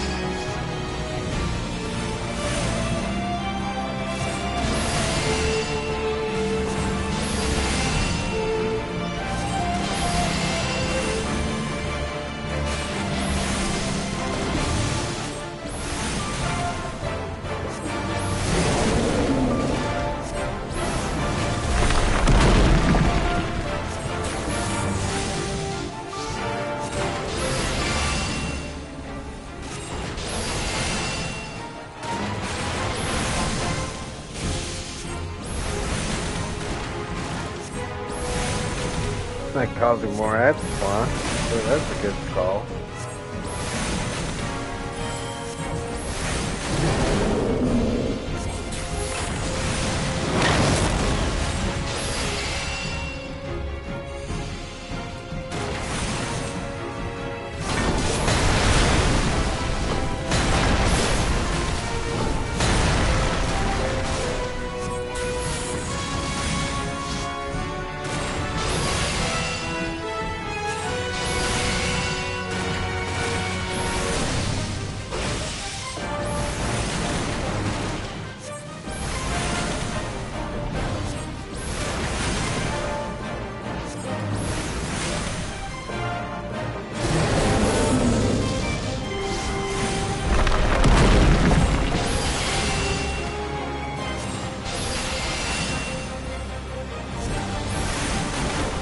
Like magic feels so natural for some reason.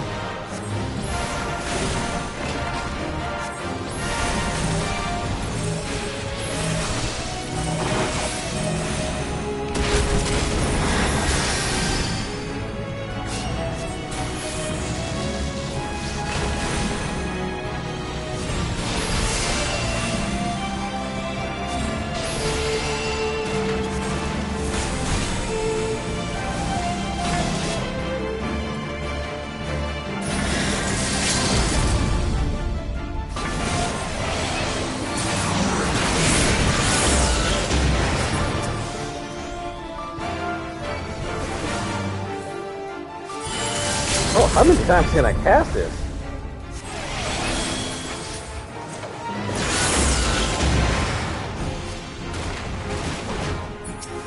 Oh, okay. Twice is the limit, apparently.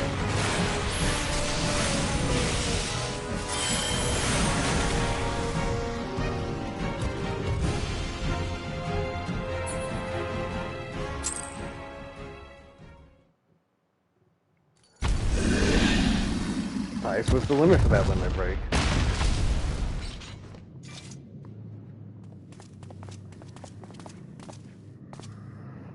But we've done it. Now find yourselves a way out.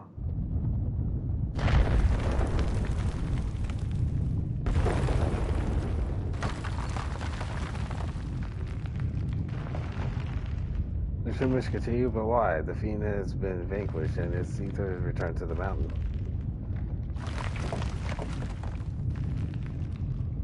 We were wrong. No, it was not the creature itself that was causing the quakes.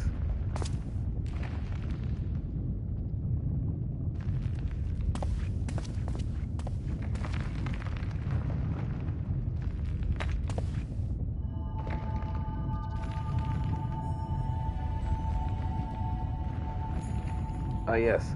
The crystal course with 9 inconceivable power, a vast wellspring of ether accumulated over the ages.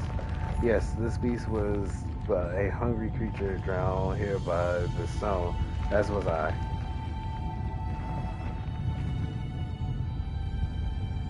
You had no interest in the bounty all along. The stone had been left unchecked for too long. The sheer volume of ether it houses now is so vast and overwhelming it threatens to bring the entire mountain down. For how many years have I searched for it, the special relic that could afford me the power needed to save my friend?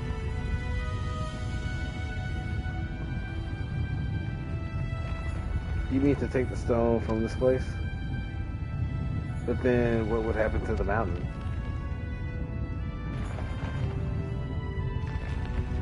If the ether is not returned to the earth, it is but a matter of time until the mine collapses. The miners who live at the foot of the mountain, countless lives would be lost.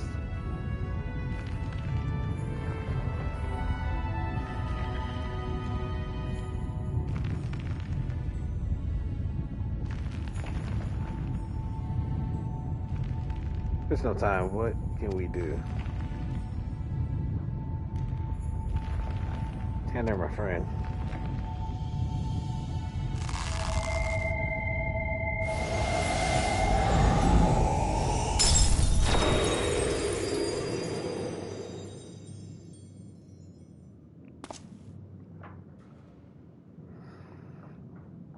The tremors have stopped.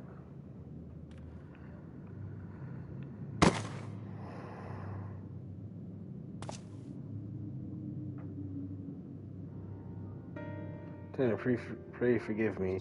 I promise you this. As long as I walk this earth, I shall never give up hope.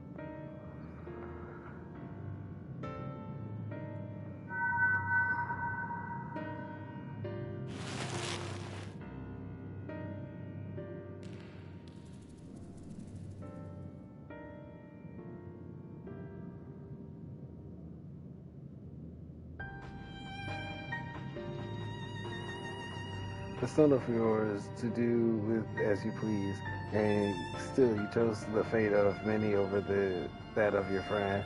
In return for your sacrifice, I would make you an offer.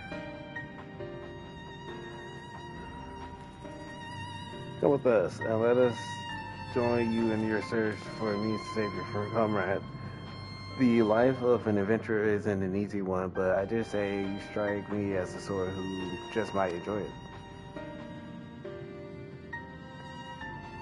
So, what say you? We'll travel the realm together and lend our strength to whatever unfortunate soul we encounter along the way. And who knows, before you know it, we just might stumble upon a way to rescue your Tanner.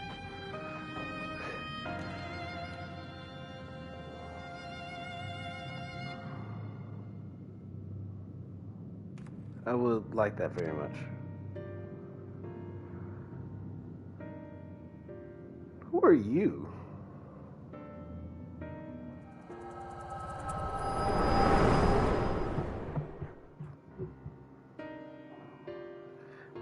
And forgive me, I may have failed you today, but mark my words, for as long as I walk the land, I will not abandon hope.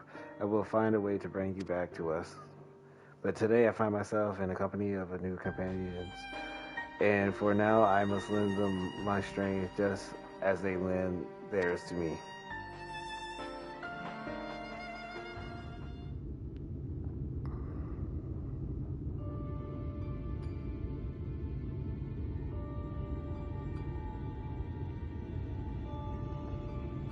Are you all right?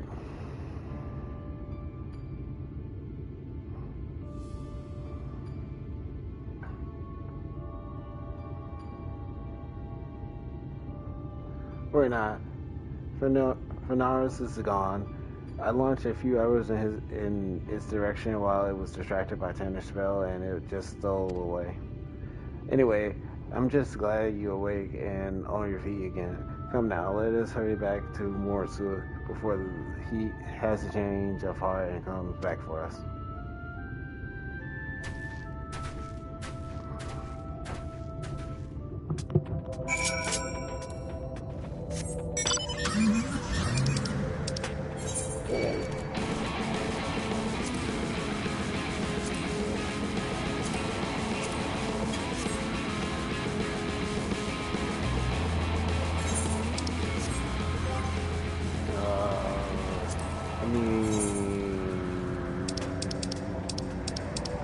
Oh, reset has happened. And apparently there's more things in there?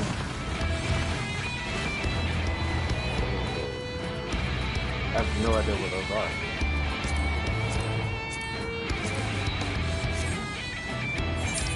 I could teleport here. Oh, I'm in the middle of a fight. Yeah. You're so far away.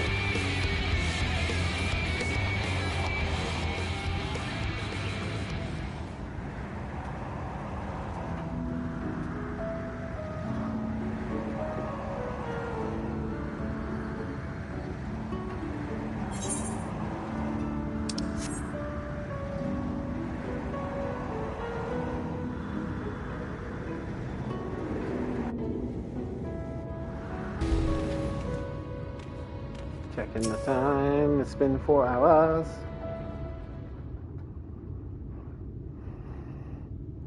You really gave us a scare back there, clutching your head in pain with a deadly senator in plain sight. Let me guess, you had another one of your visions in you.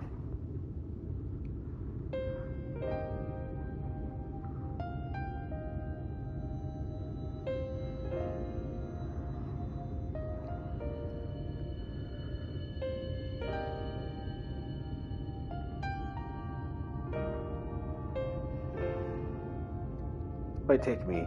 So that's how Nalbert and Adbert met up. Just goes to show you that in times of crisis, even the bitterest of rivals can turn for us friends. Now let's see if I have this straight. Nalbert made it his life mission to save Tanner here. Knowing that his own energies wouldn't suffice, he went to search for a relic that would afford him etheric power needed to reach beyond this world. And deep in the mines that day, he found it. Yet in the end, he decided to sacrifice the stone in his own cause to save the lives of countless innocents who called the mountain home. and so did he take the first step down the path of a warrior of light. So that's why he came back to this place, why he's still summoning the Hollows as he did so many years ago. Aye, there can be no doubting it. Even now that he became a Sin Eater bereft of memory, reason, and any sense of his own action, the ghastly shell of what was once Nalbert still haunts the wasteland, searching for a way to bring back his old friend.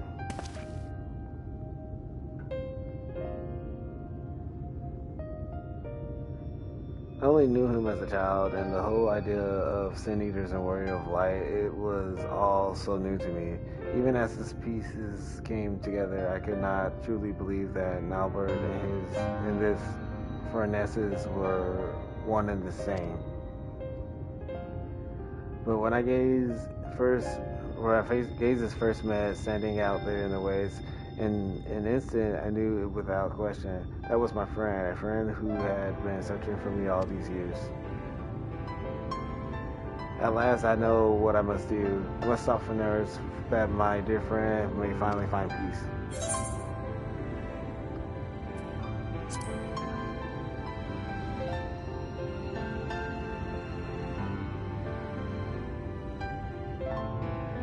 Thank you, my friend. In the battle, I was able to push Fenris Hollow away from Craig. If only for a short distance, with more training, I'm certain I can learn to close them up entirely. After all, we've already seen from you. I have no reason to doubt if you're game, so are you? Finally, some cause for hope, eh? But still, we must exercise caution. The last time the boy worked his magic, our foe showed up faster than we can save Fenris. While this might be simple coincidence, the likelihood is high that the casting spell itself summoned the Sin Eater Tugus. But best avoid casting any similar incantations until we prepare for the final confrontation. I want you to stay close for now. Devote yourself to your studies and hone your skills to whatever degree you can, and safety in the village. In the meantime, the adventurer and I will redouble our training efforts as well. Should we succeed in finding a way to counteract the Hollows, it will come down to our firepower versus our foes. We must be at full strength for the battle, lest we allow victory to slip up between our fingers.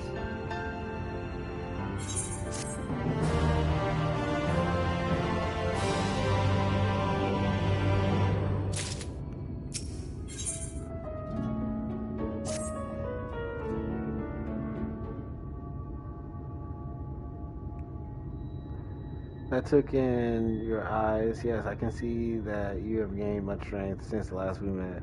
You'll be pleased to hear that Tanner has managed to make steady progress in his training as well. The boy believes he regained much of the knowledge and skill he possessed before getting sucked into the pocket of time and space in an admirable feat. Consider that it was not long ago that he could scarcely remember his own name. And yet, there's one aspect of this training that has yet to be addressed, but simply the boy lacks experience in battle. To work with the magic necessary to seal the Hollows, I must maintain perfect focus and clarity in mind. If the Battle of Fenris is my first, I fear my concentration will be disrupted all too easily. And so I thought I'd take the boy out into the wilds that he might accumulate himself to the battlefield and further hone his command of magic in the process.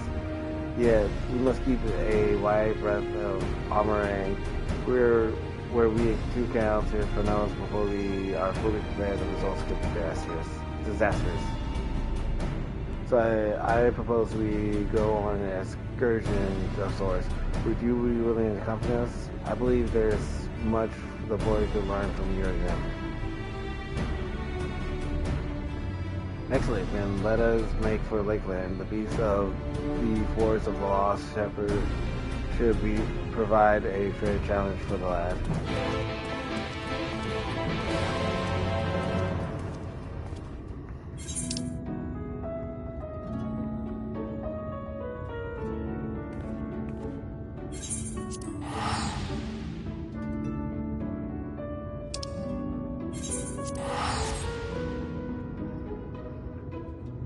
Well, while I do this, I shall return promptly.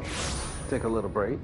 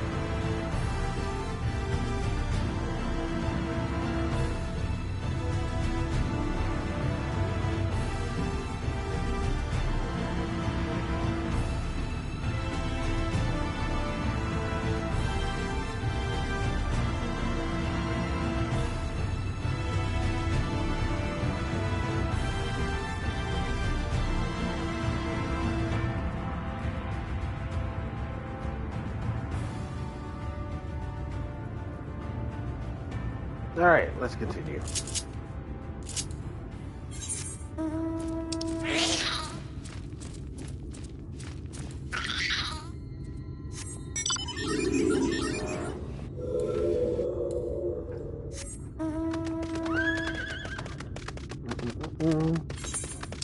Oh, I gotta actually go feed my chocobo too.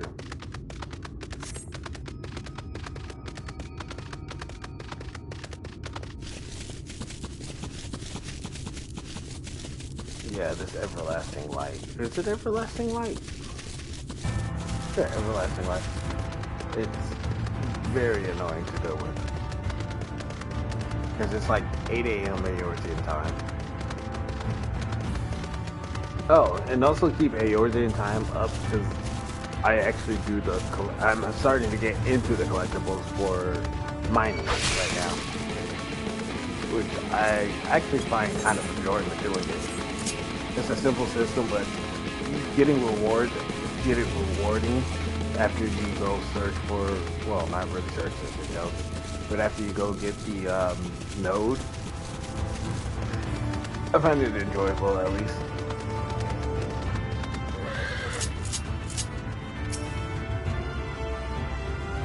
Oh, there she is. Now, shall we get down to, is something the matter? How do you like my new clothes? Not only are they stylish, why, I can just feel the power welling up from deep within me. They were a present from Craig. Isn't he the best? It was simple investment, nothing more. We must seize every possible advantage if we hope to triumph over our foe. But enough of idle chit-chat. We have work to do. I will ask you to begin by setting an example for the boy. Show him precisely how to conduct yourself in battle.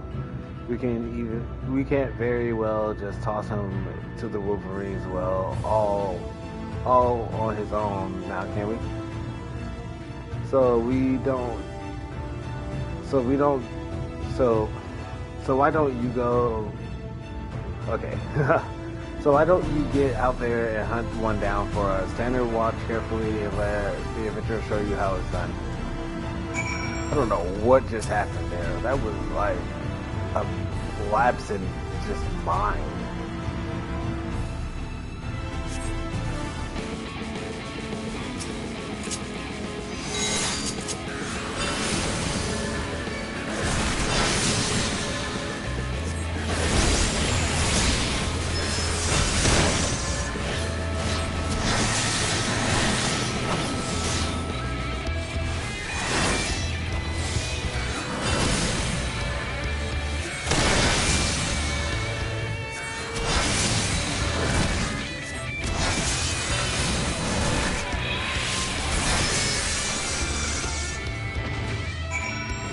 I don't know how much you learned from me just taking the hits.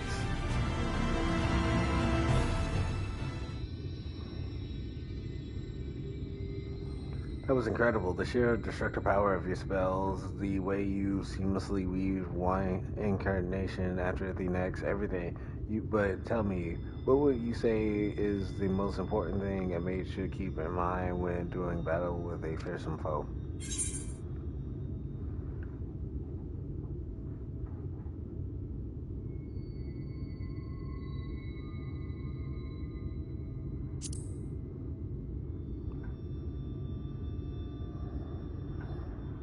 Of course, thank you. I will endeavor to put everything I have learned into practice. Well, here goes nothing. I'm gonna have the boy killed.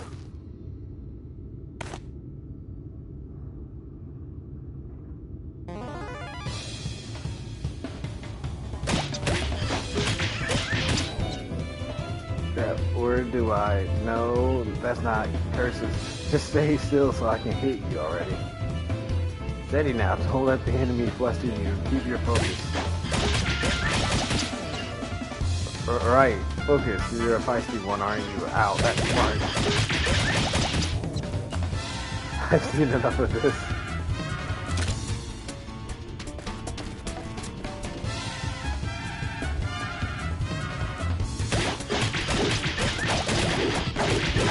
kind of fight with Wolverines are they having?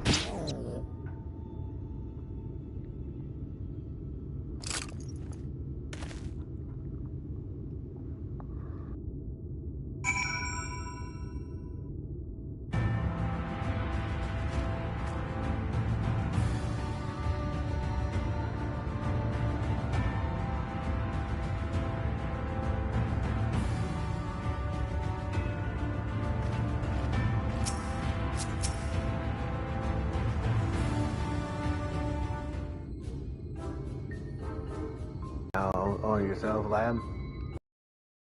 The way I did. I thought I adventurously, but when that salvage teacher stared me down, I was too flustered to put what I learned to practice. Indeed, it was not the strength of your magics that is the issue. You simply must learn to compose yourself. What do you think? Are there any other words of wisdom you might offer me?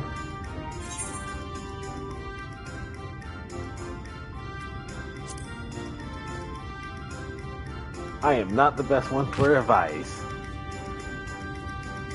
Thank you, I'm sure you're right. I can't allow my phone to break my concentration like this. Anyhow, let me try once more. This time will go better, I promise you.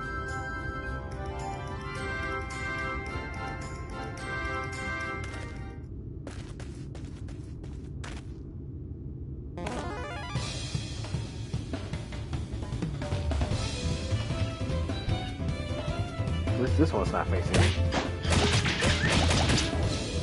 Yes, the boy will be fine. I must stay my hand.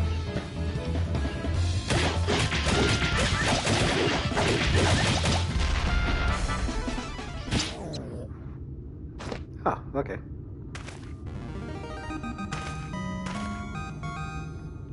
And the battle is won.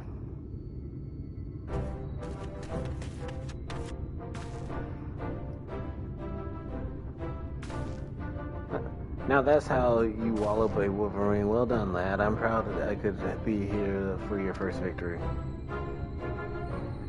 You're far too kind. I couldn't have done it without you and the adventurer here to show me the way. You have my thanks. But don't let up now, boy. You must keep battling until all that you've learned becomes second nature. Now, are you ready?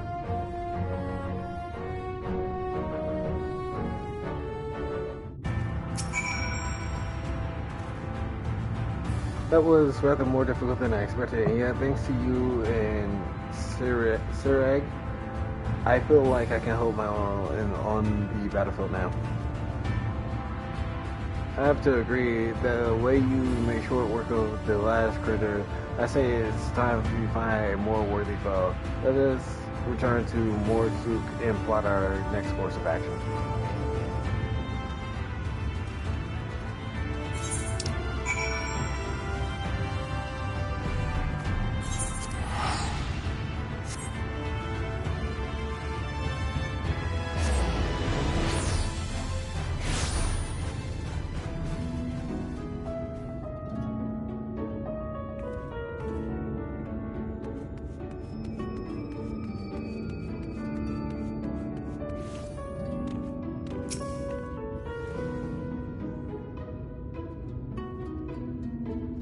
You've proven the perfect mentor for the boy.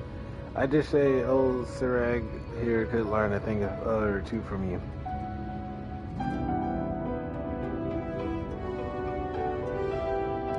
You've only taught him not only how to wield his spells in battle, but how to maintain his focus in the face of danger. With those fundamentals under his belt, it is just a matter of time and practice until he's ready to face Fernaros. I promise you, my friend, I will not let you down. Now, if you'll excuse me, I best go write down all I learned today while it's fresh in my memory. Such passion and determination. This must be the boy he always was before his time beyond the rift stole from him his memories and his spirit. He devotes himself to his training that he might help us fell Fernaros and bring his friend a measure of salvation. There is no telling what course of what course the battle will take, but I suspect the boy will be forced to confront his past head on. It will not be easy for him, and yet I believe it is a necessary step for him in order to forge himself a new future. For Tanner's sake, and for the sake of those who call Almarang home, we must triumph in this battle. Not to mention for the sake of our coin purses, eh? At any rate, I will leave you to your training and return to my own. The final confrontation is close at hand, and we must be ready.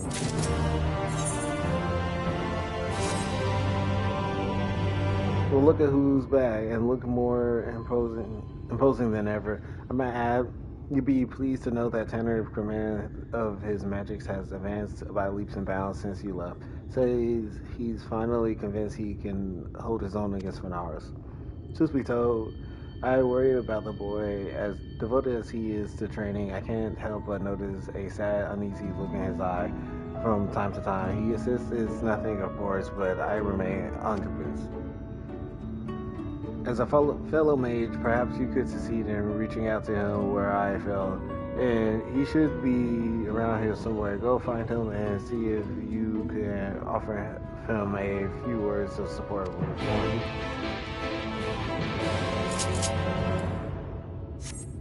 Let's get this over with so I can tell someone how to make a lamp.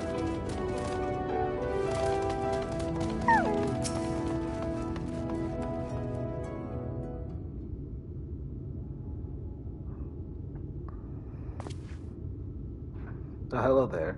Is there something I can do for you? Sirik was worried about me, you say? That is kind of him. I assure you, I am completely fine. Oh, so much to the both of you. You brought me back from beyond the rift. It took me under your wing, trained me, and comforted me to the point that my memories and magic have both returned. I am finally ready to face my old friend in battle, and it's all because of you. And yet there's a fear growing inside me, a fear that threatens to consume me. In my studies, I've learned much about these Sin Eaters. I learned how those who fell to the most powerful Sin Eaters like Fenaros become Sin Eaters themselves, doomed to live out their days as mindless and unholy abominations. If I were to lose my focus in battle and you or Sirik suffered the same fate as Nalbert, the only three friends I have known in this world, if I lost you all, how could I ever live with myself again? This thought, it shakes me to my very core.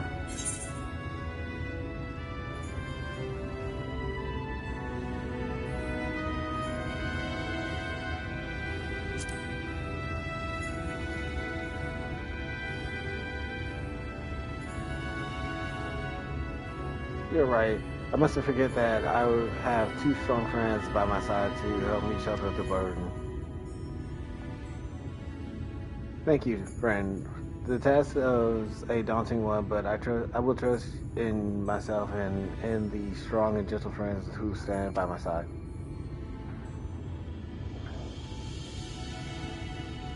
Nothing would make me happier than to help Nalbert find peace, but that is not the only reason I fight this battle. I must repay you and Sirik for all you have given me. Not only did the two of you bring me back to this world, you have installed me with a newfound sense of purpose, and yet, when the battle is done, you will leave this place. You will embark on new adventures with new companions. Worry not, I will not hold you back or stand in your way. That is another reason I must fight this battle. I must prove to you, to all three of my friends, that I'm strong enough to get on by myself, by my own. Be strong, Tanner. You can do this. Perhaps I got a little carried away there. In any event, we should go tell Sirik that I'm ready.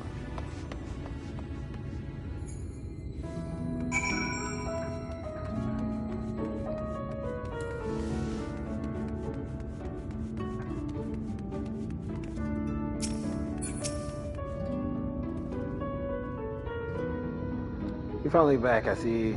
I was starting to get worried. I trust this means we're ready with the battle for an hours. Let us put an end to this nightmare and set Albert and the people of this land free.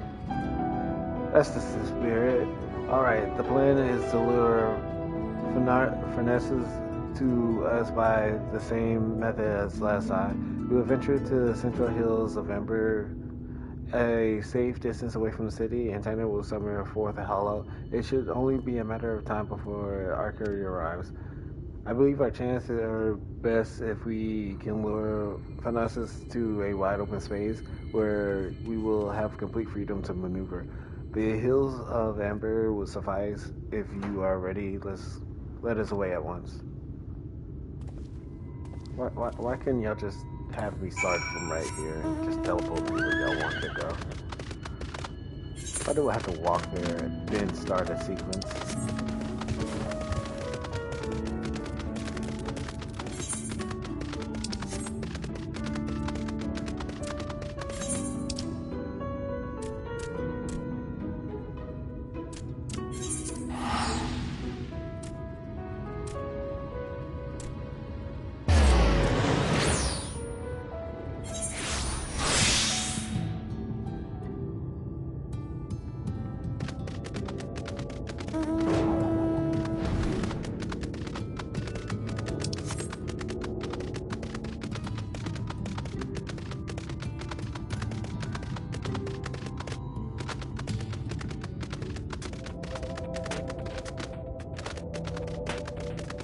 Oh, another target.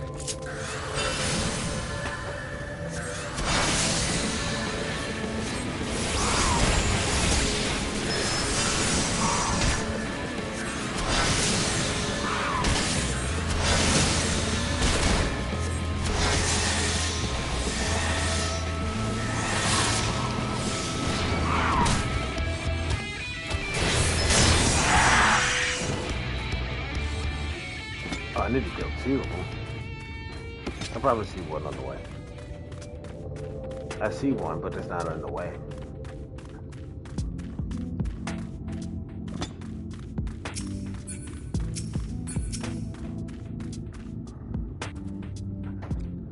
I'm ready. Let us begin.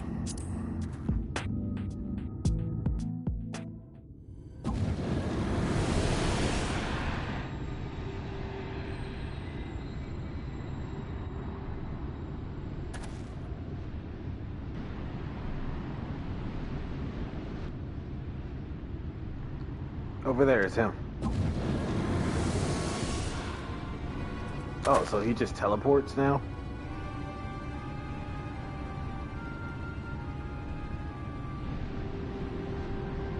Yes, I knew you would come. Well, I guess we won't be needing this anymore.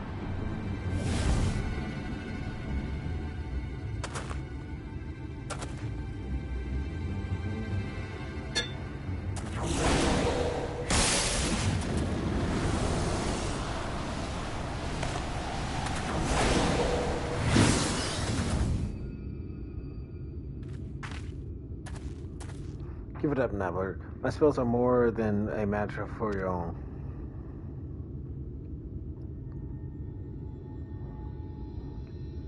These are my friends, and I won't let you take them. Do you hear me, Nabler?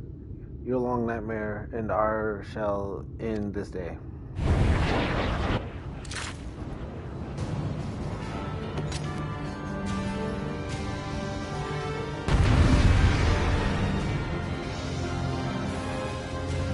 This is a long process just to kill one man.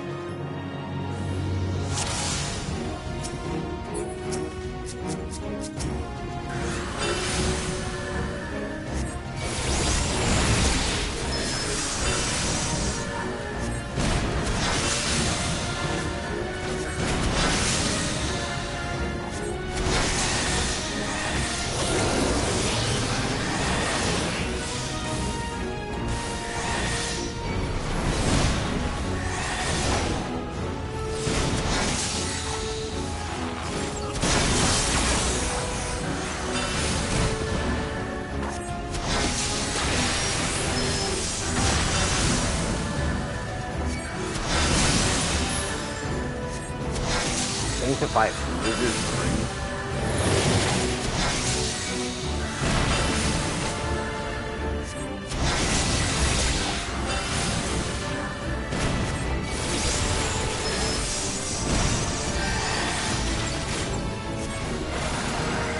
By Fire 3.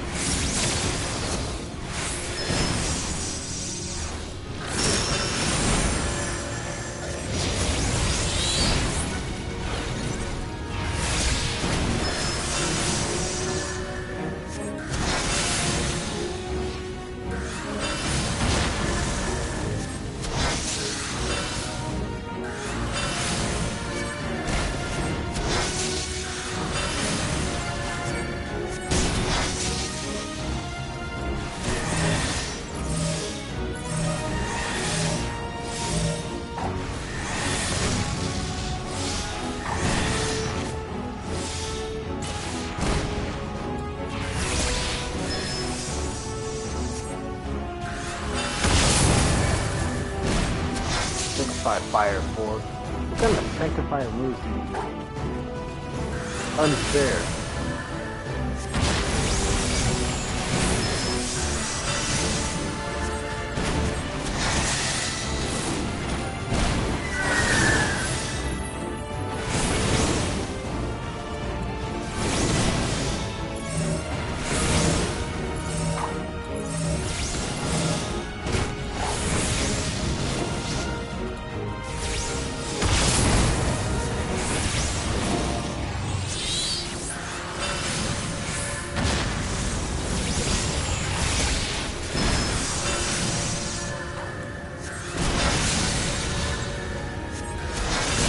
I'm gonna need you to do more with that bow and arrow than what you're doing now.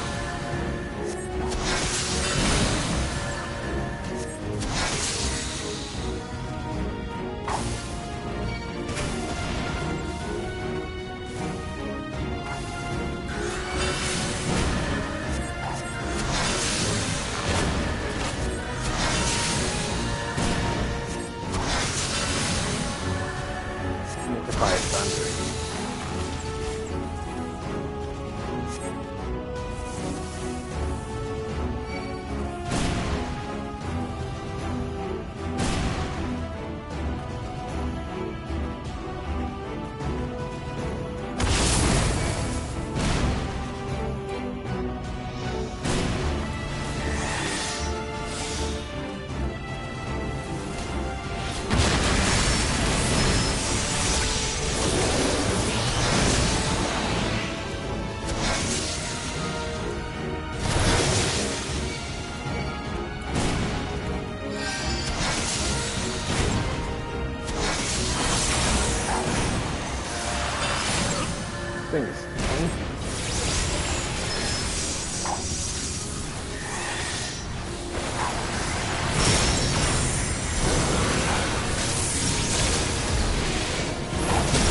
Oh, it's not paying attention.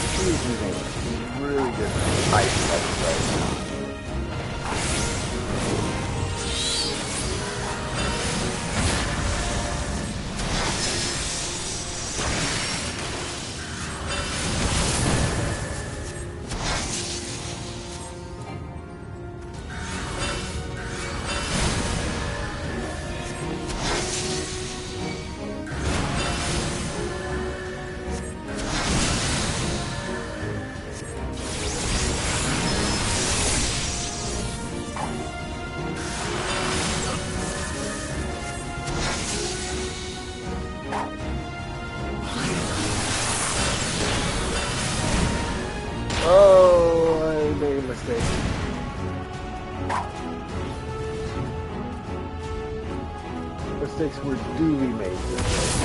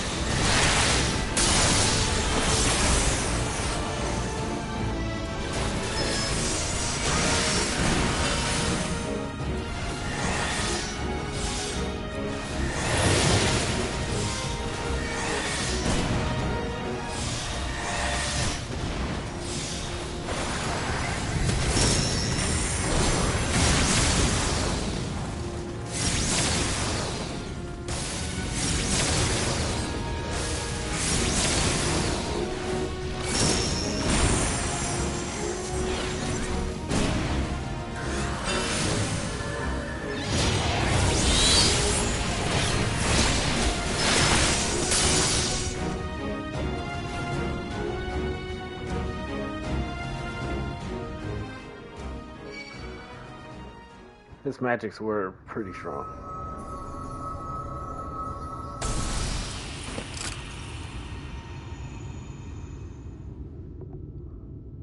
Is that the reason for their existence? Is their crystals?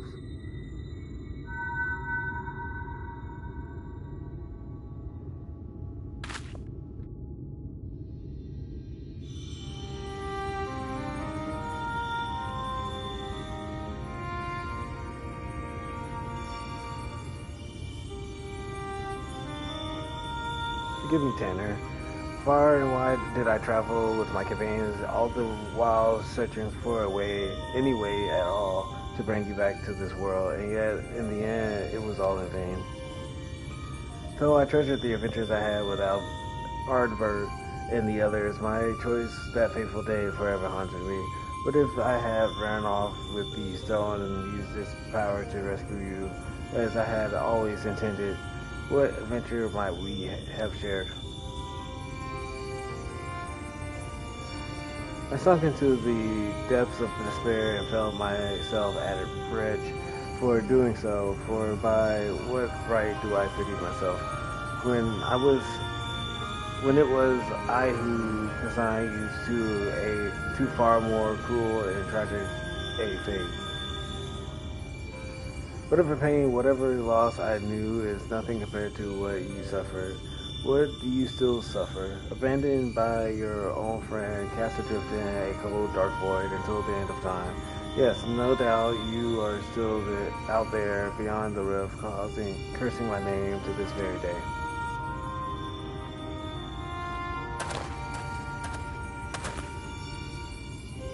It's not true. Nah, I'm right here.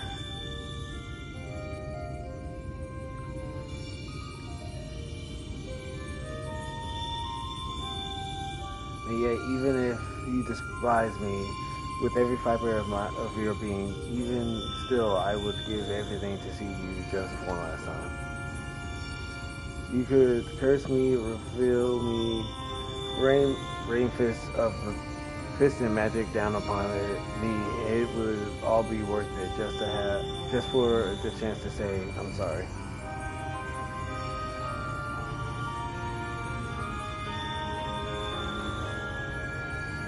Stop it, Albert. Please, stop saying those things. Even after you had your mind and heart, your very humanity ripped from you, still for all these years, you kept searching for me. How could I ever hate my best friend? You see, old friend, it was the adventurer here who brought me back to this world, but it was you who guided her to me. You have suffered long enough, my friend. I can take care of myself now. You need worry about me no longer. So please rest peacefully.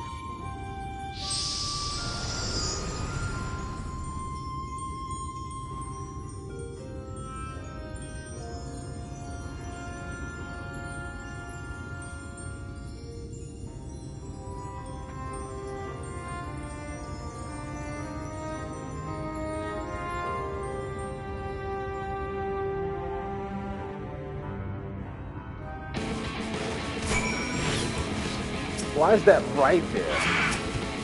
Holy crap!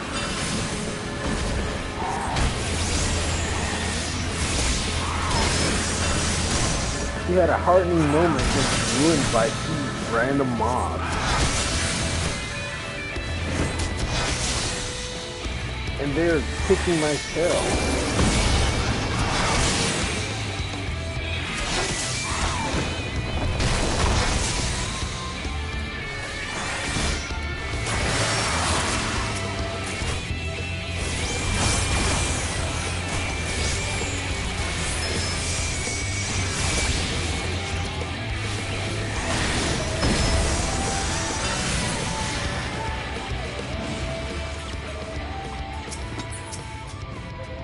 That was bad. It's over, at last. You need not worry, need to explain to me. I know that the Nabar we saw was just a memory, a reflection from the crystal. That my friend truly passed years and years ago. And yeah, even if those words will never reach Nabar, simply saying them would allow gave me a measure of peace. I have no regret today. But we should get back to town before any more Sin Eaters take notice of us, yes? I'll say after that battle I could use a rest, and I reckon the adventurer here could as well. Shall we head back to more soup?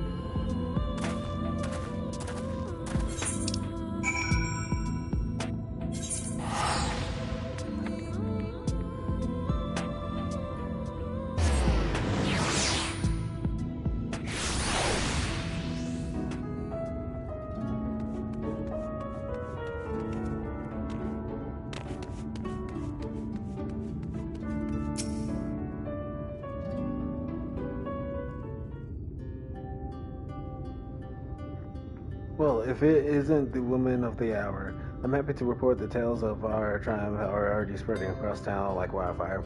Word has it that the merchants are so grateful that they intend to sweeten the bounty with a generous personal reward.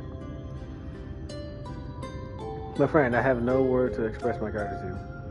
Thanks to you, Nabar has found peace, and I can finally close the book on this chapter of my past. Every day I thank the gods for having brought us together. The feeling's mutual, lad. To be honest, I wasn't sure what to expect when you popped out of that hole, but it's been a pleasure having you at our side. So tell me, now that you've made peace with your past, what do you plan to do with your future?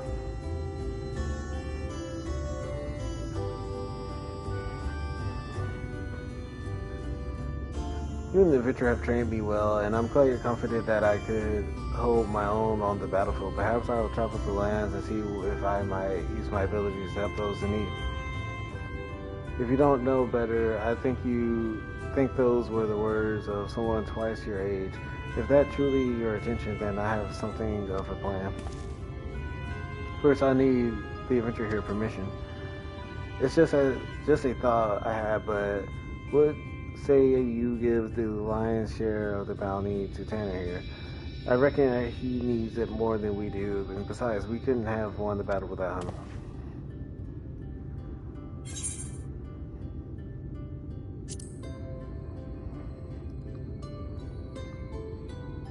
I know you feel the same. It's the least we can do to help the boy forge a path in a future for himself. My friend, I could never take advantage of your kindness like that. Think nothing of it. It's not easy for a boy your age to make his own way in the world. This is the least we could do. Think of it as a parting gift from your brother and sister in arms.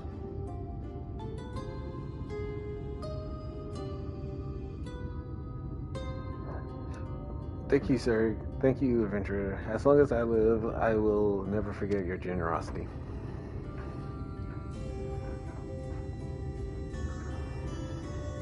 Finally, one last proposal for you.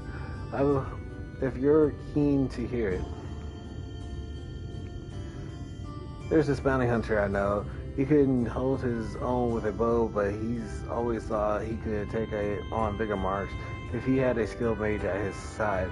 If you're looking for a partner, that is. Sorry, you could not possibly mean. Of course I'm saying it. So what do you mean? Yes, 1,000 times yes. Why nothing could make me happier? Then I suppose that settles it. Welcome aboard, lad. I got a feeling that this is only the beginning of a rewarding relationship. And on that note, I do believe my new partner and I are off to the Castrium to find ourselves a new mark. If it's not too much to ask, why don't you join us there? I still owe you your share of the bounty, and I reckon it would be a good place to say our proper farewells.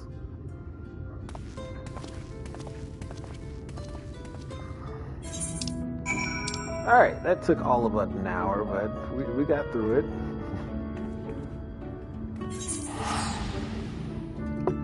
All this for some guy to make a lamp. This better be an impressive lamp.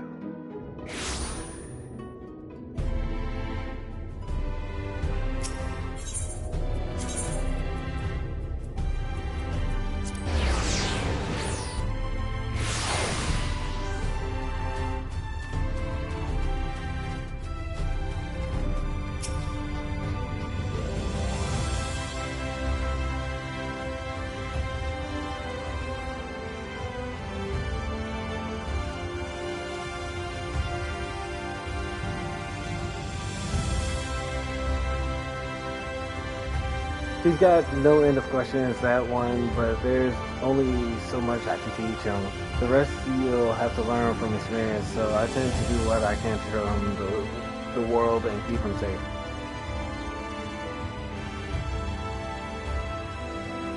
So don't worry about us. Between my bow and his magic, I reckon we'll be able to hold our own out there. That said, should we ever find ourselves on the trail of a particularly nasty foe, I hope you not be ever still lending us your strength once more. Yeah, somehow I have a feeling it won't take another 100 years for our paths to cross again. Until then, friends, stay sheltered and safe.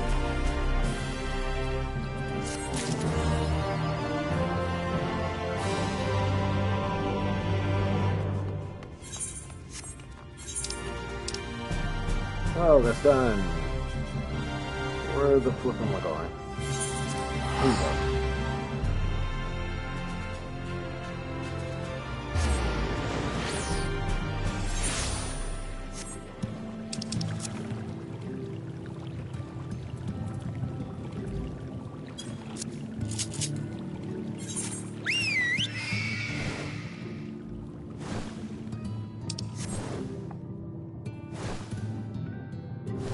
Oh, the striking dummies over here.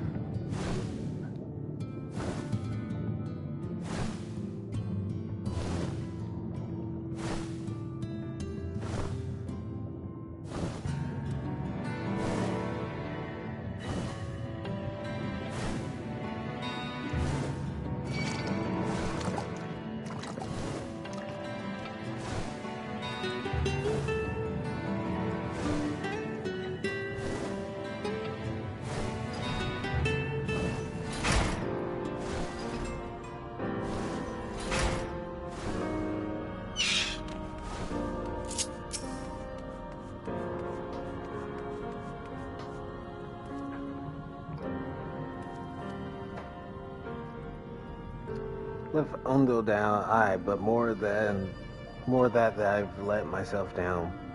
Might as well go back to meddling kettles. Oh, they're exactly the same. Why do they meddle kettles? What's that you got there? Such striking beauty. It shines with heartache of laughter and the transcendence of life, like the turmoil of history made manifest. I can see the brilliance of the crystal legacy. I've never captured such a gleam, not if you labored 100 years. But bugger me, if I don't mean to try, where's my tools? I must set to work before the feeling fades. I can feel it, the vision forming in my mind. Step aside, lads, and let me itching hands will get to work. better have everything in here.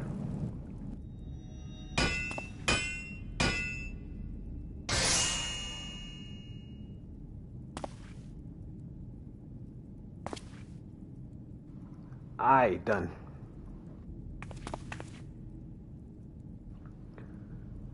I've taken the wonders that Crystal showed me and channeled them into a new shape, what befits the Hondo's spiritual character.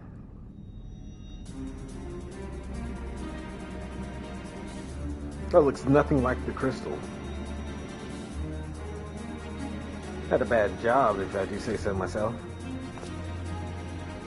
And to think, I was this close to hanging up my hammer after studying the craft of them ages. I've been across the length of Breda old Novar and gobbled up every scrap of crafting wisdom that I could find.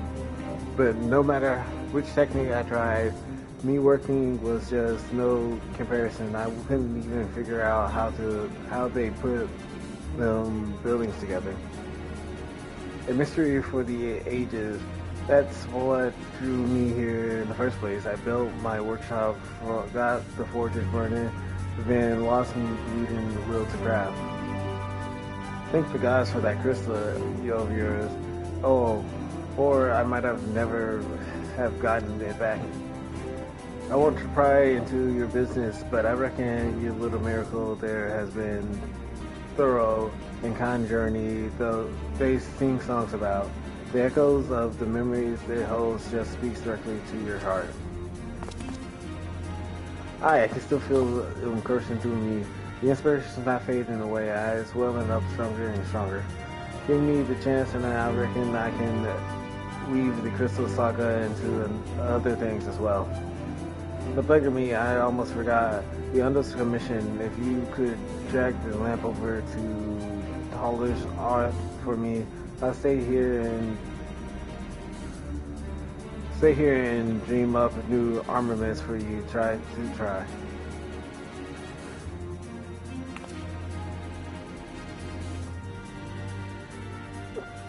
The words would become available for collection based on the role class you have completed.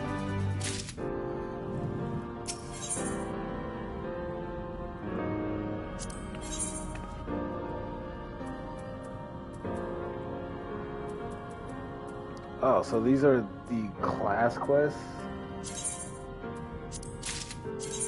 Oh, I could just claim them.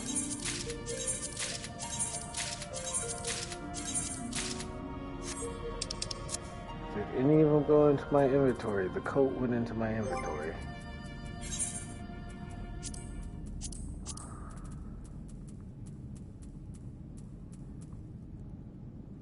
Yeah, get rid of that.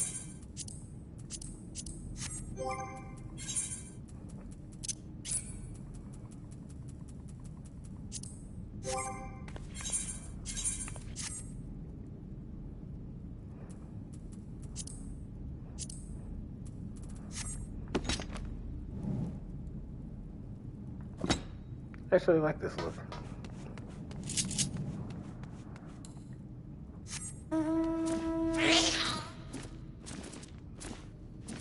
I was gonna say, can I check for something else, but I don't have any other class at 80.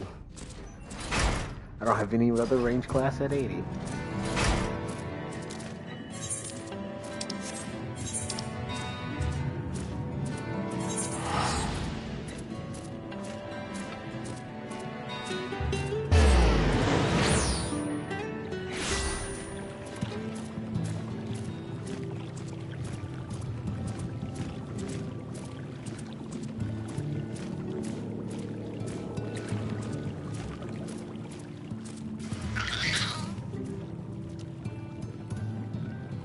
What is it that you have there? The sacred lamp. Then the finless ones have kept this promise. My people tell me the many deeds you have performed in the name of aiding the cubs. Now you come to me bearing the light we had almost surrendered hold of ever seen. We can doubt your purity no longer. Your rival was the will of the ancients. Yes, the time for fear has passed. We shall take the lamp and of it unveil its austerity illumination upon the walls of the Forgotten. Gather there with your companions, and we shall speak again once our prayers have been offered.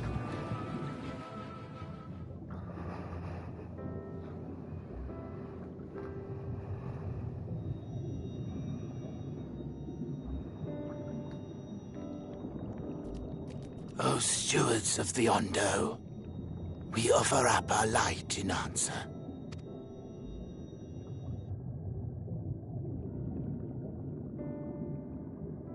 That crystal you showed the artisan. Was it...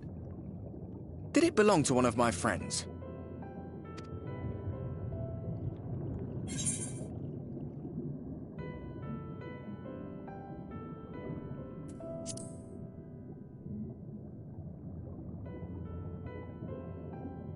I tried to give you a measure of privacy. No one wants a spirit looking over their shoulder every moment of the day. So tell me, if you would, how did you come across that crystal?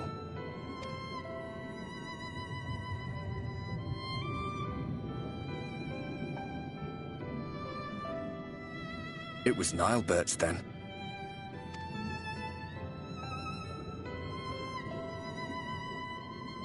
Strange that I should learn such things now, after they're long gone. They were fine friends, every one of them. I didn't expect death to teach me so much. About them, about Seto, about you, about the hope that hides at the heart of this world. I've never been one for idle chit-chat, but if by some miracle I could see them all again, I doubt I would ever stop talking. I'm grateful I got to bend your ear at least.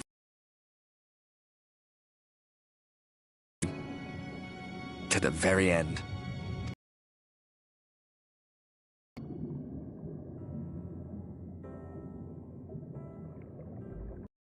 For a little... The delay wasn't exactly welcome, but at least our many hands made light work.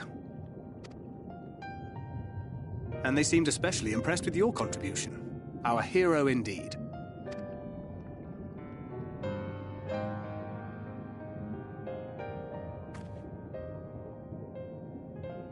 Y'shtola was telling us those structures may date back to the age of the Ascians.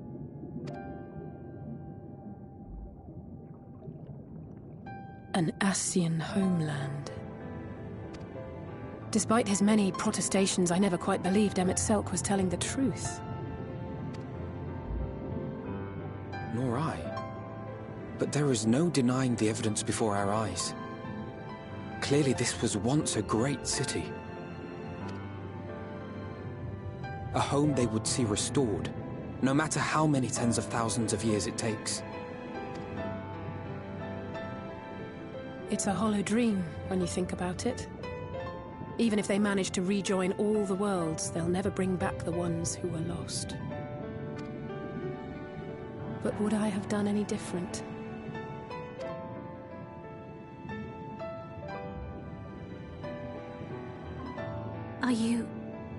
How are you feeling?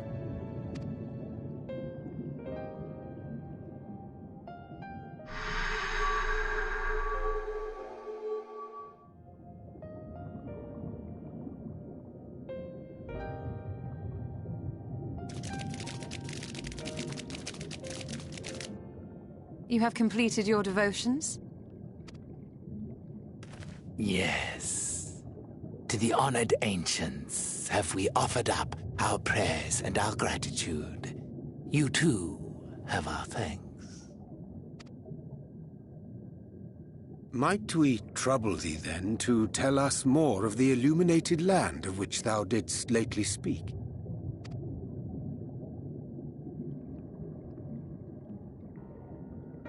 To the west of here lies a great trench. Some days ago, a light appeared in that endless darkness. Curious, we ventured closer and discovered in the depths an entire city.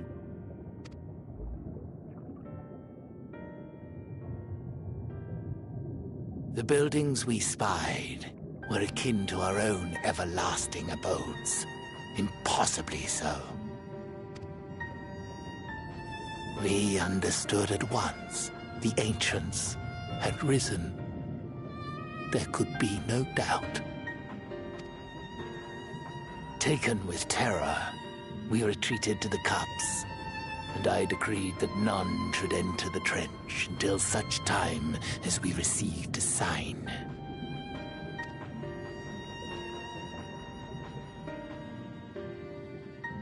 Might it still be possible to reach this city of the ancients? With no water to drown you, a finless one could now travel there.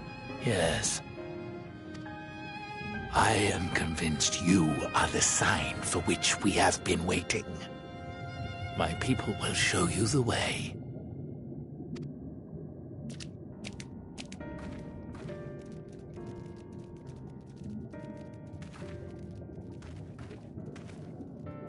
Shall we?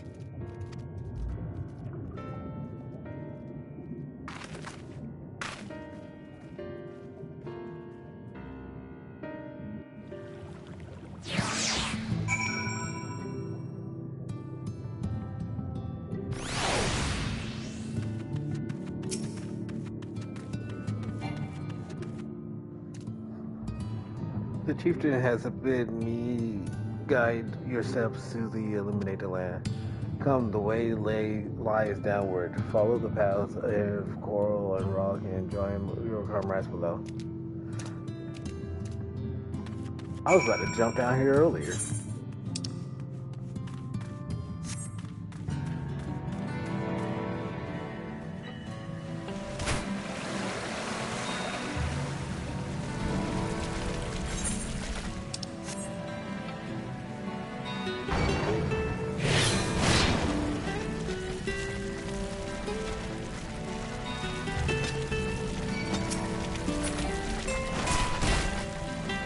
Okay.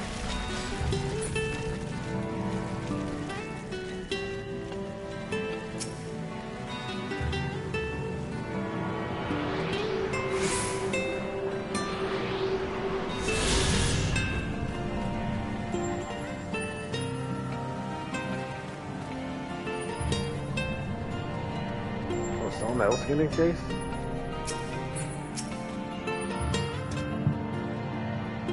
All I've gathered here yet.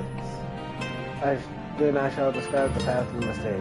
Enter the cavern beyond and follow the wall down and down and down. Once at the bottom, find a passage to the northwest, then continue west, west, and west. The way is not simple. Keep your fast within shouting distance and do not stray into the deep. Just before the journey ends, you will find the Caliban Gap and the barrier we placed at its mouth. This obstacle will fade upon should you raise your hand toward it. You have made it so. A most succinct exploration. We thank you for your guidance.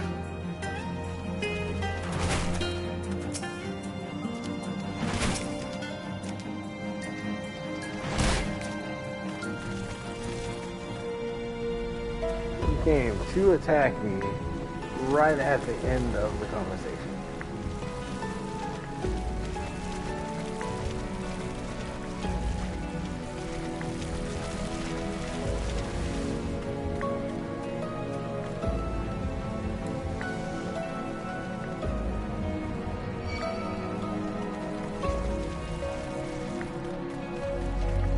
Can I at least get past this part? Will y'all give me the luxury of that?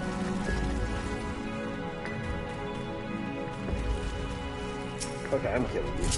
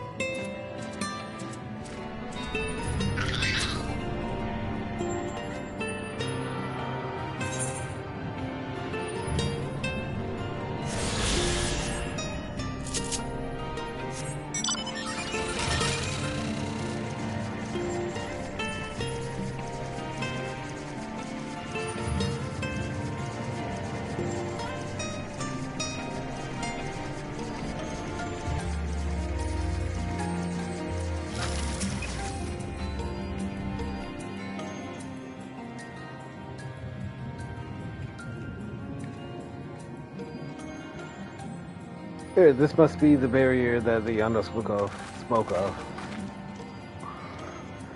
Well, that was rather more arduous than expected. I feel a sudden rush of gratitude for the smooth rows of ancient cut through the wilderness. 'Twas a treacherous path indeed. Now, I believe one of us needs to raise a hand to banish this next obstacle. I'd like you to do the honors.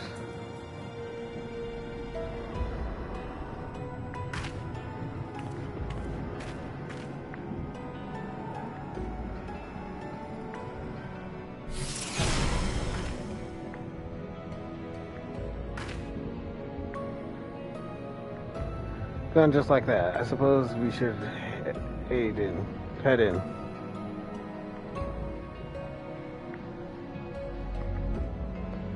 Like as not, that this tunnel will be just as perilous as the road we walked to get here. Let us all stay aware of our surroundings, shall we?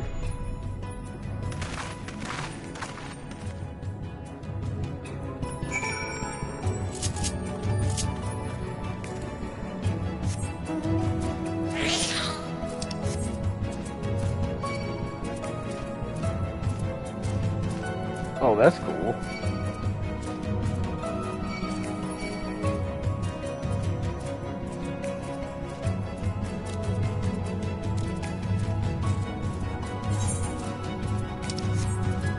Pretty glad they said nothing about jumping down.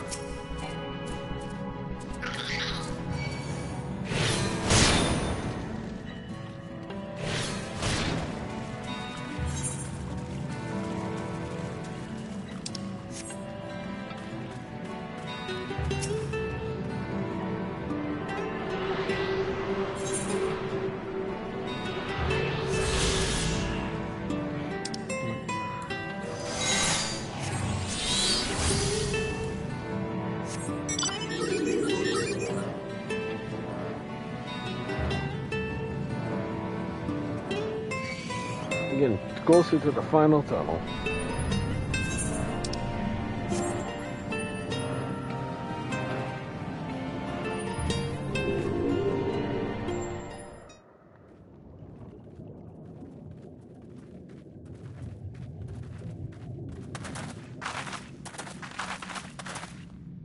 By the gods!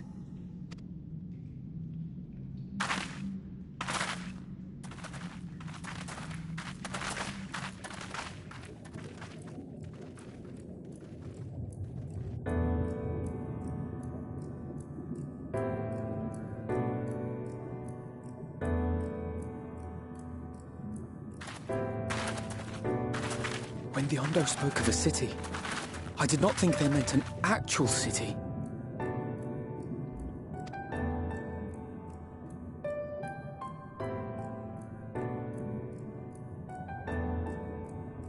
Then we are seeing the same view.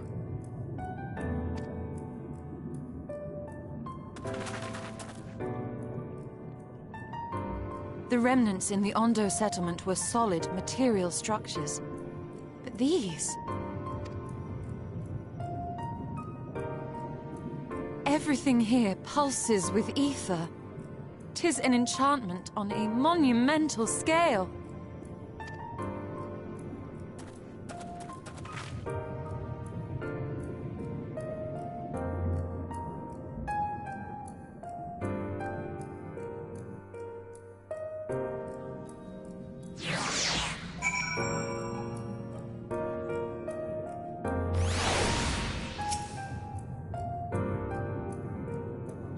Do you note the style of the architecture? 'Tis the same used for the remnants of the Avicops and the mural painted towers. Look closely. Emmett Silk has not simply reclaimed these ruins, he has layered the semblance of an entire city upon them. Guys, the magnitude of his artifice is staggering. Though it pains me to admit we did not fully understand the feats of which an old world Ashen is capable.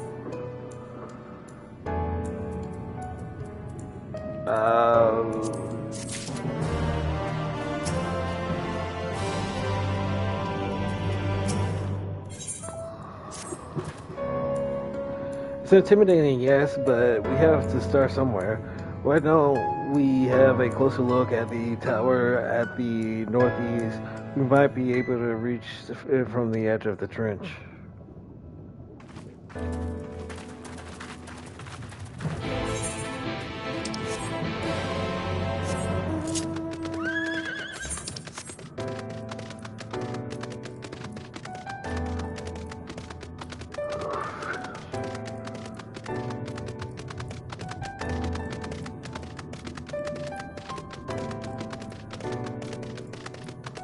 weird that how modern it looks.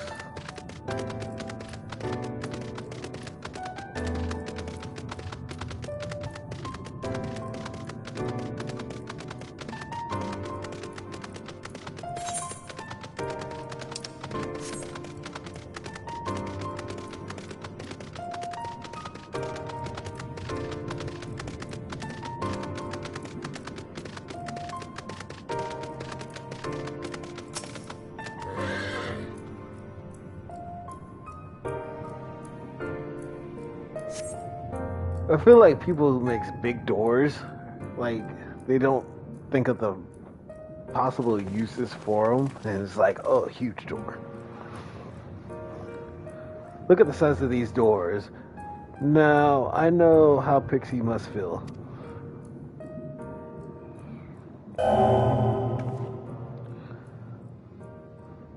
Echoing voice.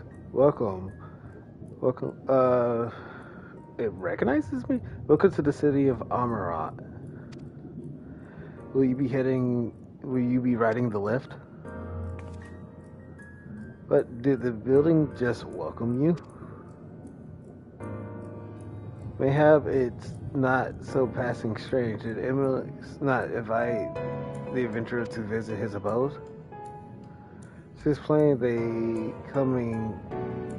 thy coming was expected.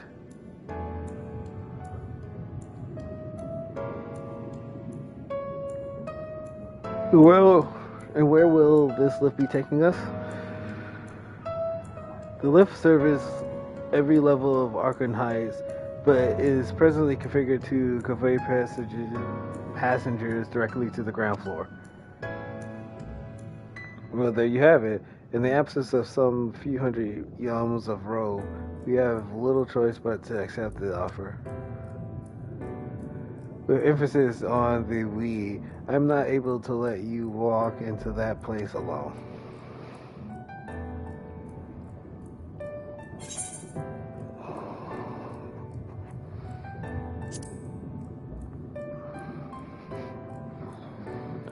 As you wish, the lift will arrive shortly.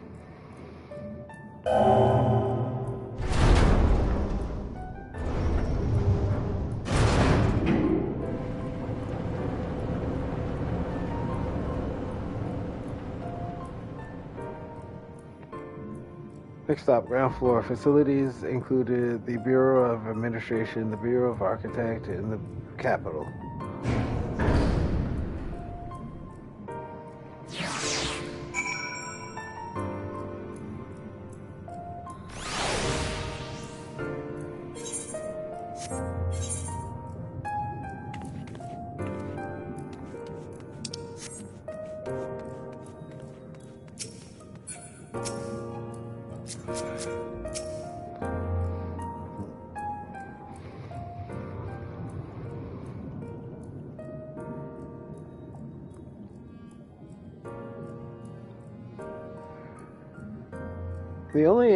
It's only at this distance that you start to realize just how big the buildings truly are. What did the voice call the city? Amarat?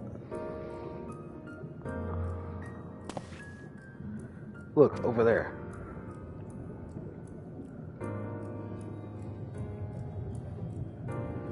Is that a person? No, my mistake. It's a giant. It does seem to have noticed us yet. Giant or no, the residents of this place may have much or more to tell us. I say we make the first move. No, you can't just...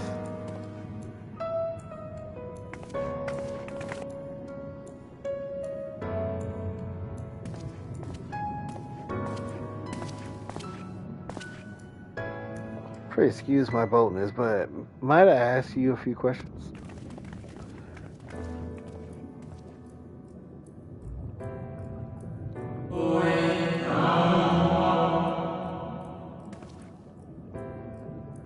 Adorable costume. Are you children on a excursion? This district has much to teach you. How old? That sounded like no language I've ever heard, and yet I understood every word. just as he understood us?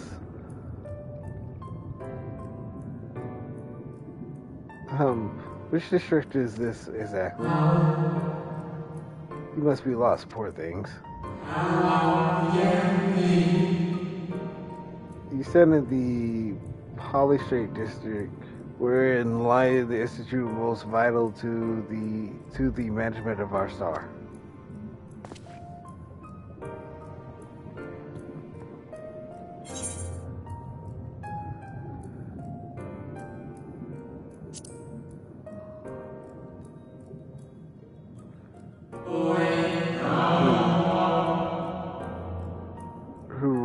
What a curious question. Mayhap you refer to our supervising body, the Convection of 14. So Emmett isn't the leader. Emmett Selk is a member of the Convection. Were you hoping to witness its deeds firsthand? Hardly surprising, I suppose. The whole world holds its breath as the final days draw near, and our brightest minds race to implement their plan.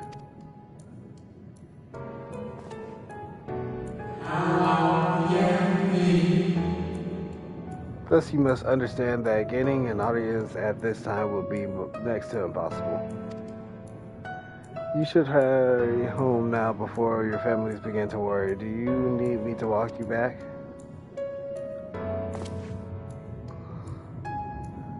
No, thank you. We will be fine.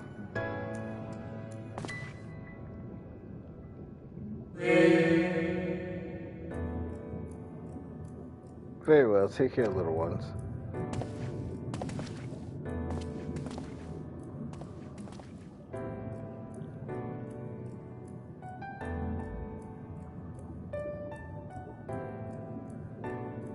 What was all that about? To my eyes, these people appear as arcane entities. I suspect Emmett Selk wove them from ether, much as he constructed the rest of the city. The final days?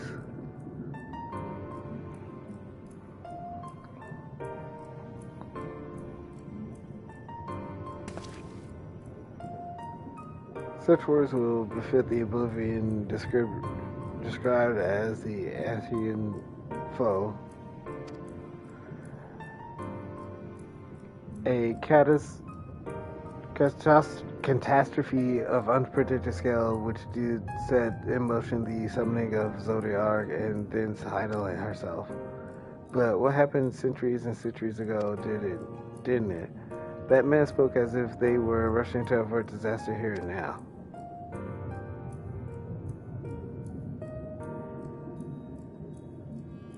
Unless for these people, the distant past is the here and now. I believe thou hast the right of it, Master Afrano. The etheric Amarad and its residents appear to be phantoms of a different age. Emmett has resurrected a memory, a moment in time from before the star was sundered.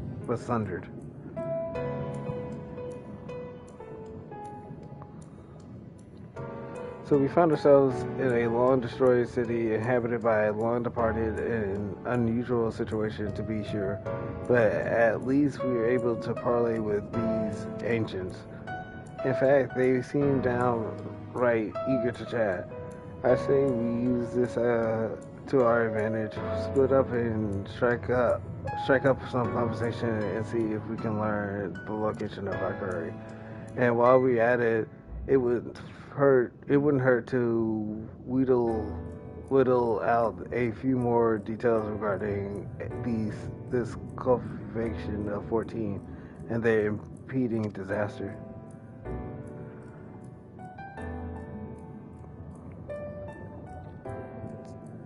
To mingling then, let's meet back here when our jaws start aching.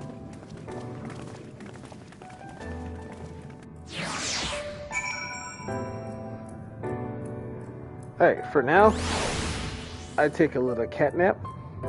and I shall return later on today to finish the rest. I won't put a part 2 for it. I've started up as its own because this one is already at 5:30. So, on that notice,